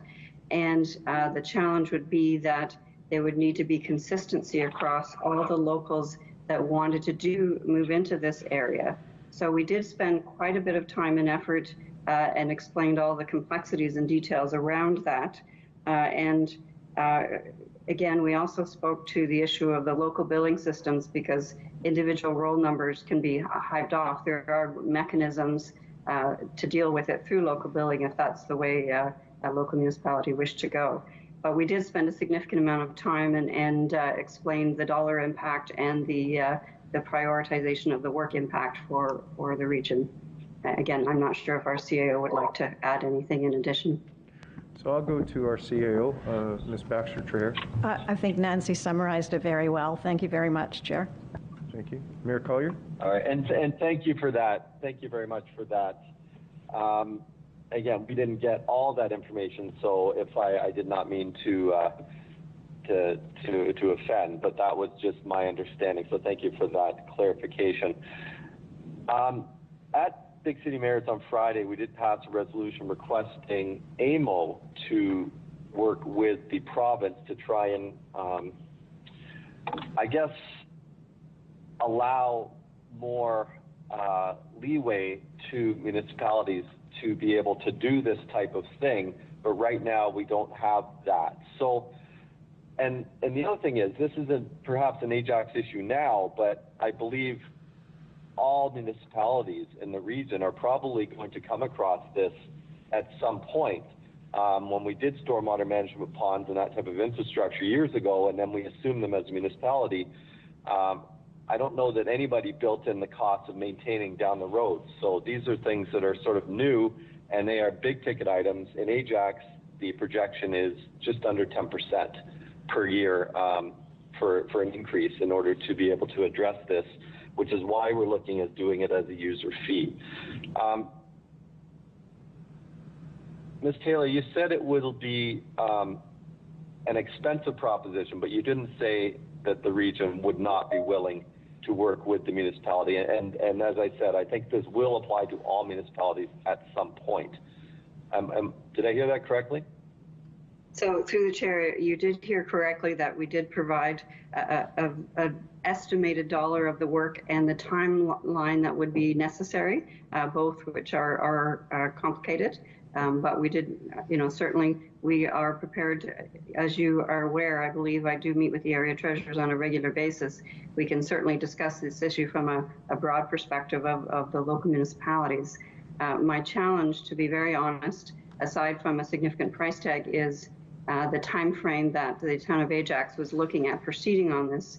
And as you've noted from some of the reports you've seen, and certainly I think the predominant of calls that you get from a regional perspective relating to water and sewer billing, we still have some things there we need to deal with to enhance our service level with respect to getting the radio frequency meters and get away from the meter reading cards entirely. So we have our own work program that also affects how much our timing is to match up with what the town of Ajax timing request was. So when you have these meetings with the municipal treasurers, have you broached the subject of this with others yet? If I may, through the chair, the area treasurers meetings are cooperative meetings where any of the treasurers, I host them for ease of convenience, but they are a group meeting, and so any area treasurer is more than welcome, and they're requested in advance of each meeting if they'd like to put an item on the agenda and do a presentation and discuss the issues with area treasurers. So that's certainly absolutely available. Okay, because I think that conversation needs to happen, and if there is consensus amongst all the municipalities or the majority of the municipalities, I think that would average out the cost as well and make it, a lot easier to move forward. I will talk to our treasurer about that and have them bring that forward. Thank you very much, Ms. Taylor, and thank you, Chair. Okay, thank you. Mayor Foster? Thank you, Mr. Chair. And this is a setup. I'll be blunt and upfront about it. Ms. Taylor, I'm going to need you to speak about an item that was in the CIP that might have been the AAA credit rating. It is something that I think we are seeing so frequently that we are taking for granted, and yet it is a pretty tiny crowd of municipalities and governments in Canada. So please, toot your own horn for a minute, please. So thank you, Mayor Foster. And it did show up in the CIP report. And it was an interesting process this year with respect to our credit rating because of COVID and the concerns that the rating agencies across the globe have with respect to response to COVID and the like. So we were very pleased to receive that rating again this year. As you note, it was a small group that receives that. And there are benefits to us in that, particularly as you see on this agenda, note there are a number of debenture things that are coming forward. So it has a bearing somewhat to rates, but it also has a bearing to how well those debentures can get sold. So it's not just the rate issue, it's how many people will buy a debenture issue. And if you're either unrated or have a low rating, it's hard to sell them, which means that that has other ramifications. So thank you for raising that. I appreciate the opportunity to comment on it. Ms. Taylor, thank you, please, to all staff, and it's not just finance, but to all involved in achieving that. Thank you, Mr. Chair. Thank you. Okay, thank you. Okay, that exhausts everyone in the chat box with finance. We will now move on to health and social services. Moved by Councillor Chapman, seconded by Councillor Pickles, that the recommendation contained in item 2 of report number 5 of the Health and Social Services Committee be adopted. Okay, we'll deal with the item first. It's on the floor. Comments or questions? Hearing none, we'll vote on item 2. All those in favor? Aye. Yes. Yes. Aye. Yes. In opposition? Hearing none, that carries. Councillor John Neal, you have questions to Health and Social Services? No, Mr. Chair, I just have a comment, and this would go, that would include the Sinclair like locations like the Sinclair High School, Whitby, and the Rickard Center over in Clarington. So, I mean, I've heard from residents in regards and comments in regards to the regional health-run vaccination clinic, and the regional residents that I've heard from in regard to these vaccination clinics are they are very well run. The personnel that are on the front lines there in these clinics, like I say, I just mentioned a couple of the locations, are very accommodating as well as knowledgeable. And Mr. Chair, these are not easy times to be dealing with the public directly. So I just want to bring this to your attention. And I want to thank all the staff for the region for all their help in these difficult times. Thank you. Thank you. Councillor McLean. Thank you, Mr. Chair. Is Dr. Kyle in the meeting? Dr. Kyle, are you in the meeting? I'm here. So thank you, Dr. Kyle. I've asked this question before about the number of people that are charged for by our department for not being honest and forthright when they're answering questions in regards to COVID. Do we have any statistics on the number of people that have been charged by our department? So, Chair, I can't comment specifically on that type of charge. What I can say is that we post on Check and Go Durham our legal activities with respect to COVID-19 under either the Health Protection and Promotion Act, the Reopening of Ontario Act, or the Emergency Management and Civil Protection Act. I have not looked at that website recently, but all of our legal activities are posted there. So what will that show me if I were to go on there? Would that show me what facility was interfered with because of somebody not being truthful? Or would it show me an individual who was charged, or what will that show me? So generally speaking, what is posted here are fines that are levied, and we use the short wording of the set fines in our descriptors on the website. So if in fact somebody was charged for not, if you will, telling the truth, and that was deemed to be, for example, obstructing a public health inspector, it would depend on the legislation, the set fine or charge, and the short form wording as to what is posted on Check and Go Durham. Okay. I really don't want to beat around the bush here, but I'm trying to find out if an individual is charged for lying, say in a daycare, they've contaminated a couple daycare rooms, and is that information available as to who was charged and what the results are of that charge on that particular site you're telling me about? And the fines that are levied, where do they go? Are those fines given to the daycare operator to assist in recovering costs, or to the parents of these kids that are paying for daycare even though they're quarantined? So to the first question, are people who are charged named? I don't have the Check and Go in front of me, so I can't answer that question, but I certainly can follow up.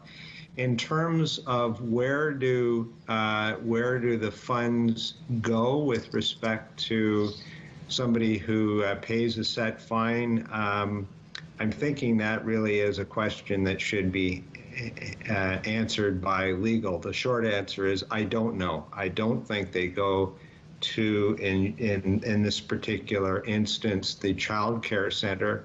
I'm assuming that it would be collected by either us or government and go into whatever fund, but I really can't comment on where the funds go. I'd be curious to see where they do go.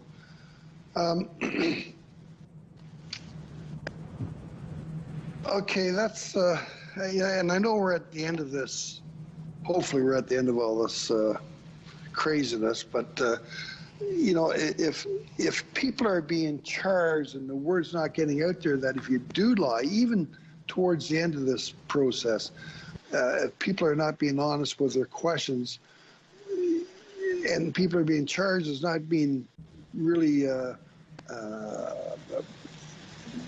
there as being, you know, to the public, like if you lie, you're going to get charged. And a number of people have been charged for doing exactly that. Are these charges go to provincial court, or what do they do? Where do they go?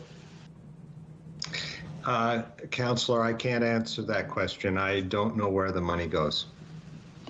What about the charges, though? If somebody's charged by us, it goes to a provincial court?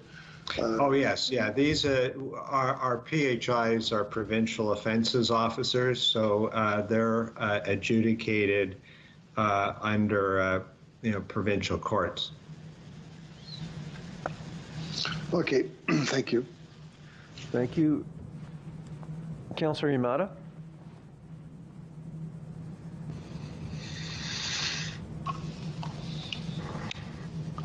Councillor Yamada? Yes, thank you, Mr. Chairman. Through you to Dr. Kyle. I've got a question in regards to the 12 to 17 year old cohort. So I know, I think it's, we're waiting about 8 weeks to administer their second shot. Is there a sense that we might be able to move that up, seeing that we're in the, seeing that we were brought in under the Delta hotspot for fast tracking, in the sense that, you know, they're kids who are losing out on the possibility of summer jobs, getting ready for school in the fall.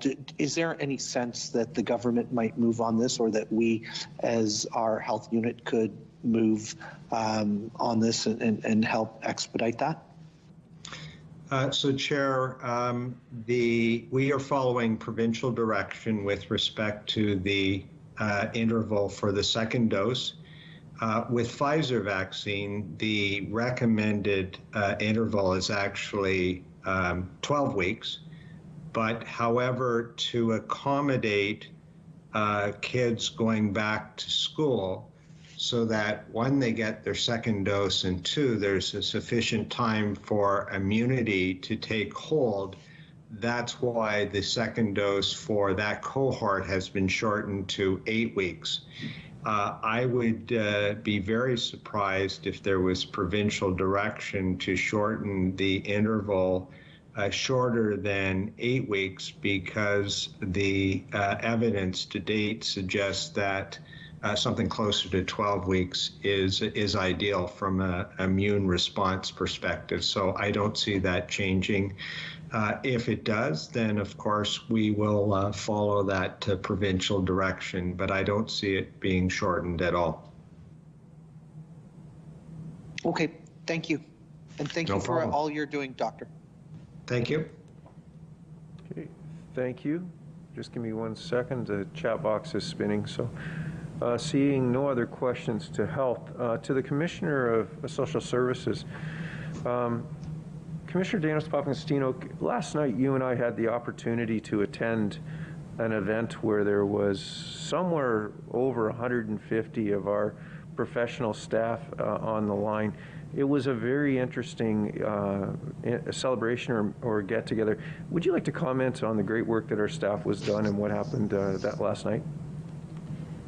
Thank you, Chair Henry. Yes, last night we hosted an acknowledgement for the childcare educators in our community.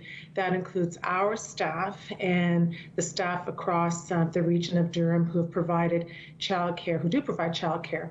We highlighted their efforts during emergency childcare, providing virtual care to families and children, different programming opportunities, and of course, thanking them for the incredible work that they've done, particularly under these very challenging times. So last night we had a wonderful facilitator, Dr. Jillian Medrich, who went through a wonderful experience with us, talking to us about the signs of happiness, which was well received by all who attended, and people added some tools to their toolbox to help them with their own personal efforts to attain and regain and achieve happiness, to support their mental health, and to help the children that they work with every day as well. So thank you, Chair Henry, for being there. I appreciated your support with this. Thank you. And members of council, we have an unbelievable number of staff, close to 6,000 when you include policing, and they all do amazing work, and it's great that we can recognize that. And last night it was just a pleasure to be there on behalf of council. Members of council, we'll move on to planning. A move by Mayor Ryan, seconded by Councillor Joe Neal, that recommendations contained in items 1 and 2, inclusive of report number 5 of Planning and Economic Development Committee, be adopted. Are there any polls? Checking the chat box. Hearing none, we'll call the vote then. All in favor? Yes. Aye. Yes. Yes. Yes. Yes. Yes. Aye. Yes. In opposition? Hearing none, that carries. Questions to Planning and Economic Development?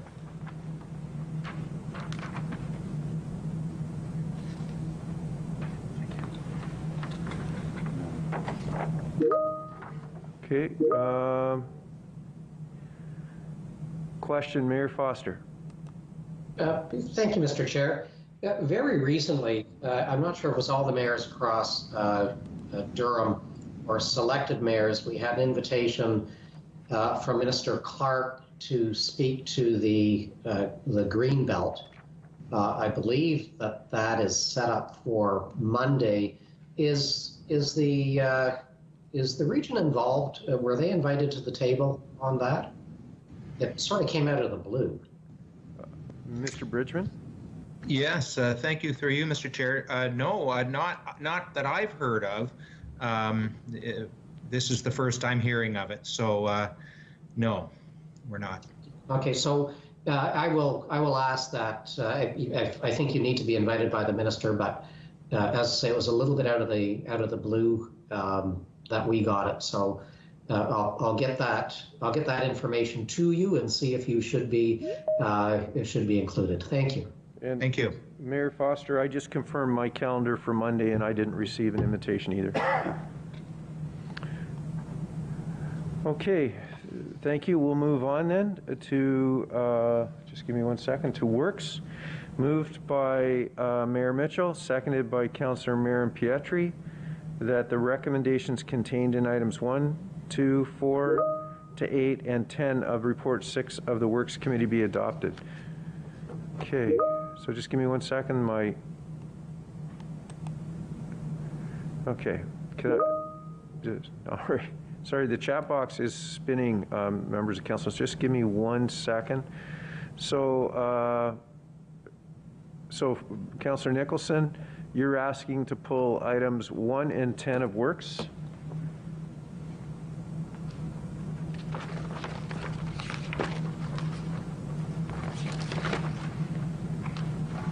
That is correct, Mr. Chairman. Thank you. Councillor, okay, we'll come down 1 and 10. Mayor Foster, you have questions to Works, so we'll come back to you. Councillor Crawford, you've asked to pull item 1. It's been pulled by Councillor Nicholson. Are there any other pulls? Or sorry, Councillor Joe Neal, you've asked to pull 8. Sorry. Yes, I'm, so, item 8 at this yep, point. Councillor Neal, I see it, it's popped up on my screen. Members of Council, I am having difficulty with the chat box, so I apologize. Yeah, I have a question that works, Councillor John Neal. So it's Councillor John Neal has pulled 8. Okay, so on the... Actually, it was Joe Neal that pulled 8, I thought. No, Joe Neal pulled 8. I got questions that works. Okay, I think I got it figured out. All right. So the items that have been pulled are 1, 8, and 10. On the remainder, all those in favor? Aye. Aye. Yes. Aye. Okay. Yes. In opposition? Hearing none, that carries. Councillor Nicholson on item 1. Thank you, Mr. Chairman. I am, to put it succinctly, I'm very disappointed with this report. I had hoped that we would have been somewhat more innovative in our approach. And what I'm seeing here is a report that has 3 major structural problems. One, it's going to cause major problems given that it's going to actually limit the blue box, and that the lids that are being suggested, because they're not attached to the box, may join in the debris that's flowing down the street in a lot of our communities. Secondly, I would have hoped that we could have come up with a solution that wasn't going to ask the Durham taxpayers to reach into their pocket to buy more blue boxes, thus exacerbating their costs and the problems. And lastly, the principle that we have been, I believe that we were trying to address was to take the cost of the blue box program away from the regional taxpayers and transfer it to the producers and the third party. This plan that's being put forward, and we're being asked to reconsider our previous position, in fact, is going to transfer the cost to the taxpayers of Durham. And that the people that are that want to take advantage of putting lids, they're going to have to pay for them. And they may, in fact, then have to pay for extra blue boxes. We were trying to limit the impact on the taxpayers because the local tier is having to clean up an awful lot of the mess from our blue boxes contents blowing down the streets. And now this appears that we're still going to have to make that cost. And now we're asking the homeowners to pick it up as well. And I want to stress that has a more detrimental effect on the lower income families than those of higher income. A few dollars to a higher income family is not a major cost. But when you're a pensioner or you're someone that's living on a fixed incomes and you're barely getting by, especially as we recover from the pandemic, asking them to reach into their pocket to, again, pay for blue boxes and changes to blue boxes that we're initiating at the regional level, I just think is indefensible. Therefore, with respect to all this work that's done on the staff, I would hope either this is defeated, or my preference is it be referred back to staff for further investigation of other options, because I believe this option is simply not supportable. And that's my view. And at the appropriate time, Mr. Chairman, I would ask for a recorded vote. Thank you. Okay, thank you. Councillor Crawford. Thank you, Mr. Chair. Actually, Councillor Nicholson so very eloquently put what I was feeling also. I feel very deflated because I really believed in this project, and I really thought that this was innovation, and really disappointed at the fact that apparently we could not get anyone to take naming rights on this product. I don't know why that would be, but the report does speak to cost to the taxpayer. At Works, we didn't have any indication. While there was a few numbers batted around, do we have any indication as to what we would be charging residents? I know there's a great deal of interest in this for Ajax, and so many residents have asked me about it, and so I'm just curious if this passes, what kind of cost, and when would the lids be available? Ms. Siopis? Thank you, Mr. Chair. This question was posed at Works Committee. I have to defer to Mr. Anello to find out whether or not he's had a chance to respond to any of those questions. He was looking into it. Mr. Anello? Yes, so we did confirm that the cost per lid during the pilot was $11 per lid. And that was for 1,000 lids. So we will have to negotiate with the company based on quantity for a new cost. Once we do have approval, then we would make an order with the company for the lids to be available for purchase. Can you tell me, will the lids look exactly the way they are now?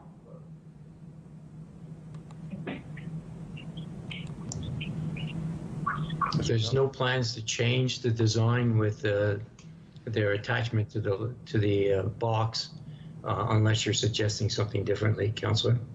No, I'm not suggesting anything differently, not at all. I just know that this lid does work on really just about every single blue box, and I wouldn't want that to be changed. But I like the idea that it's still going to be made out of tire material because it's heavy enough that it doesn't blow away. So I'm just, I'd like to, if it's possible, to understand the timelines and an exact figure, yes, for sure. Okay, thank you. Sorry, those are my comments. Thank you, Chair. Okay, thank you. Next is Mayor Mitchell. Thanks, Mr. Chair. And I mean, I think we all wanted to see a blue box lid program. Certainly, I was talking about this years ago, but since then the ground has really changed, and we only really have a couple of years left before we're not managing blue box anymore. And the report details really fully in item section 5 all the challenges, even if we were managing blue box forever and we wanted to move ahead, because we've all seen the litter on those windy days, and so it's going to take a lot of education, and there's going to be a lot of cost, and that cost is detailed. And if you're going to try and mandate blue box lids, you're going to be forcing households to purchase blue boxes, or else the taxpayers are going to absorb that cost, purchase a lot of lids every year, or else the taxpayers are going to absorb that cost. And our pilot indicates that the usage on a non-mandatory basis is quite low, and it dropped quite quickly. So there's all kinds of reasons why putting this forward now, given our control is so limited, is really just a waste of tax dollars.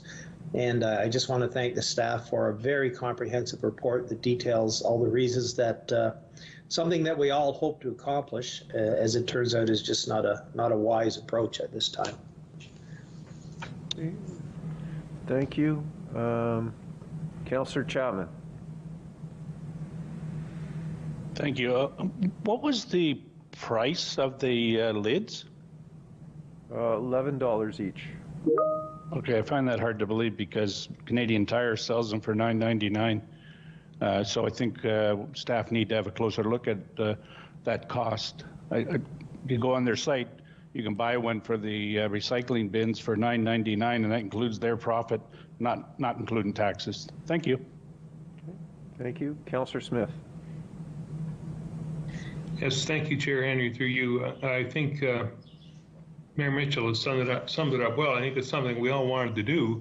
It was a great idea, but especially with the fact that we're only going to be controlling the blue boxes for theoretically another couple of years, and we have found absolutely no interest, or I shouldn't say we, but staff found absolutely no interest in from any third party to advertise or help subsidize the costs on these, then it made it essentially a non-starter, unfortunately. So, thank you. Thank you. Councillor Kerr. Thank you, Chair. If it is to be that we don't proceed with this item at this time, perhaps some communication can be given to residents of a solution that I've used and some of my neighbors, and we simply take the blue bin that has the glass and plastic in it and we stick it inside the one that has the paper. And if that doesn't quite work, you just put a bungee cord over the top, and we haven't had any issues, and we get a lot of wind on my street. So maybe that can be a helpful suggestion to get people through the next 2 years. Thank you very much. Thank you, Councillor Marion Pietri. Thank you, Mr. Chair. Just to add to some of the comments, I do believe that the initiative was undertaken in good faith, and I think that it was ahead of the curve and put us in a position that would be able to afford the community a solution, a creative solution, reaching out and participating with staff and potential suitors, being corporations that would deal in the rubber business or be able to facilitate the kind of recycled materials needed to cover the bins. But having spoken also subsequently at the committee in our past meeting as the vice chair, I would echo the comments made by our chair Mitchell, and just add that I think a lot of this also comes down to common sense and our ability to be able to deal with our recycled waste in a way that is, I think, offers our best judgment, in the sense that if it's a windy day or a windy evening, maybe put the recycling out in the morning as opposed to doing so in the evening and then waking up in the morning and finding it all over the place. There are other solutions, as indicated by Councillor Kerr, but overall, I've heard from residents, and they've said, there are issues from time to time, and God forbid we've got gusts of wind that come in at unexpected times or speeds. We can't prevent that from happening, but we can use our best judgment, some common sense in terms of how we put the waste out, and I think that our staff do a good job of recycling and collecting. So on that basis, I do think, having heard from a lot of residents who aren't keen on having this mandated, also noting the costs, and then overall just understanding that this is maybe a little too far ahead of the curve in terms of our ability to be able to partner with others, maybe because of the pandemic and the costs associated for their companies, or maybe just because there wasn't that take up. I do think that I want to support the direction that that council and the community are taking this in terms of their understanding and need, and maybe in the future we'll take a look at it again. But at this point, Mr. Chair, through you, I completely understand if we're not proceeding, and I support that direction. Okay, thank you, Councillor Leahy. Thank you, Chair Henry. So yeah, I was partly a little sad when I was reading the report just about us not taking on the LID program as we proposed back in 2019, but totally understand where staff is coming. I'm fully supportive of the recommendation before us. I did speak to a number of residents about the opportunity for the lids and how many are doing them. I don't know about many of you, but I've got like sometimes 6 or 7 recycling boxes full. So having to buy all those lids, storing the lids, using it, there were pros and cons, and as Councillor Chapman mentioned, I guess there is a private sector solution through Canadian Tire, and if there's enough interest in residents, they have that private option of taking those lids themselves. So I appreciate this pilot, appreciate all the effort that was put into it, but I think it's the right decision that's here before us, and support staff's position. Thank you. Okay, thank you. Just give me 1 second. Councillor Mulcahy.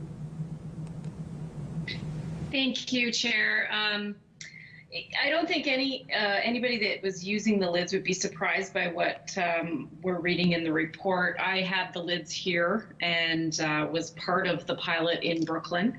But as the accessibility rep, I have to say that I myself had a lot of trouble with these lids on these bins with arthritis in my hands.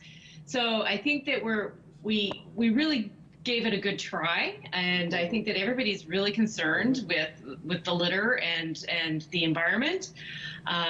There might be a better solution out there, but I don't think this is one, and this is why we pilot. And this is ultimately what we found out in going through the process. And I really appreciate staff's efforts on this, because I know there was a great deal of thought put into it, but unfortunately, I just can't see it working, and I haven't heard from those that were involved in the pilot in my area that there was substantial support for continuing with the lids, and you know, I can appreciate why. So, but thank you to staff.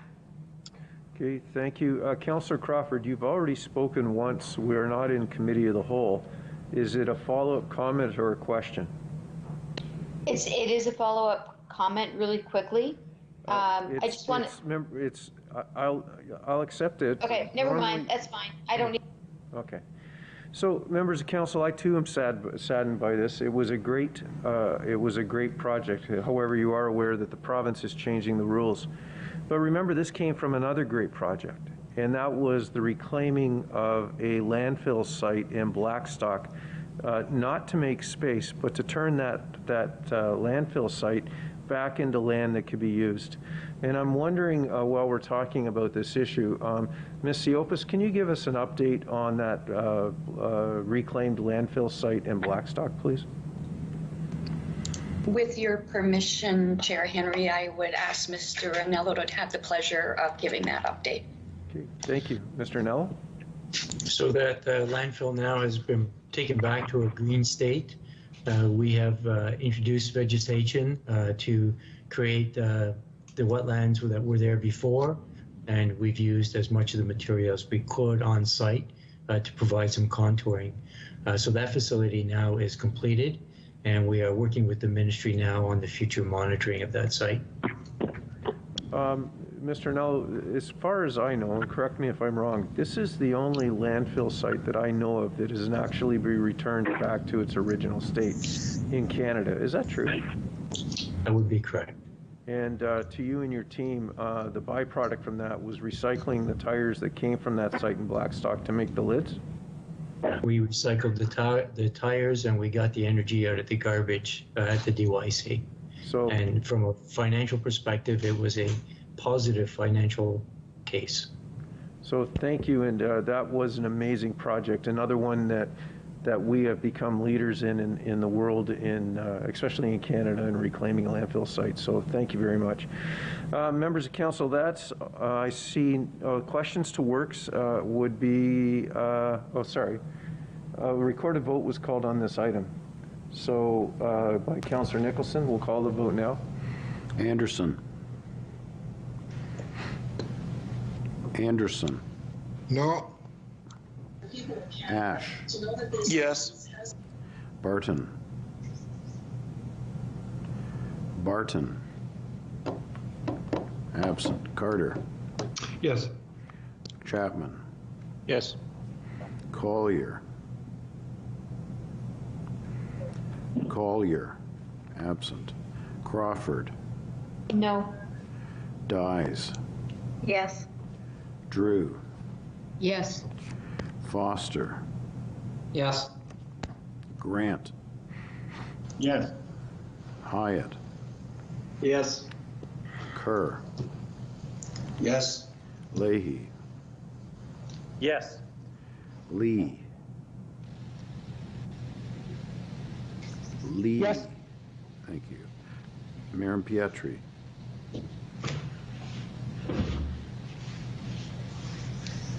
Marin Pietri, absent. McLean. Yes. Mitchell. Yes. Mulcahy. Yes. John Neal. Yes. Joe Neal. Yes. No. Nicholson. No. Pickles. Yes. Roy. Yes. Ryan. Yes. Smith. Yes. Watson. Yes. Yamada. Yes. Chair Henry. Yes, and Mayor Barton's a yes. That carries.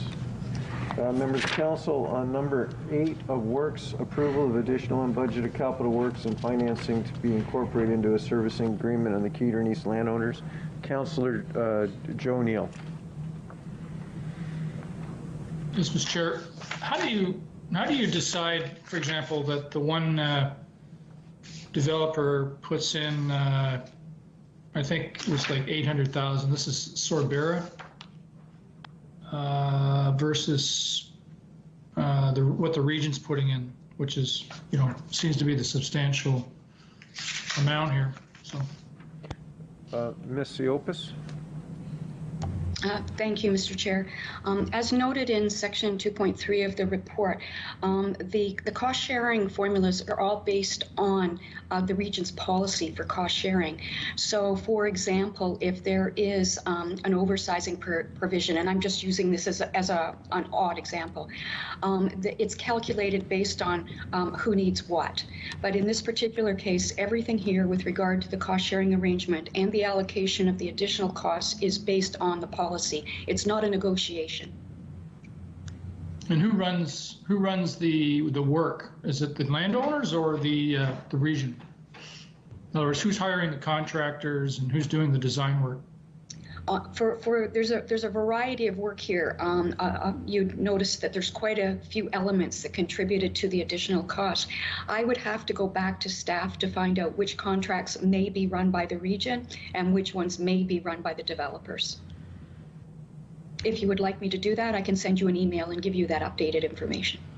That's fine. I guess what I'm wondering is, are we writing a check to some developer or group of developers, and then they sort of, decide, then they send on some to their engineers, or how do we have final cost control is what I'm getting at. We pay related to actual costs. We don't outlay money based on estimates. Okay, thank you. Okay. Any other questions to item 8?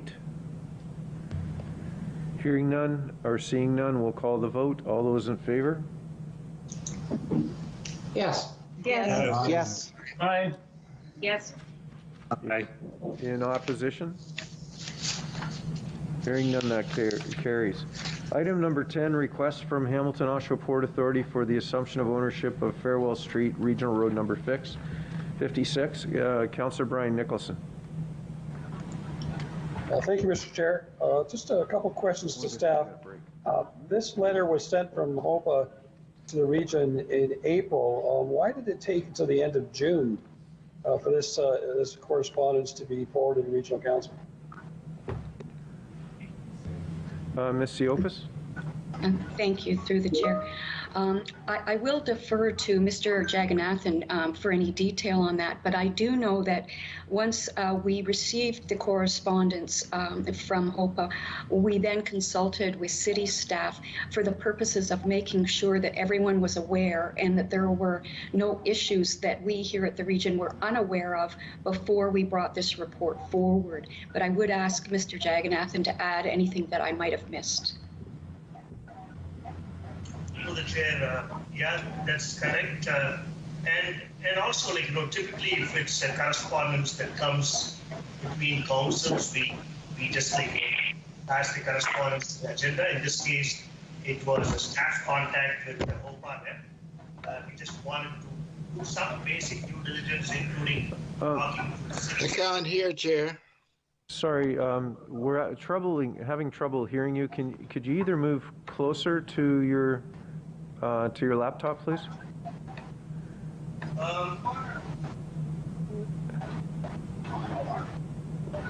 Yeah, can you hear me better, Chairman? No, the sound still is not great. I'll look for some help. Is there help that we can provide internally here?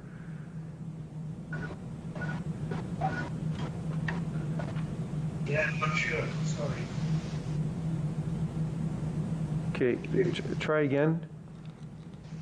Can you hear me now, Chairman? Barely. Wow, okay.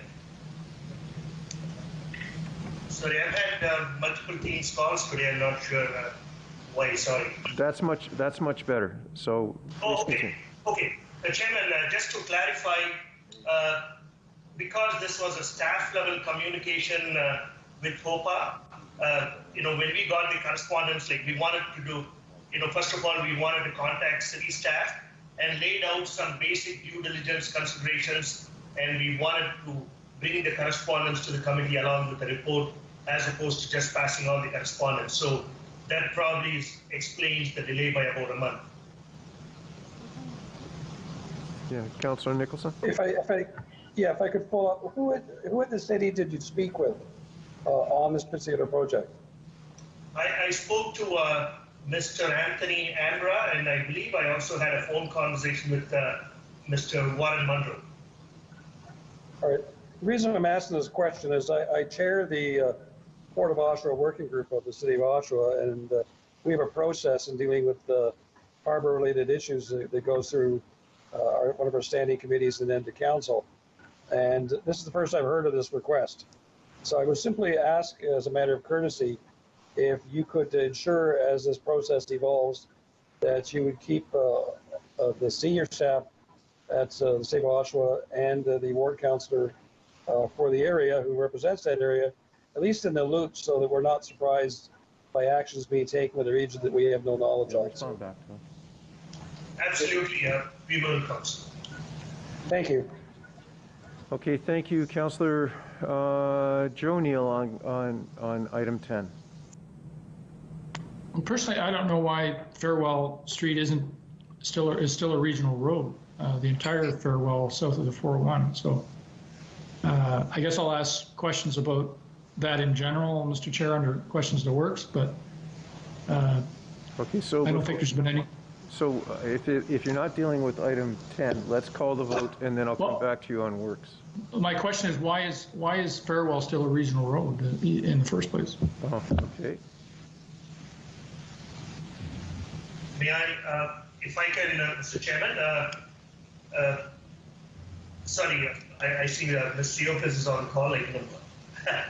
Yeah, through the chair to the councillor, Farewell, just like many other roads in Oshawa and as well many other roads across the region, are part of the road rationalization transfer candidates, and discussions continue between the region and the local area municipalities.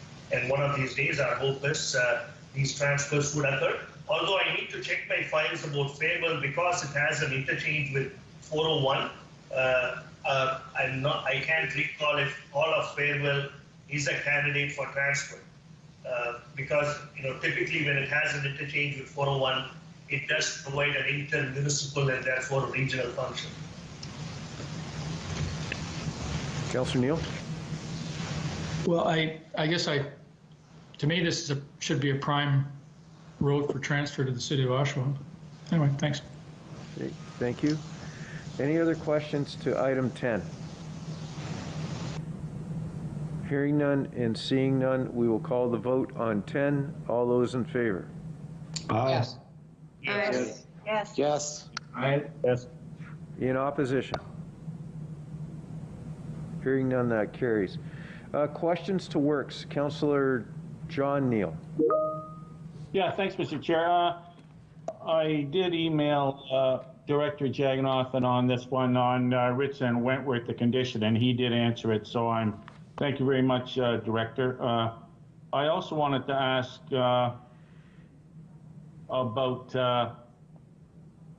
Durham Region, and we had an overview from Mr. Triverin on regards to Durham Region contracts when there's fill involved.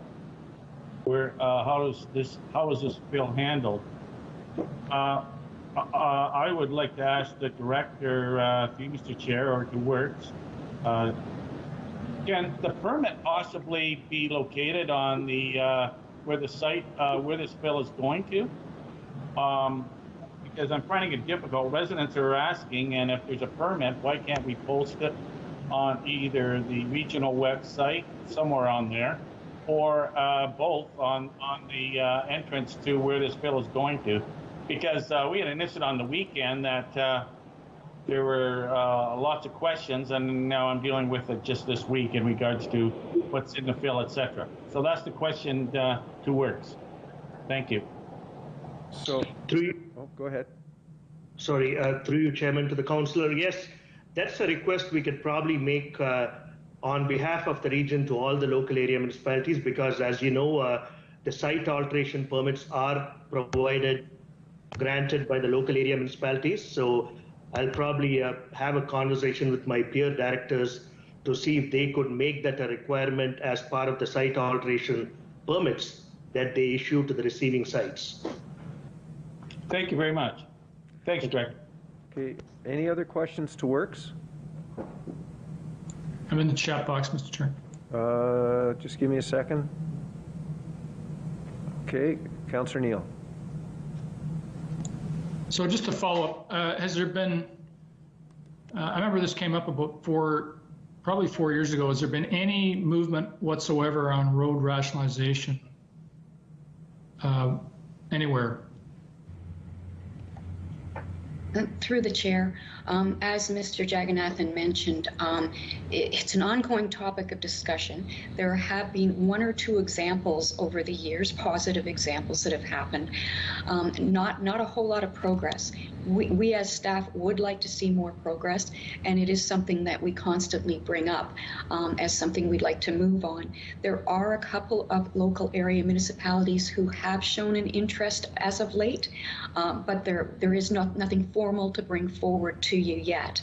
I will ask Mr. Jagannathan whether or not he's had any very recent conversations with the 1 or 2 municipalities who've shown an interest. Through you, Mr. Chairman, unfortunately, there hasn't been any momentum in the recent months. The last discussions I had was with the town of Ajax, and I believe they are working through a possible transfer. Other than that, discussions are happening, but I would say not with a whole lot of momentum.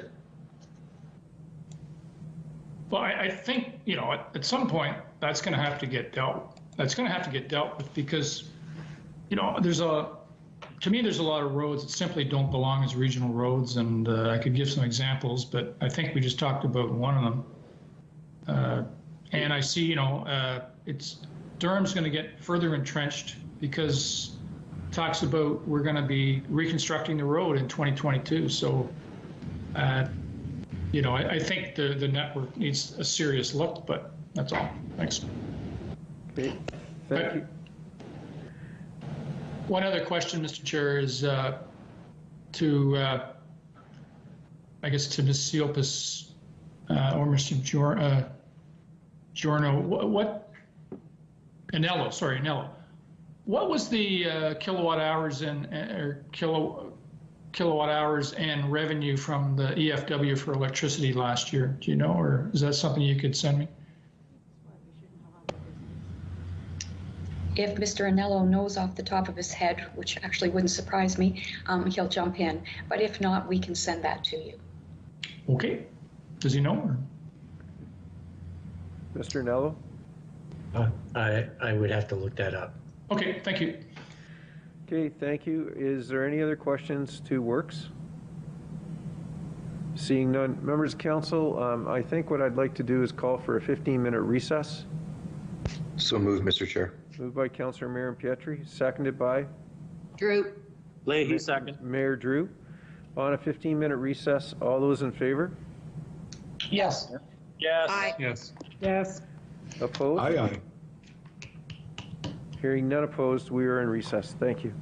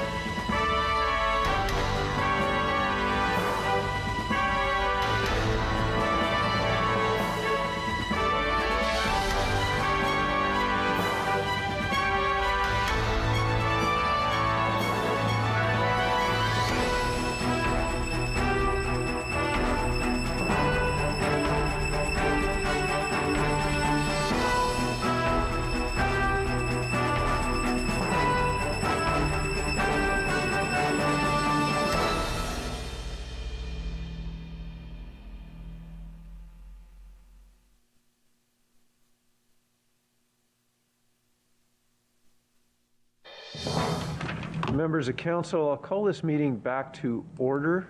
Mr. Clerk, would you do a roll call, please? Anderson. Anderson. Absent. Ash. Ash. Absent. Barton. Barton. Chair, I think we should just pause and see if we're streaming.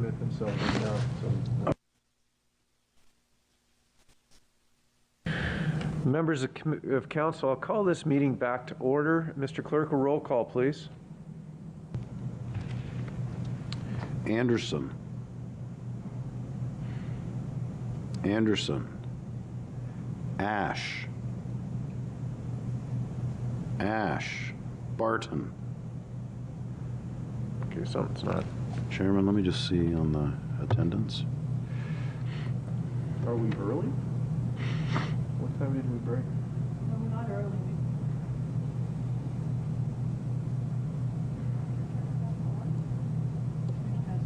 There's Councillor Pickles, so it's... Let me just ask David if he... Councillor Pickles, can you hear me? David, can you hear me?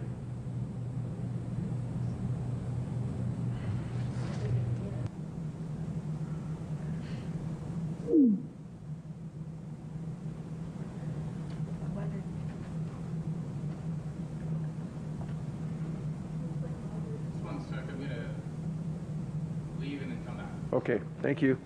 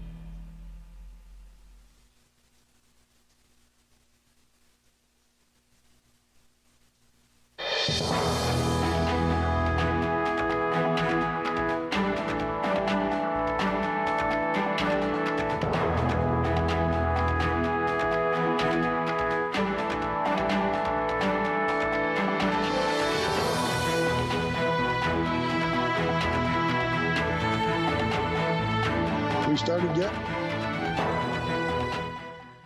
Councillor Pickles, I have you on my screen. Can you hear me? Yes, I can. Thank you. Members of council, we had a bit of a technical challenge here getting the meeting back up online, but Roger, who is our IT professional in the box, has done an amazing job. Thank you, Roger. Members of council, I'll call this meeting back to order. Mr. Clerk, if you could do a roll call, please. Anderson.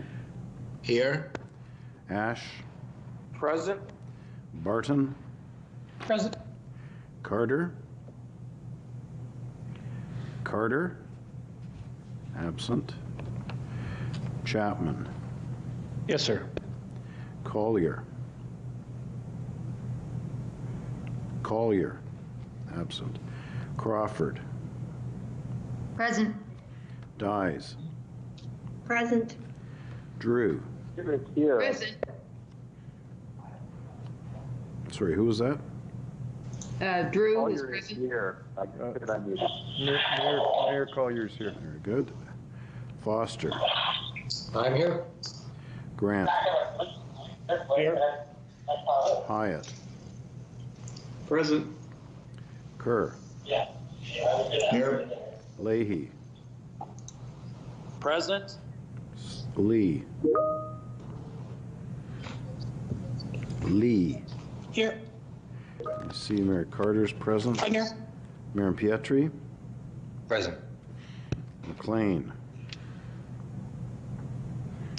McLean. Here. Mitchell. Here. Present.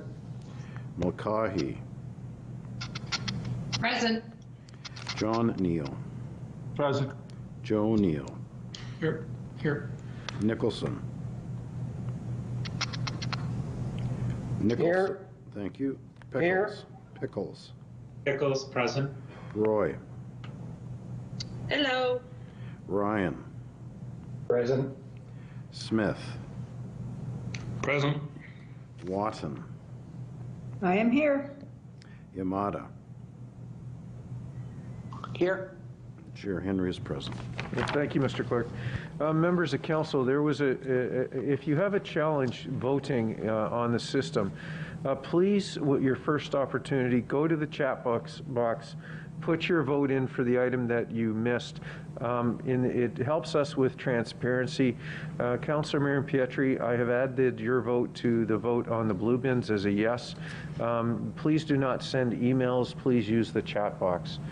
Members, yeah, I appreciate that, Mr. Chair. But with the issue of Wi-Fi and the freezing of surfaces at times, as you've indicated in the council chamber, we at times have the same issue here. So the only way to be able to communicate is via email sometimes. So I appreciate your direction. yeah, but at the first opportunity, please put it into the chat box for the record. And thank you for bringing that to our attention. Members of council, we're into Committee of the Whole reports starting on page 66. Can I get a mover and a seconder, please? Councillor Lee. Move it. Okay, Drew. Councillor Lee and Councillor Leahy. I think were the two voices I heard. Just give me a second. Okay, so items to be pulled. So items to be pulled, I'm going to the chat box, so give me 1 second. Items to be pulled, Councillor Neal, 2, Councillor Joe Neal, 4 and 5. That's Councillor Joe Neal. Okay, are there any other pulls? Okay, I'll call the vote on the remainder. All those in favor? Aye. Yes. Yes. Yes. Aye. In opposition? Hearing none, that carries. Councillor Joe Neal on item number 2, the Durham Scarborough Rapid Transit Study. Yeah, thanks, Mr. Chair. So I don't support this for a couple of reasons. First of all, I think the cost is massive versus the benefits.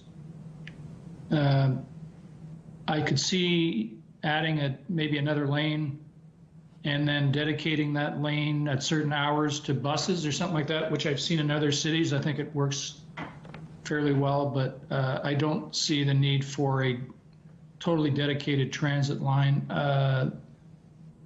The other issue to me is I think it's going to negatively affect the businesses in downtown Whitby and the businesses in the city of Oshawa. So I think it's important to protect as much as we can those as viable businesses. I think this is going to hurt that, and I am a frequent visitor to downtown Oshawa, for example, and I can see where that's going to cause some big problems, and it may spur residential growth, but in those areas, but I don't think it's going to help the businesses. Recorded vote, please. Okay, recorded vote at the appropriate time. Any other member of council wishing to speak to item number 2? Mr. Clerk, seeing none and hearing none, we'll call for a recorded vote, please. Anderson. Yes. Ash. Yes. Barton. Yes. Carter. Yes. Chapman. Yes. Collier. Yes. Crawford. I guess I have to say yes. Dyes. Yes. Drew. Yes. Foster. Yes. Grant. Yes. Hyatt. Yes. Kerr. Yes. Leahy. Yes. Lee. Yes. Mayor Pietri. Yes.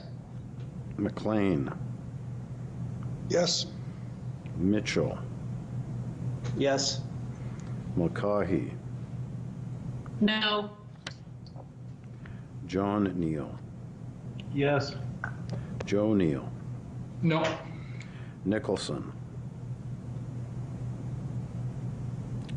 Nicholson, absent, No. No. negative, Pickles, Yes. Roy, No. Ryan, Yes. Smith, Yes. Watton, Yes. Yamada, Yes. Chair Henry. Yes, that carries. We'll move on to item number 4, Organics Management Solution Update, request for pre-qualification. Councillor Joe Neal. Well, I have a motion, Mr. Chair, that I think... Councillor Neal, then may I suggest to you that you might want to put a motion on the floor to bring item 10.2 forward to this item? Okay. All right. You need I'll to do do that. that, not me. Okay, I'll move in that. You're moving the motion to bring that item forward? Yes, please. Okay, you'll I'll need... second that, Mr. Chair. It's Foster. Seconded by Mayor Foster's to move item 10.2 to item 4. I will call comments or questions. I'll call the vote then. All those in favor? Yes. Yes. Yes. Yes. Yes. Okay, Yes. in opposition? Hearing none, the item is moved to item 4. Councillor Joe Neal. So I guess, do I get to speak to the motion first, Mr. Chair? No, please wait just 1 second.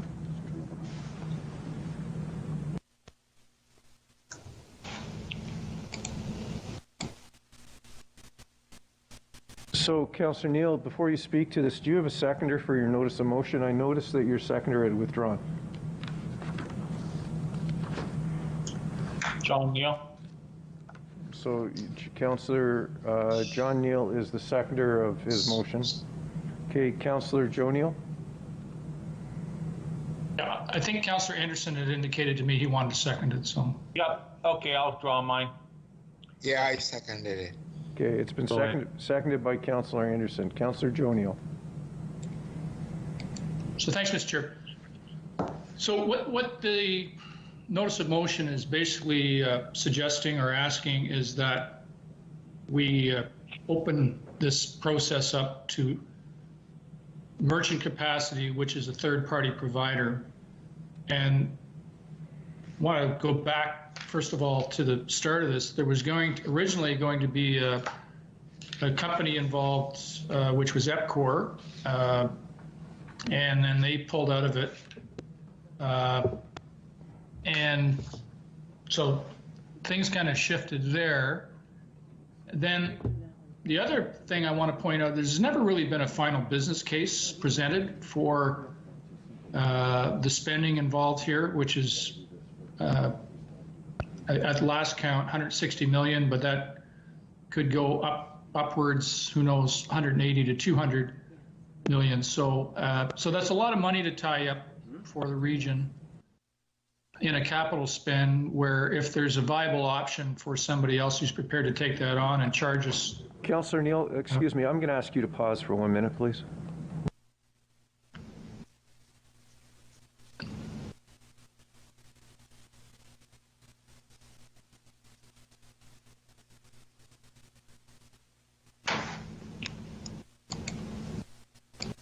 So, Councillor Neal, there's a procedural thing that we have to do to make this work. So in order to, I'm going to have the clerk explain it because it's a little complicated. So before you speak any further. Through you, Mr. Chair, we have a motion before us. It's two parts. The first part is a motion to reconsider. That has to be adopted first before you can really get into the body of the debate, which would be about the contents of Part B. So I think you need to vote on Part A first without any further discussion. So we need a... Okay. It's A. Yeah. You should put the motion A. So, Councillor Neal, understanding what the clerk has just said, so just let me get to. So what we need to do is deal with Part A first. Is that debatable, Mr. Chair? I believe it's debatable, is it not? Sorry, let me check with the clerk. Sorry.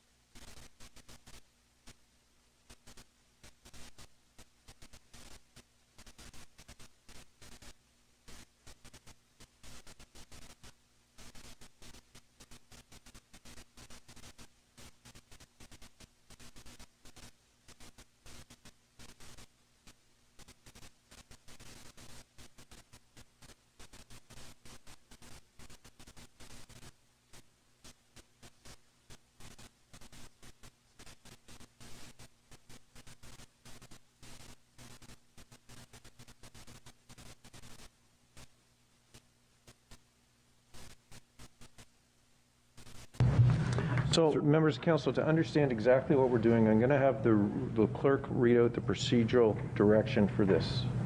So, members of council, through you, Chair, I'm referring to section 1915 of your procedural bylaw.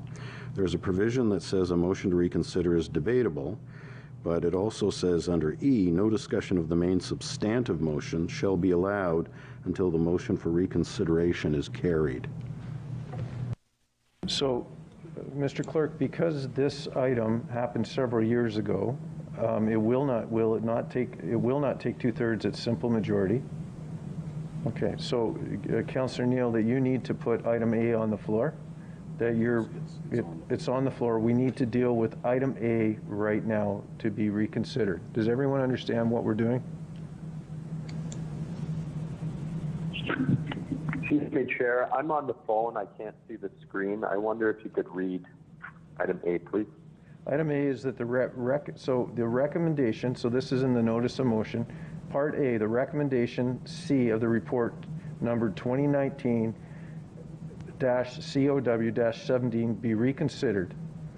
And then it goes to the next item B. But before we need to get to, in order to do this, we need to get 50%, 50+% of council to do this. Simple majority.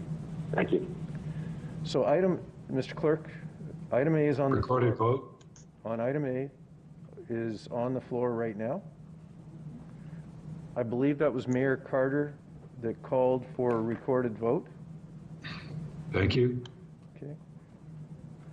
Mr. Clerk? So I wanted to address the reconsideration part, Mr. Chair. That's debatable, yes. Okay. So, but it is a very fine line here, Councillor Neal. No, I understand. So I think that it should be open, or council should be open to looking at all options, given the money involved and the change that happened after EPCOR dropped out. So that's all. So I think it behooves council to spend regional taxpayers' money wisely on such a massive project like this. So, okay. So I'm simply asking that we open the previous motion up to take a second look at it. That's all. Thank you. It takes a simple majority. A recorded vote has been called by Mayor Carter. Sorry, my screen. Mayor Mitchell. Mayor Mitchell, you have a comment? I guess I'm not clear. Is this a debatable item or not? So what we need to do is we need to get it onto the floor for reconsideration. That because this is an item that is not in the current year, it doesn't take 2/3, it takes a simple majority. So we're talking. No, I understand that. And the mover of the motion just made some comments in favor of it, so I'm just wondering if you're allowed to make comments opposed to it. Yes, but it's a very fine line in your comments. So, Councillor Mitchell, will if it gets, or Mayor Mitchell, if it gets out of the direction that needs to happen, I will stop you. How's that? Sure. Well, my comments simply are that this council considered it appropriately in the past and discussed it fully based on staff advice and made a decision, and there's no meaningful change in circumstance that invalidates that decision.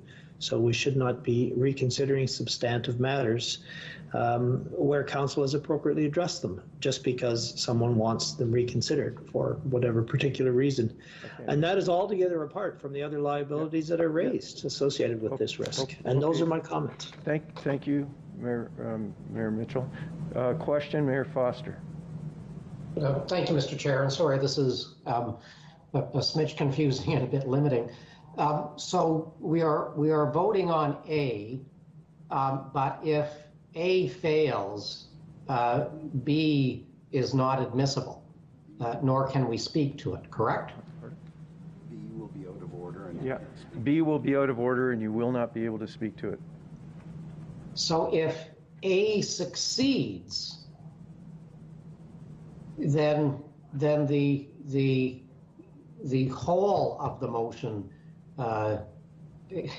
So if A succeeds, what does that mean? You know, do you follow my confusion here? I understand in that if A passes, B is on the floor. So what would, and who knows, but what would happen if B failed? Okay, something else would come forward. So thank you, Mr. Chair, Mr. Clerk, for the for that, and I'll echo Councillor Neal on that. Thank you. Okay. I see no other questions in the chat box. I'm calling the vote now, Mr. Clerk, on item A. Anderson. Yes. Ash. No. Barton. No. Carter. No. Chapman. No. Collier. Yeah. Crawford. No. Dyes. No. Drew. No. Foster. Yes. Grant. No. Hyatt. No. Kerr. No. Leahy. No. Lee. No. Councillor Marion Pietri has a declaration of interest. McLean. No. Mitchell. No. Mulcahy. No. John Neal. No. Joe Neal. Yes. Nicholson. Yes. Pickles. No. Roy. No. Ryan. No. Smith. No. Watton. No. Yamada. No. Chair Henry. No. Loses. So that loses. Councillor Joe Neal on item 4. Thank you, Mr. Chair. I guess the concerning part here is the technology for the sort is not really a proven technology that I understand, at least in North America. The large percentage of the funds for this are going to be borrowed. So I guess we'll be using up our AAA credit rating to the max because most of the funds are being borrowed. And I just want to mention a couple of things here. I note that on this there was something called Know the Facts that was sent out to Clarington residents. about Durham Region's anaerobic digestion facility. I just had a couple of questions because it relates to this whole project. So is it says the facility will obtain an environmental compliance approval. Is that correct? It says or permit issued by the Ministry of the Environment. Ms. Siopis? Through the chair, yes, that's correct. So which one will it be? Will it be the ECA or the quote permit? We'll work with the ministry and we will achieve whatever requirements they put in front of us. So is that a public process or just region to MECP? It's region to MECP, but there's nothing confidential about it. Okay. If that's what you mean. Will Clarington be participating in that, or? I wouldn't imagine that there would be any participants besides the region and the ministry in terms of doing all of what we need to do to meet their approval requirements. Okay. It also says that it'll take garbage from apartments and condos. Is garbage from apartments and condos currently going to the EFW? Yes, for a number of multi-residential units, the garbage in black bags is going to the EFW. Okay. And it says it'll delay, potentially delaying the need to expand the Durham York Energy Center beyond the year 2035. So is that a realistic prediction? Yes, it is. Both the Durham region and York region have done detailed forecasts to be able to offer up that number. Okay. And is that beyond the 160,000 ton mark, or which mark are we talking about? 160,000 tons. Okay. You wouldn't put that in print. I mean, that's a fact, right? So it shouldn't. You're saying with the construction of the pre-sort and anaerobic digestion facility, the EFW should not be expanded beyond 160,000 tons until after 2035. That's correct. Okay. So the last thing I think that was left out of this brochure is it stated that the new mixed waste pre-sort and anaerobic digestion facility will be in Curtis next to the Durham York Energy Center. It didn't mention anything about being close to the future waterfront park in Curtis. I just think that was an oversight on the part of, if you're going to send this out to Clarington residents, I think that's something that maybe should have been included, but that's just my opinion. And also, I would note that Clarington had previously sent a whole list of planning issues around this facility to Durham region, and none of which were considered, at least at the regional council level. So Mr. Chair, I'm going to just conclude by saying this obviously is going down. The train is clearly leaving the station on this. I think Durham region taxpayers in the end are going to bear the cost of what could be some fairly experimental technology, which is the separation proposal. And again, it's not being used in North America. So I will ask for a recorded vote. Thank you. Thank you. Mayor Foster? Thank you, Mr. Chair. So, Mr. Chair, through you, in the report or the memo, I'm sorry, I can't recall which it was, there was note of a couple of other municipalities that were using this. I think that's the first time that I've read that. And we heard earlier from one of the delegates that other municipalities had made definite decisions to not use this, that being the pre-sort. Can you shed some light on that? Ms. Siopis? Thank you, Mr. Chair. Granted, there are not a lot of facilities in North America, in Canada, of this sort. and that we will be one of the front runners, no question. I would have to defer to Mr. Anello with regard to locations of existing facilities. I will say, however, that through this process, we have done a lot of research on what works and what doesn't work. And through that research, we will apply all of that knowledge to evaluating the RFPs when they come in to ensure that we have technology that does work. Mr. Anello, is there anything you can add to that? We are aware of other municipalities right now that are going out looking for the same capabilities for a mixed waste pre-sort in Canada that have been looking for that.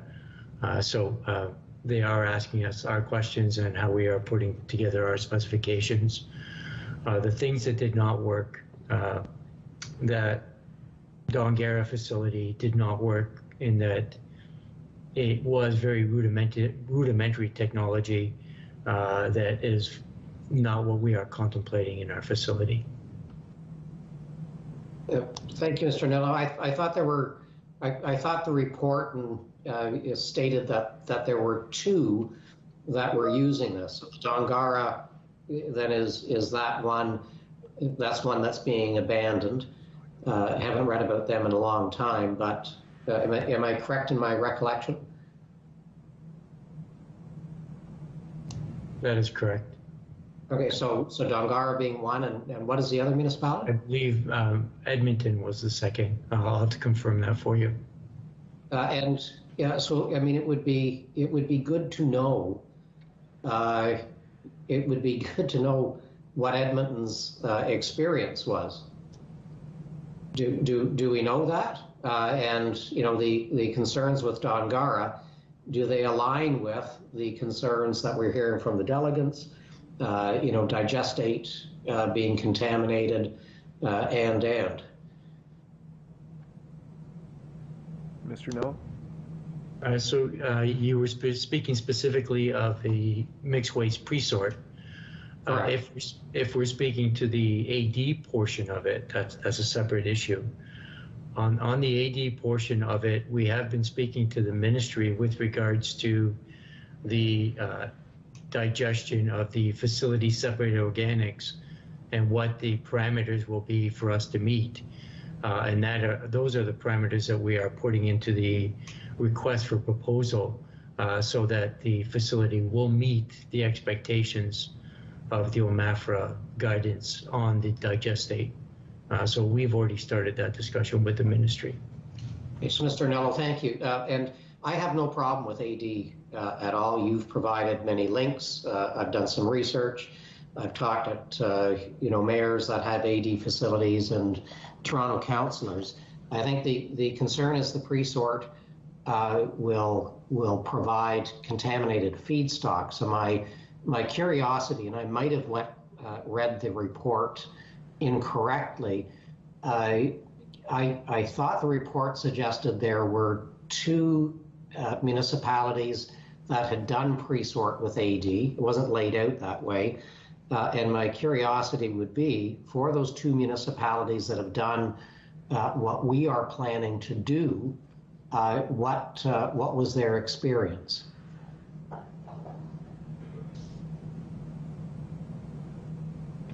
Mr. Noel? I will have to get back to you on that specific question with regards to their experience.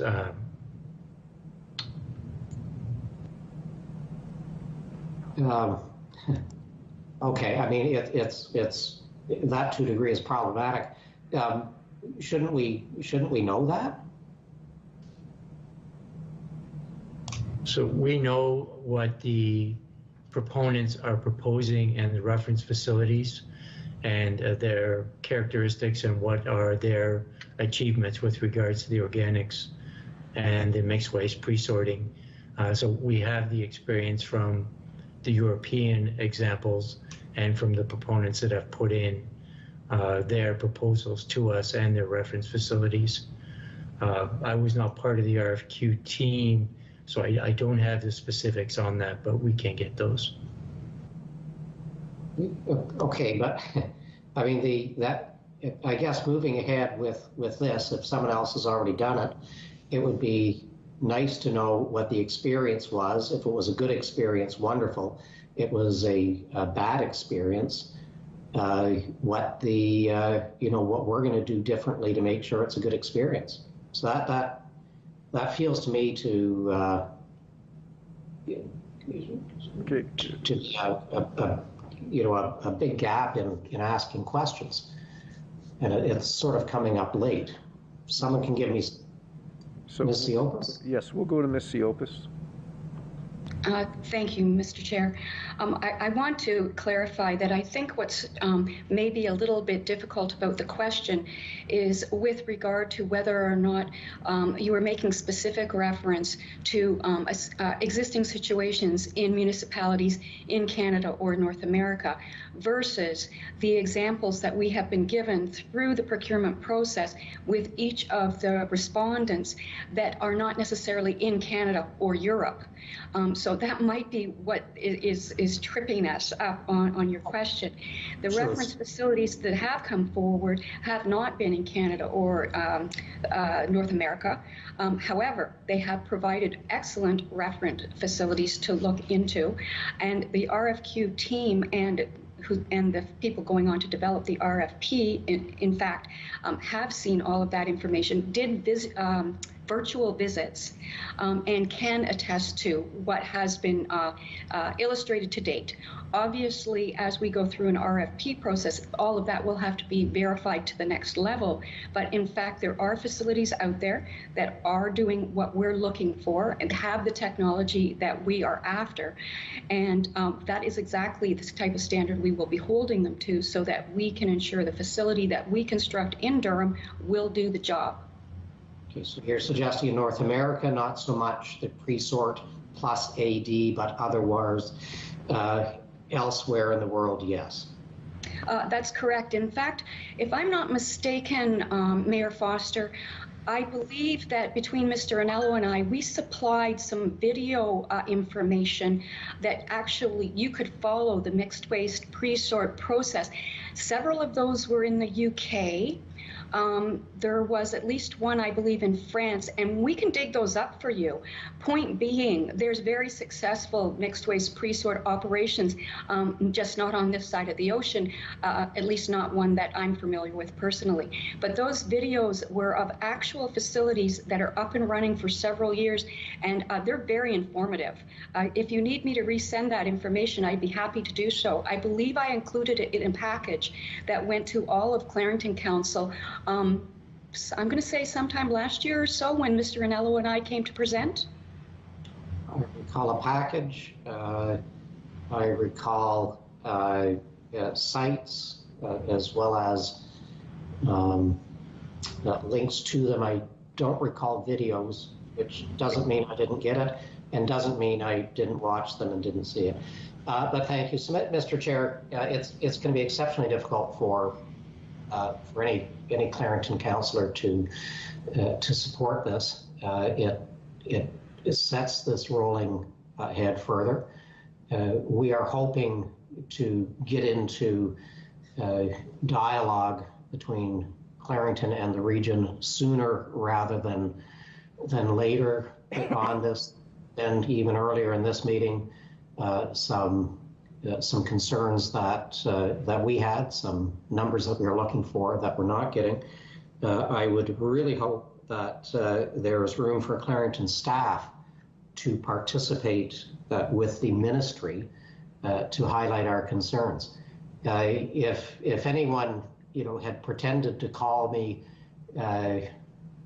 in opposition to this, and you're all aware of the flyers and ad campaigns and signs that have been up, you would have heard me suggest that to a degree,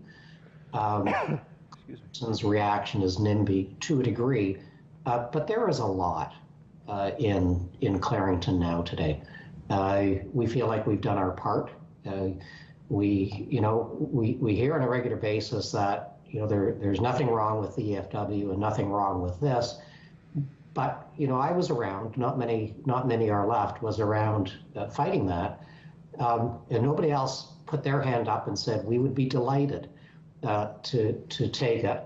I've heard quoted in chambers here that Clarington streets were paved with gold because of the deal we cut with the EFW. And I can absolutely categorically suggest that is not the case, and I will be delighted to talk with councillors about it. And you see, again today, the impact on our community of a project that was pushed forward many years ago. We're dealing with it. The community has concerns. So thank you for answering the question, staff. Thank you, Mr. Chair. Thank you. Councillor Leahy is next in the chat box. Thank you, Chair Henry. So I have a couple quick questions of staff just for clarity. So from my understanding of the report and looking at that example, like there are no other examples that we could find that have both the mixed weight pre-sort and the anaerobic digestion and incineration, correct? That's correct. Yeah, and that while the anaerobic digestion, there's a lot more examples, the real risk is around the mixed weights pre-sort, because there just weren't a lot of examples of that successful in North America, correct? In North America, that's correct. However, I'd be happy to provide those links to the videos of very successful plants in the UK. Yeah, no, and I appreciate it, and I would be very interested. And I'll just move into my comments there, Mr. Chair. So really appreciate the education process. Like other members of council, staff have provided some great detail in all these reports and all of our discussions about anaerobic digestion. I had no idea I would be so well versed on it a couple years ago as I am today. And this also great leadership of the region of Durham for us to look at mixed waste pre-sort and anaerobic digestion, which is going to delay the expansion of our incinerator, which aligns with we've declared our climate change emergency to minimize our overall emission targets. So to me, it's just, it's great to see the region, if we pass this again today, take that leadership position, show the rest of the municipalities and the GTHA and Ontario what we can do to deal with our own waste in our own community, not have to expand into landfills, and do our part to take advantage of these new technologies, show them how it's done, so how we do it here in Durham, and get other communities on board on the best way to manage our own waste. So fully supportive of the report that we have in front of us and the great leadership position that we're taking here in Durham. And I thank staff for all their great efforts to date. Thank you. So thank you, Councillor Anderson. Thank you, Chair, and thank you, Mayor Foster, for your probing questions. Those are the questions I would have asked. But based on the answers today, I'm not going to be as generous as you are by saying any councillor in Clarendon wouldn't support this. Any reasonable person could never support this based on the answers they received today. And if that's the case and you are supportive of it, why move it to your municipality and find councillors there that would support this based on the answers? So Clarendon is really the guinea pig or whatever you have for this. I don't think we weren't allowed to explore this. It's not my municipality. Let it go to Clarendon. And that's the approach that has been taken from day one.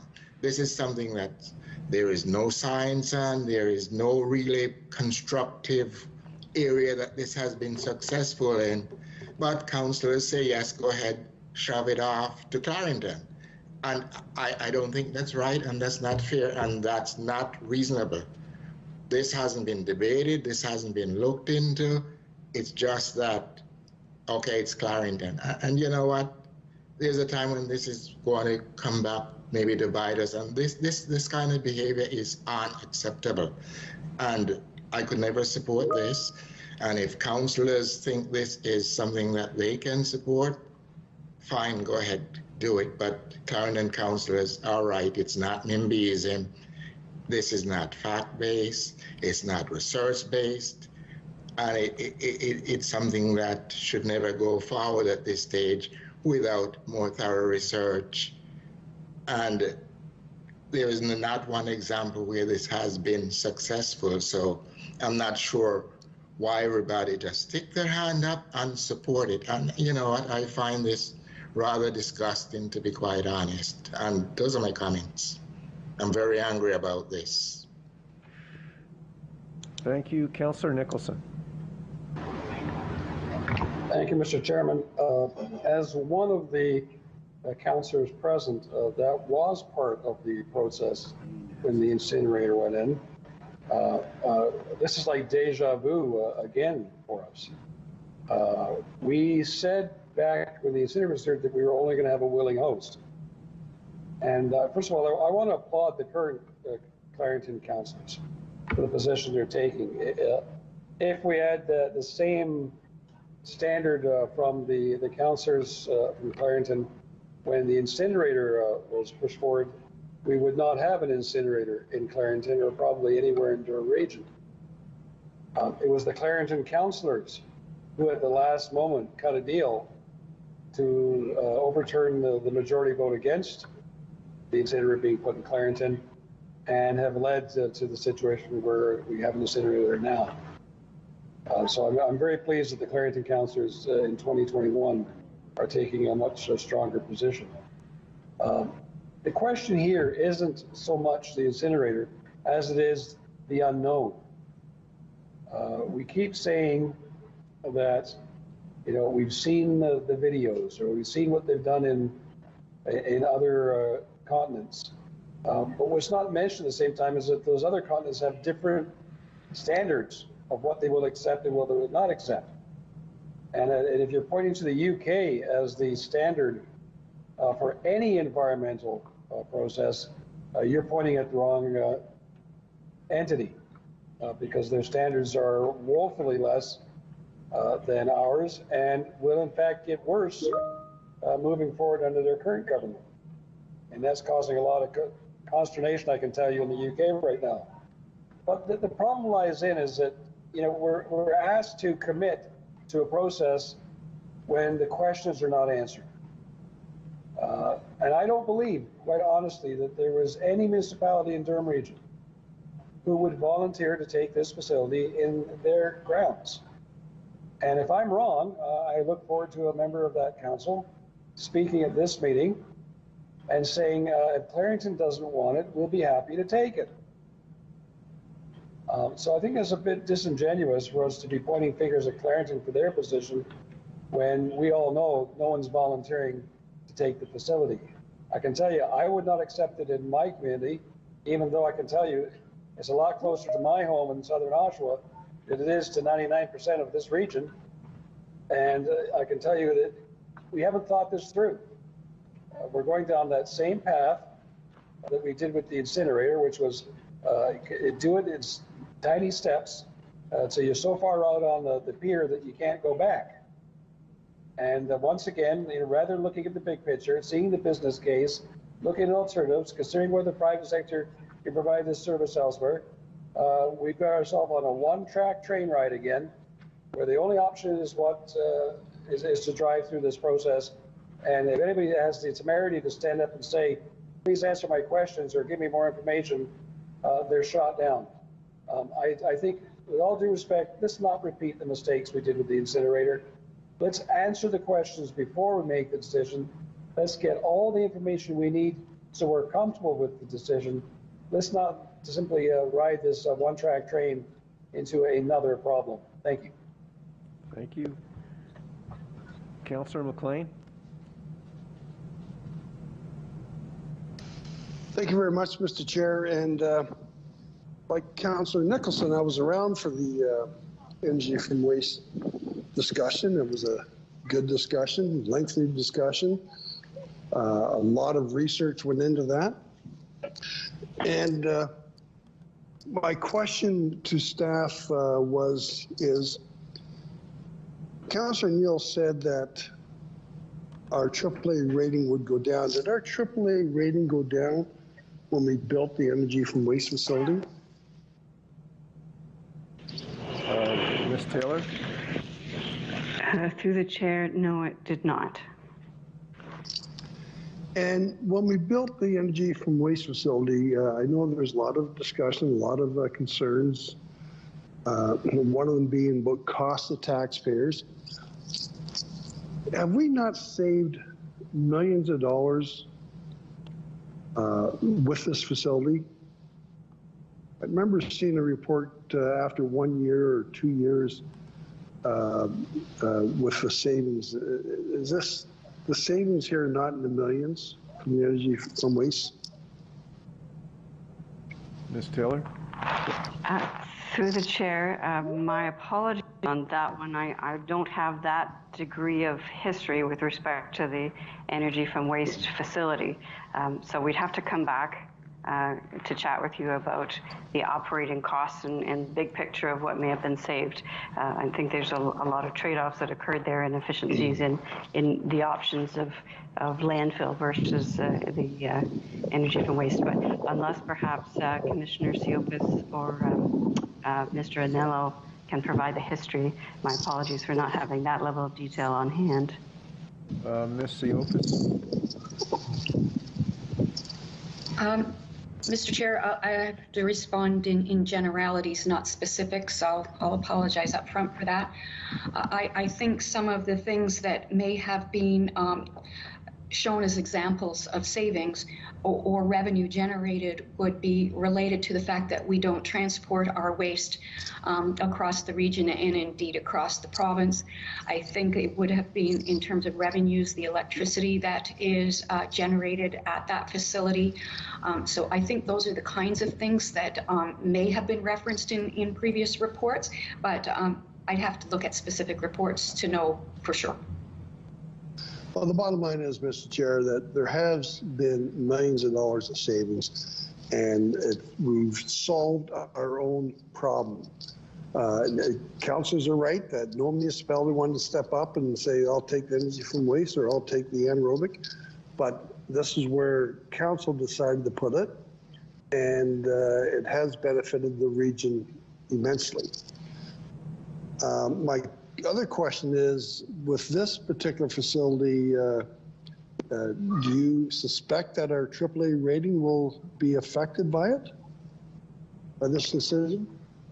If I may, through the chair, when we went through our recent credit rating, the credit rating agencies asked for our forecasts on what debt we would be incurring, and this one was specifically included because it was in the 2020 budget.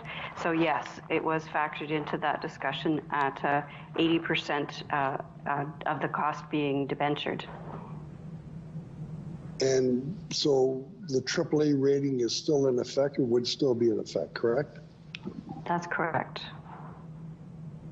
So when a councillor makes a comment that's going to affect our AAA rating, that's really not a factual-based comment. It's more. That's not point of order. That's not what I said. That's more of a. I have the floor. Members of council. I have the floor. Sorry. When you make an members of council. Members of council. I'll call you to order. Now, Councillor McLean had the floor. Councillor Neal, you raised Councillor Joe Neal, you raised a point of order. Yes.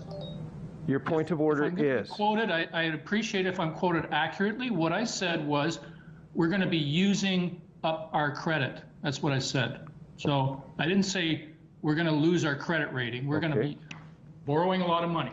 Okay, that's what I said. You said no. Hey, members of council. Councillor Neal, I call you to order. Look at the video. Councillor McLean, I call you to order. Now, this has been a very long meeting, a very complicated meeting. We're getting towards the end of the day, and I understand that you may be tired. So we are going to finish this up. Councillor McLean, are you finished with your comments? I think I better leave it at that, Mr. Chair. Thank you. The next, that exhausts the members of council that are in the chat box. And members of council, I'm going to give you, not allow cross debate, and we're going to maintain decorum for the rest of this meeting, and we will continue.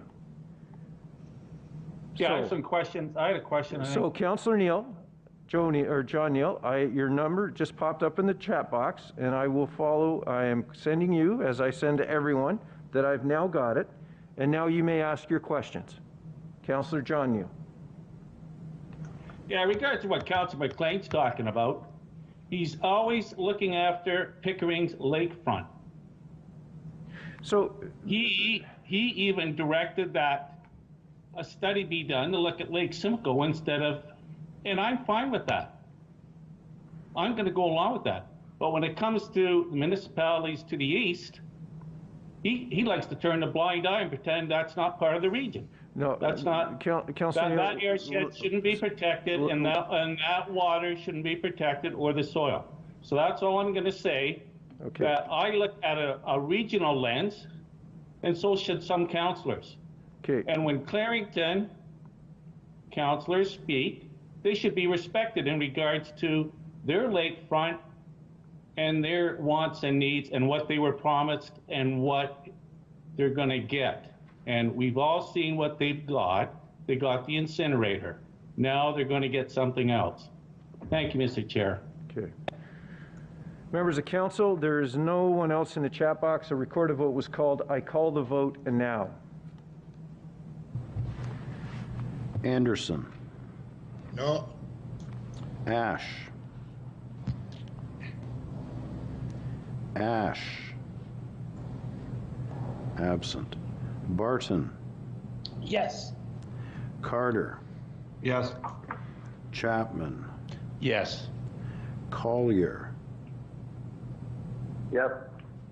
Crawford. Yes. Dyes. Yes. Drew. Yes. Foster. No. Grant. Yes. Hyatt. Yes. Kerr. Kerr, absent. Leahy. Yes. Lee. Yes. Councillor Mayor Pietri has declared his interest. McLean. Yes. Mitchell. Yes. Mulcahy. Yes. John Neal. No. Joe Neal. No. Nicholson. No. Pickles. Yes. Roy. Yes. Ryan. Yes. Smith. Yes. Watton. No. Yamada. Yes. Chair Henry. Yes, that carries. Mr. Clerk, in the chat box, Councillor Ash is having problems. He voted yes. Okay, members of council, we'll move on to item number 5, standardization and sole source acquisition of building systems and equipment for the Durham Regional Police Service Complex Phase 2. Councillor Joe Neal. Thank you, Mr. Chair. So I guess my first question on this is, this proposed is to build a 121,000 square foot, quote, regional support center. So how much space is being used up by, wherever this is located right now? I think I will go to Jenny DeManuel if Jenny is on the call here.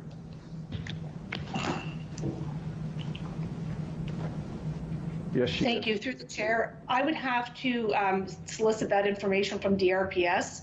Some of the units that are being centralized are coming from other facilities within the region, and there is a leased facility in Curtis Court, which we will discontinue leasing once the Regional Support Center is up and running, where the evidence and property are located. But I mean, is that like a 10,000 square foot facility or no more than 10,000 square feet? I mean, it's nowhere near 121,000 square feet, right?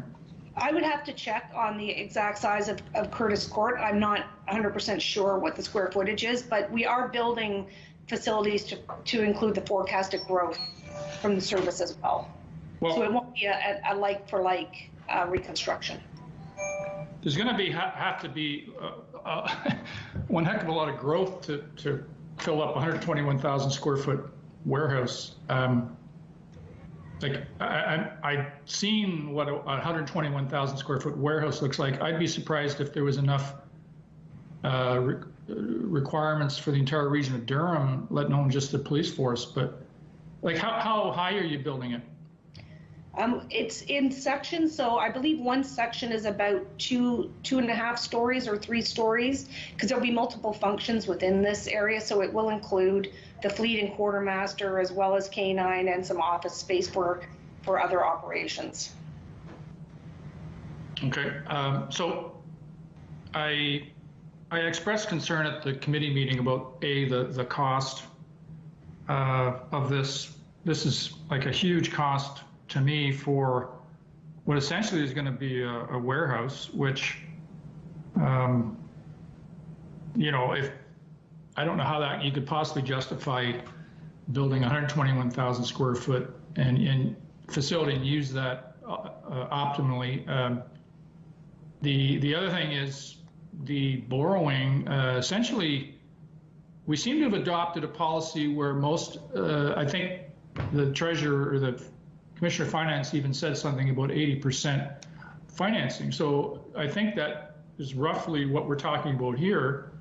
The other thing is we're talking about essentially now, correct me if I'm wrong, but the region's now financing things like floor scrubbers, because this is all being added into the total bill, and then a debenture is being issued, not just for the building, but for all the equipment that goes in with it. So things like $175,000 floor scrubber, which must be the Ferrari of floor scrubbers, for $175,000 is essentially we're borrowing the money. So, you know, we're piling up the debt on the region, which we've always, I think the region's always done a pretty good job of, by and large, paying for things as we went. There seems to be a new policy here of, you know, 80% financing. So I'm just putting my hand up. I realize that I'll probably be the sole vote against this, but to me, there's simply no restraint on the capital expenditures for the police. You know, like $80 million plus for these buildings, I just think it's way out of whack. I notice, you know, there's sole sourcing going on for things like servers, which I don't quite frankly understand. I thought we were moving towards cloud-based systems, but, you know, there's a lot of money built in here for servers, which I thought was more or less old technology. So, you know, all the sole sourcing that's built into this, you know, the region has seen this project coming, I guess, for some time now, yet there's a big rush to sole source a lot of the equipment, which, quite frankly, I think is poor practice. But so I don't think there's a sufficient oversight of what the police are spending here. So I do ask for a recorded vote, but I don't think I'll be anybody other than myself voting no. Thank you. Okay, thank you. Seeing no other members of council in the chat box and hearing none, Mr. Clerk, a recorded vote. I'll call the vote now by Councillor Neal. Anderson. No. Ash. Ash. Absent. Barton. Yes. Carter. Yes. Chapman. Yes. Collier. Yeah. Crawford. Yes. Dyes. Yes. Drew. Yes. Foster. Yes. Grant. Yes. Hyatt. Yes. Kerr. Absent. Leahy. Yes. Lee. Yes. Thank you. Miriam Pietri. Yes. McLean. Absolutely. Mitchell. Yes. Mulcahy. Yes. John Neal. No. Joe Neal. No. Nicholson, Yes. Pickles, Yes. Roy, Yes. Ryan, Yes. Smith, Yes. Watton, Yes. Yamada,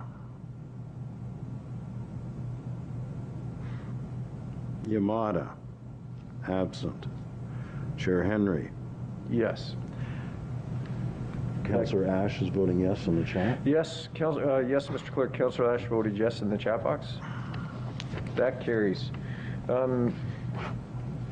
Mr. Clerk, that covers all of the committee work. We're now into notices of motions.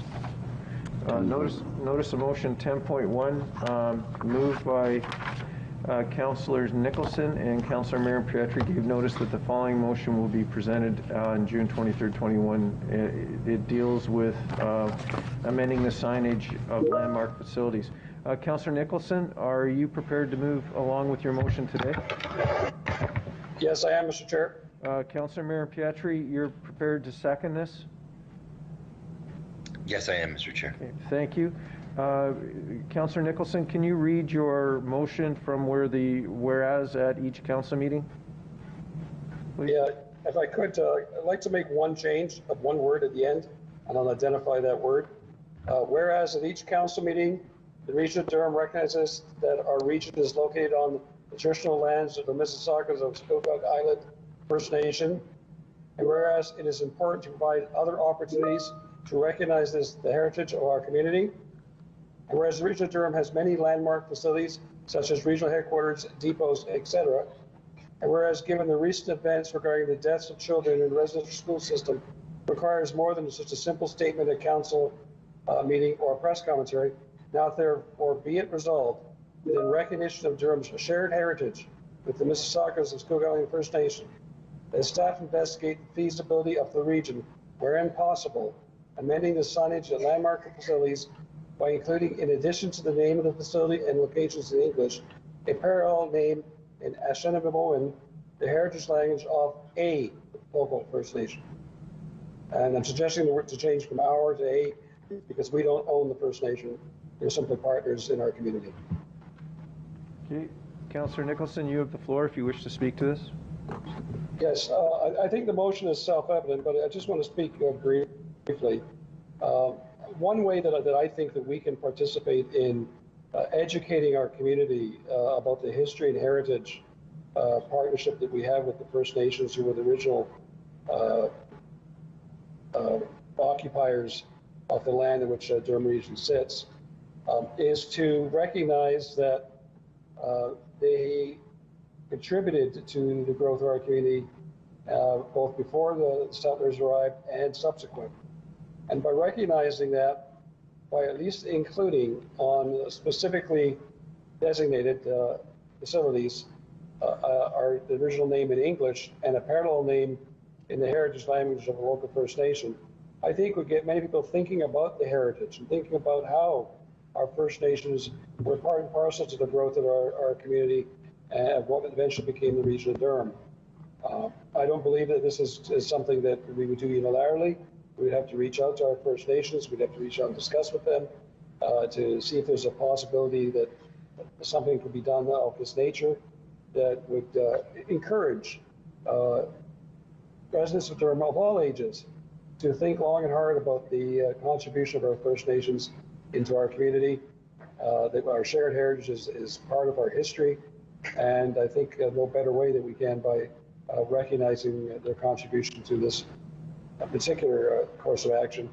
And as I indicated, this is simply an investigation to see whether it's feasible or not. And I simply ask members of council to support the motion. Thank you. Thank you. Councillor Marion Pietri is the seconder. Do you wish to speak to this? Mr. Chair, I think Councillor Nicholson eloquently spoke for all of us, all of those who will be supporting the motion, and I support the intent and the implementation of the recommendation or the motion that as it moves forward with the support of council. Okay, thank you. I'm looking to the chat box. Members of council?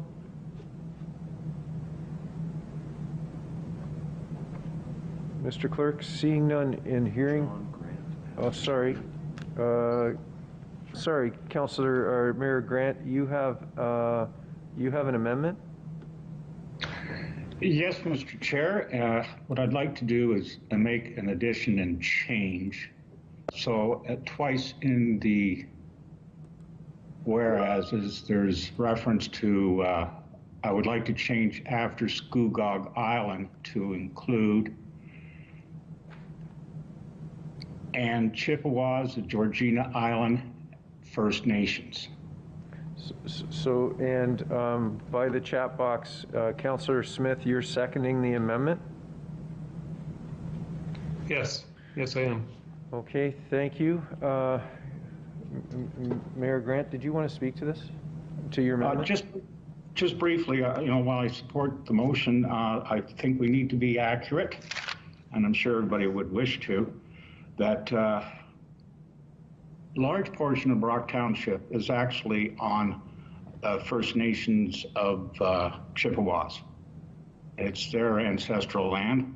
And the other point is that both the Mississaugas and the Chippewas are signatories to the Williams Treaties. So I think it'd be appropriate to add those into the resolution. And I'm hoping that everybody will agree to that.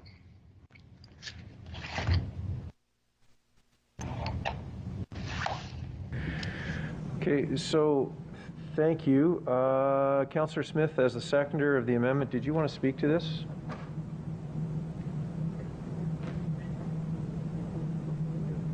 Councillor Smith? I would just say that, thank you, Chair Henry. I would just say that Mayor Grant has explained it well, and it should be recognized, and probably the part of Uxbridge is affected by this as well. So better to be accurate. Thank you. Okay, thank you. Mayor Ryan, did you wish to speak to the amendment or the motion? Thank you, Chair. Actually, my questions have been answered through the discussion. Thank you. Thank you. Just let me go down the list. Okay, Councillor Joe Neal.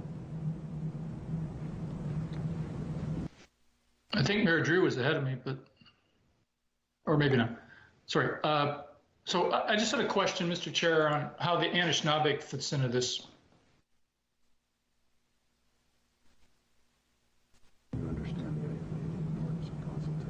In other words, so members of council, I think it's important to understand the importance of consultation with our First Nations. So, Councillor Neal, can you? Okay, so if I look at our Clarington Land Acknowledgement Statement, it's states that it's the Mississaugas and Chippewas of the Anishinaabe. So I'm just asking for somebody who has more knowledge than myself, what is the importance of that word or not? So.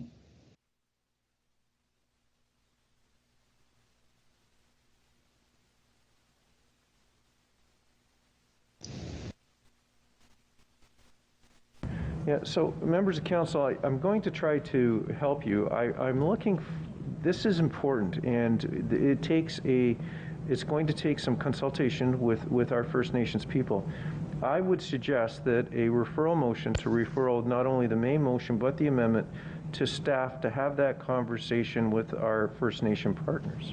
I'll give you that referral, Mr. Chair. I'll second it, Councillor Smith. Seconded by Councillor Smith. So we're referring both the main motion and the amendment. There is no debate, and we're referring it to staff to have the conversation. Members of council, I'll call the vote on the referral. Yes. Yes. Yes. Yes. Sorry, I swallowed. All those in favor, I've heard already. Opposed? None. That carries. So thank you. Members of council, Mr. Clerk, that finishes notices of motion. We're going to move, there is no unfinished business. Actually, if we go to under other business, 12.1, it's the Durham Region Local Housing Corporation Annual Shareholder Meeting. I'm going to go to the chair of that corporation. which is Councillor Chapman who is moving it, and it is seconded by Councillor Pickles. Comments on questions? It's located on page 73 of your agenda. So, Mr. Clerk, seeing nothing in the chat box and hearing... I have my okay, question. it just lit up, so Councillor Joe Neal. Yeah, the question I was trying to ask this morning, which I was on the wrong set of statements, and I apologize for that this morning. Same questions, and somebody can answer this afterwards, but why is there so much money? I think this is on page 81 of the statement of the agenda. Why is there so much money under repairs versus replacements, which I would have thought would have been, given all the money that's being spent, we would have had a higher number on replacements, which are more of a permanent nature than simply repairs. So unless someone's got an answer right away, that could be answered afterwards. So I'll go to our Commissioner of Finance, Ms. Taylor. So through the chair, I'll perhaps give an answer to the best of my ability, but Mr. Robbins and the Commissioner of Social Services are on the line as well. The work on replacements and expansion of DRLAC renovation, the major big works, that was mentioned in the At Home in Durham report and is going to be the subject of a lot more conversations and dialogue going forward. So what you see here is primarily a focus on maintaining the units that we have in existence now to the best of our ability given their state and condition. So I'm not sure whether Director Robbins or the Commissioner would like to add anything. Mr. Robbins? Through the chair, yes, it's just the amounts here don't represent any replacements with respect to the revitalization of the DRLHC. This is all to do with the maintenance of the current properties, where we have some equipment that can be repaired. It just depends on whether we're able to, I think it's more of an accounting issue as far as whether something is classified as a replacement of a product or whether it's a repair, as far as things like air makeup units, windows, like-for-like transactions as well. So these amounts here, so the 746,000 under renovations and replacements. These are all to maintain the current DRLHC properties. Okay, and to Ms. Taylor, just a quick question about on the statement of financial position, I believe. It seems to swing from this is on, I think it's under the receivables part, a negative number in 2019 to a positive number. Is that a good thing or a bad thing? Just so if I may, through the chair, I think you must be looking at the statement of cash flows for a change in receivables. Right. So essentially, a negative is using cash, and a positive, a positive is gaining cash, and negative is losing cash. So if the receivable increases, it means that there will be increased cash flow. It is an accounting statement. How do you have a negative 539 in 2019 under receivables and a positive of 480? So is that a positive development? So through the chair, this is a statement of changes from one year to the next, not the actual balances.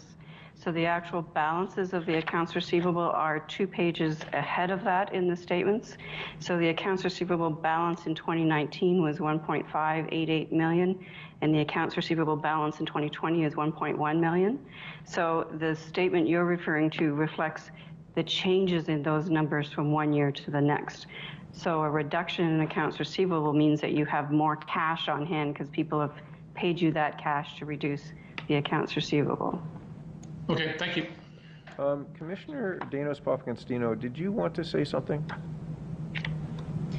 No, thank you, Chair. I'm just going to confirm Alan's comments around the revitalization of the DRLHC and our plans to come back to Committee of the Whole Regional Council this fall with some recommendations. And further, we will be consulting with local councillors and community as needed. Okay, thank you. Seeing no one in the chat box, Mr. Clerk, I will call the vote on the recommendation. All those in favor? Aye. Yes. Yes. Yes. Yes. Yes. In opposition? Hearing none, that carries. Members of Council, we'll move on to item 13, announcements.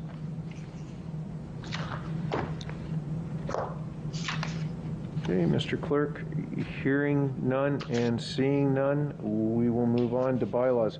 Councillor Ash, I know you've been having problems all day. I'm on my phone now, I'm fine. Okay, so Councillor Ash, at this time, could you move the bylaws, please? Thank you, Mr. Chair. It's moved by myself and second by Councillor Lee that bylaw numbers 20-2021 to 23-2021 inclusive be passed. Okay, members of council, I'll call the vote on the items. All those in favor? Aye. Yes. Yes. Yes. Yes. Okay, opposed? That carries. Councillor Ash?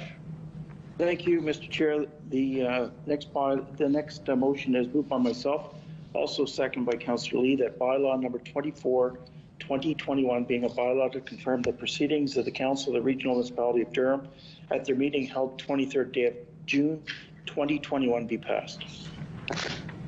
Okay. Questions? Hearing none, seeing none, I will call the vote. All those in favor? Yes. Aye. Yes. Aye. Yes. Okay, opposed? None, that carries. Councillor Ash, confirming bylaw, please. I think that was the confirmed bylaw. Oh, I'm sorry, it's been a long day. Which means the last item I would move adjournment though, Mr. Chair. Councillor Ash, I will take that. I need a seconder. I'll second it. Sorry, there's a lot of excited people. Who is I need a name, please. John Neal. Seconded by John Neal. Before I call the vote, members of council, I wish you a safe summer. Enjoy some time with your families. Hopefully by the fall we'll all have had our second shot and we will get back to some form of normalcy and get back on with what makes Durham Region amazing, and we can get together in the council chambers. On that note, Mr. Clerk, I want to thank you for your work today. Roger, you have done an outstanding job with all of the IT managing this meeting, and to all the staff that are in this meeting, we appreciate everything you each do to make Durham one of the greatest places in all of Canada to live, work, play, and learn. On that note, I'll call the vote on adjournment. All those in favor? Yes. Yes. Aye. Yes. Yes. Yes. Aye. No, I want more. In opposition? Hearing none, members of council, we are adjourned. Thank you, Chair Henry. Thank you.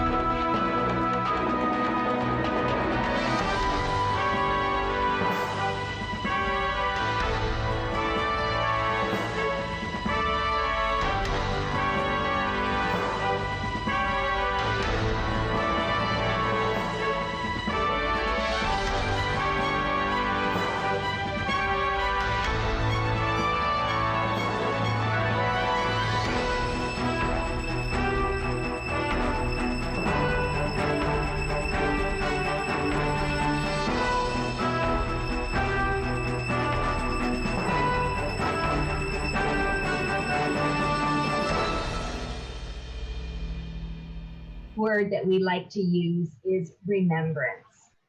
So we're all about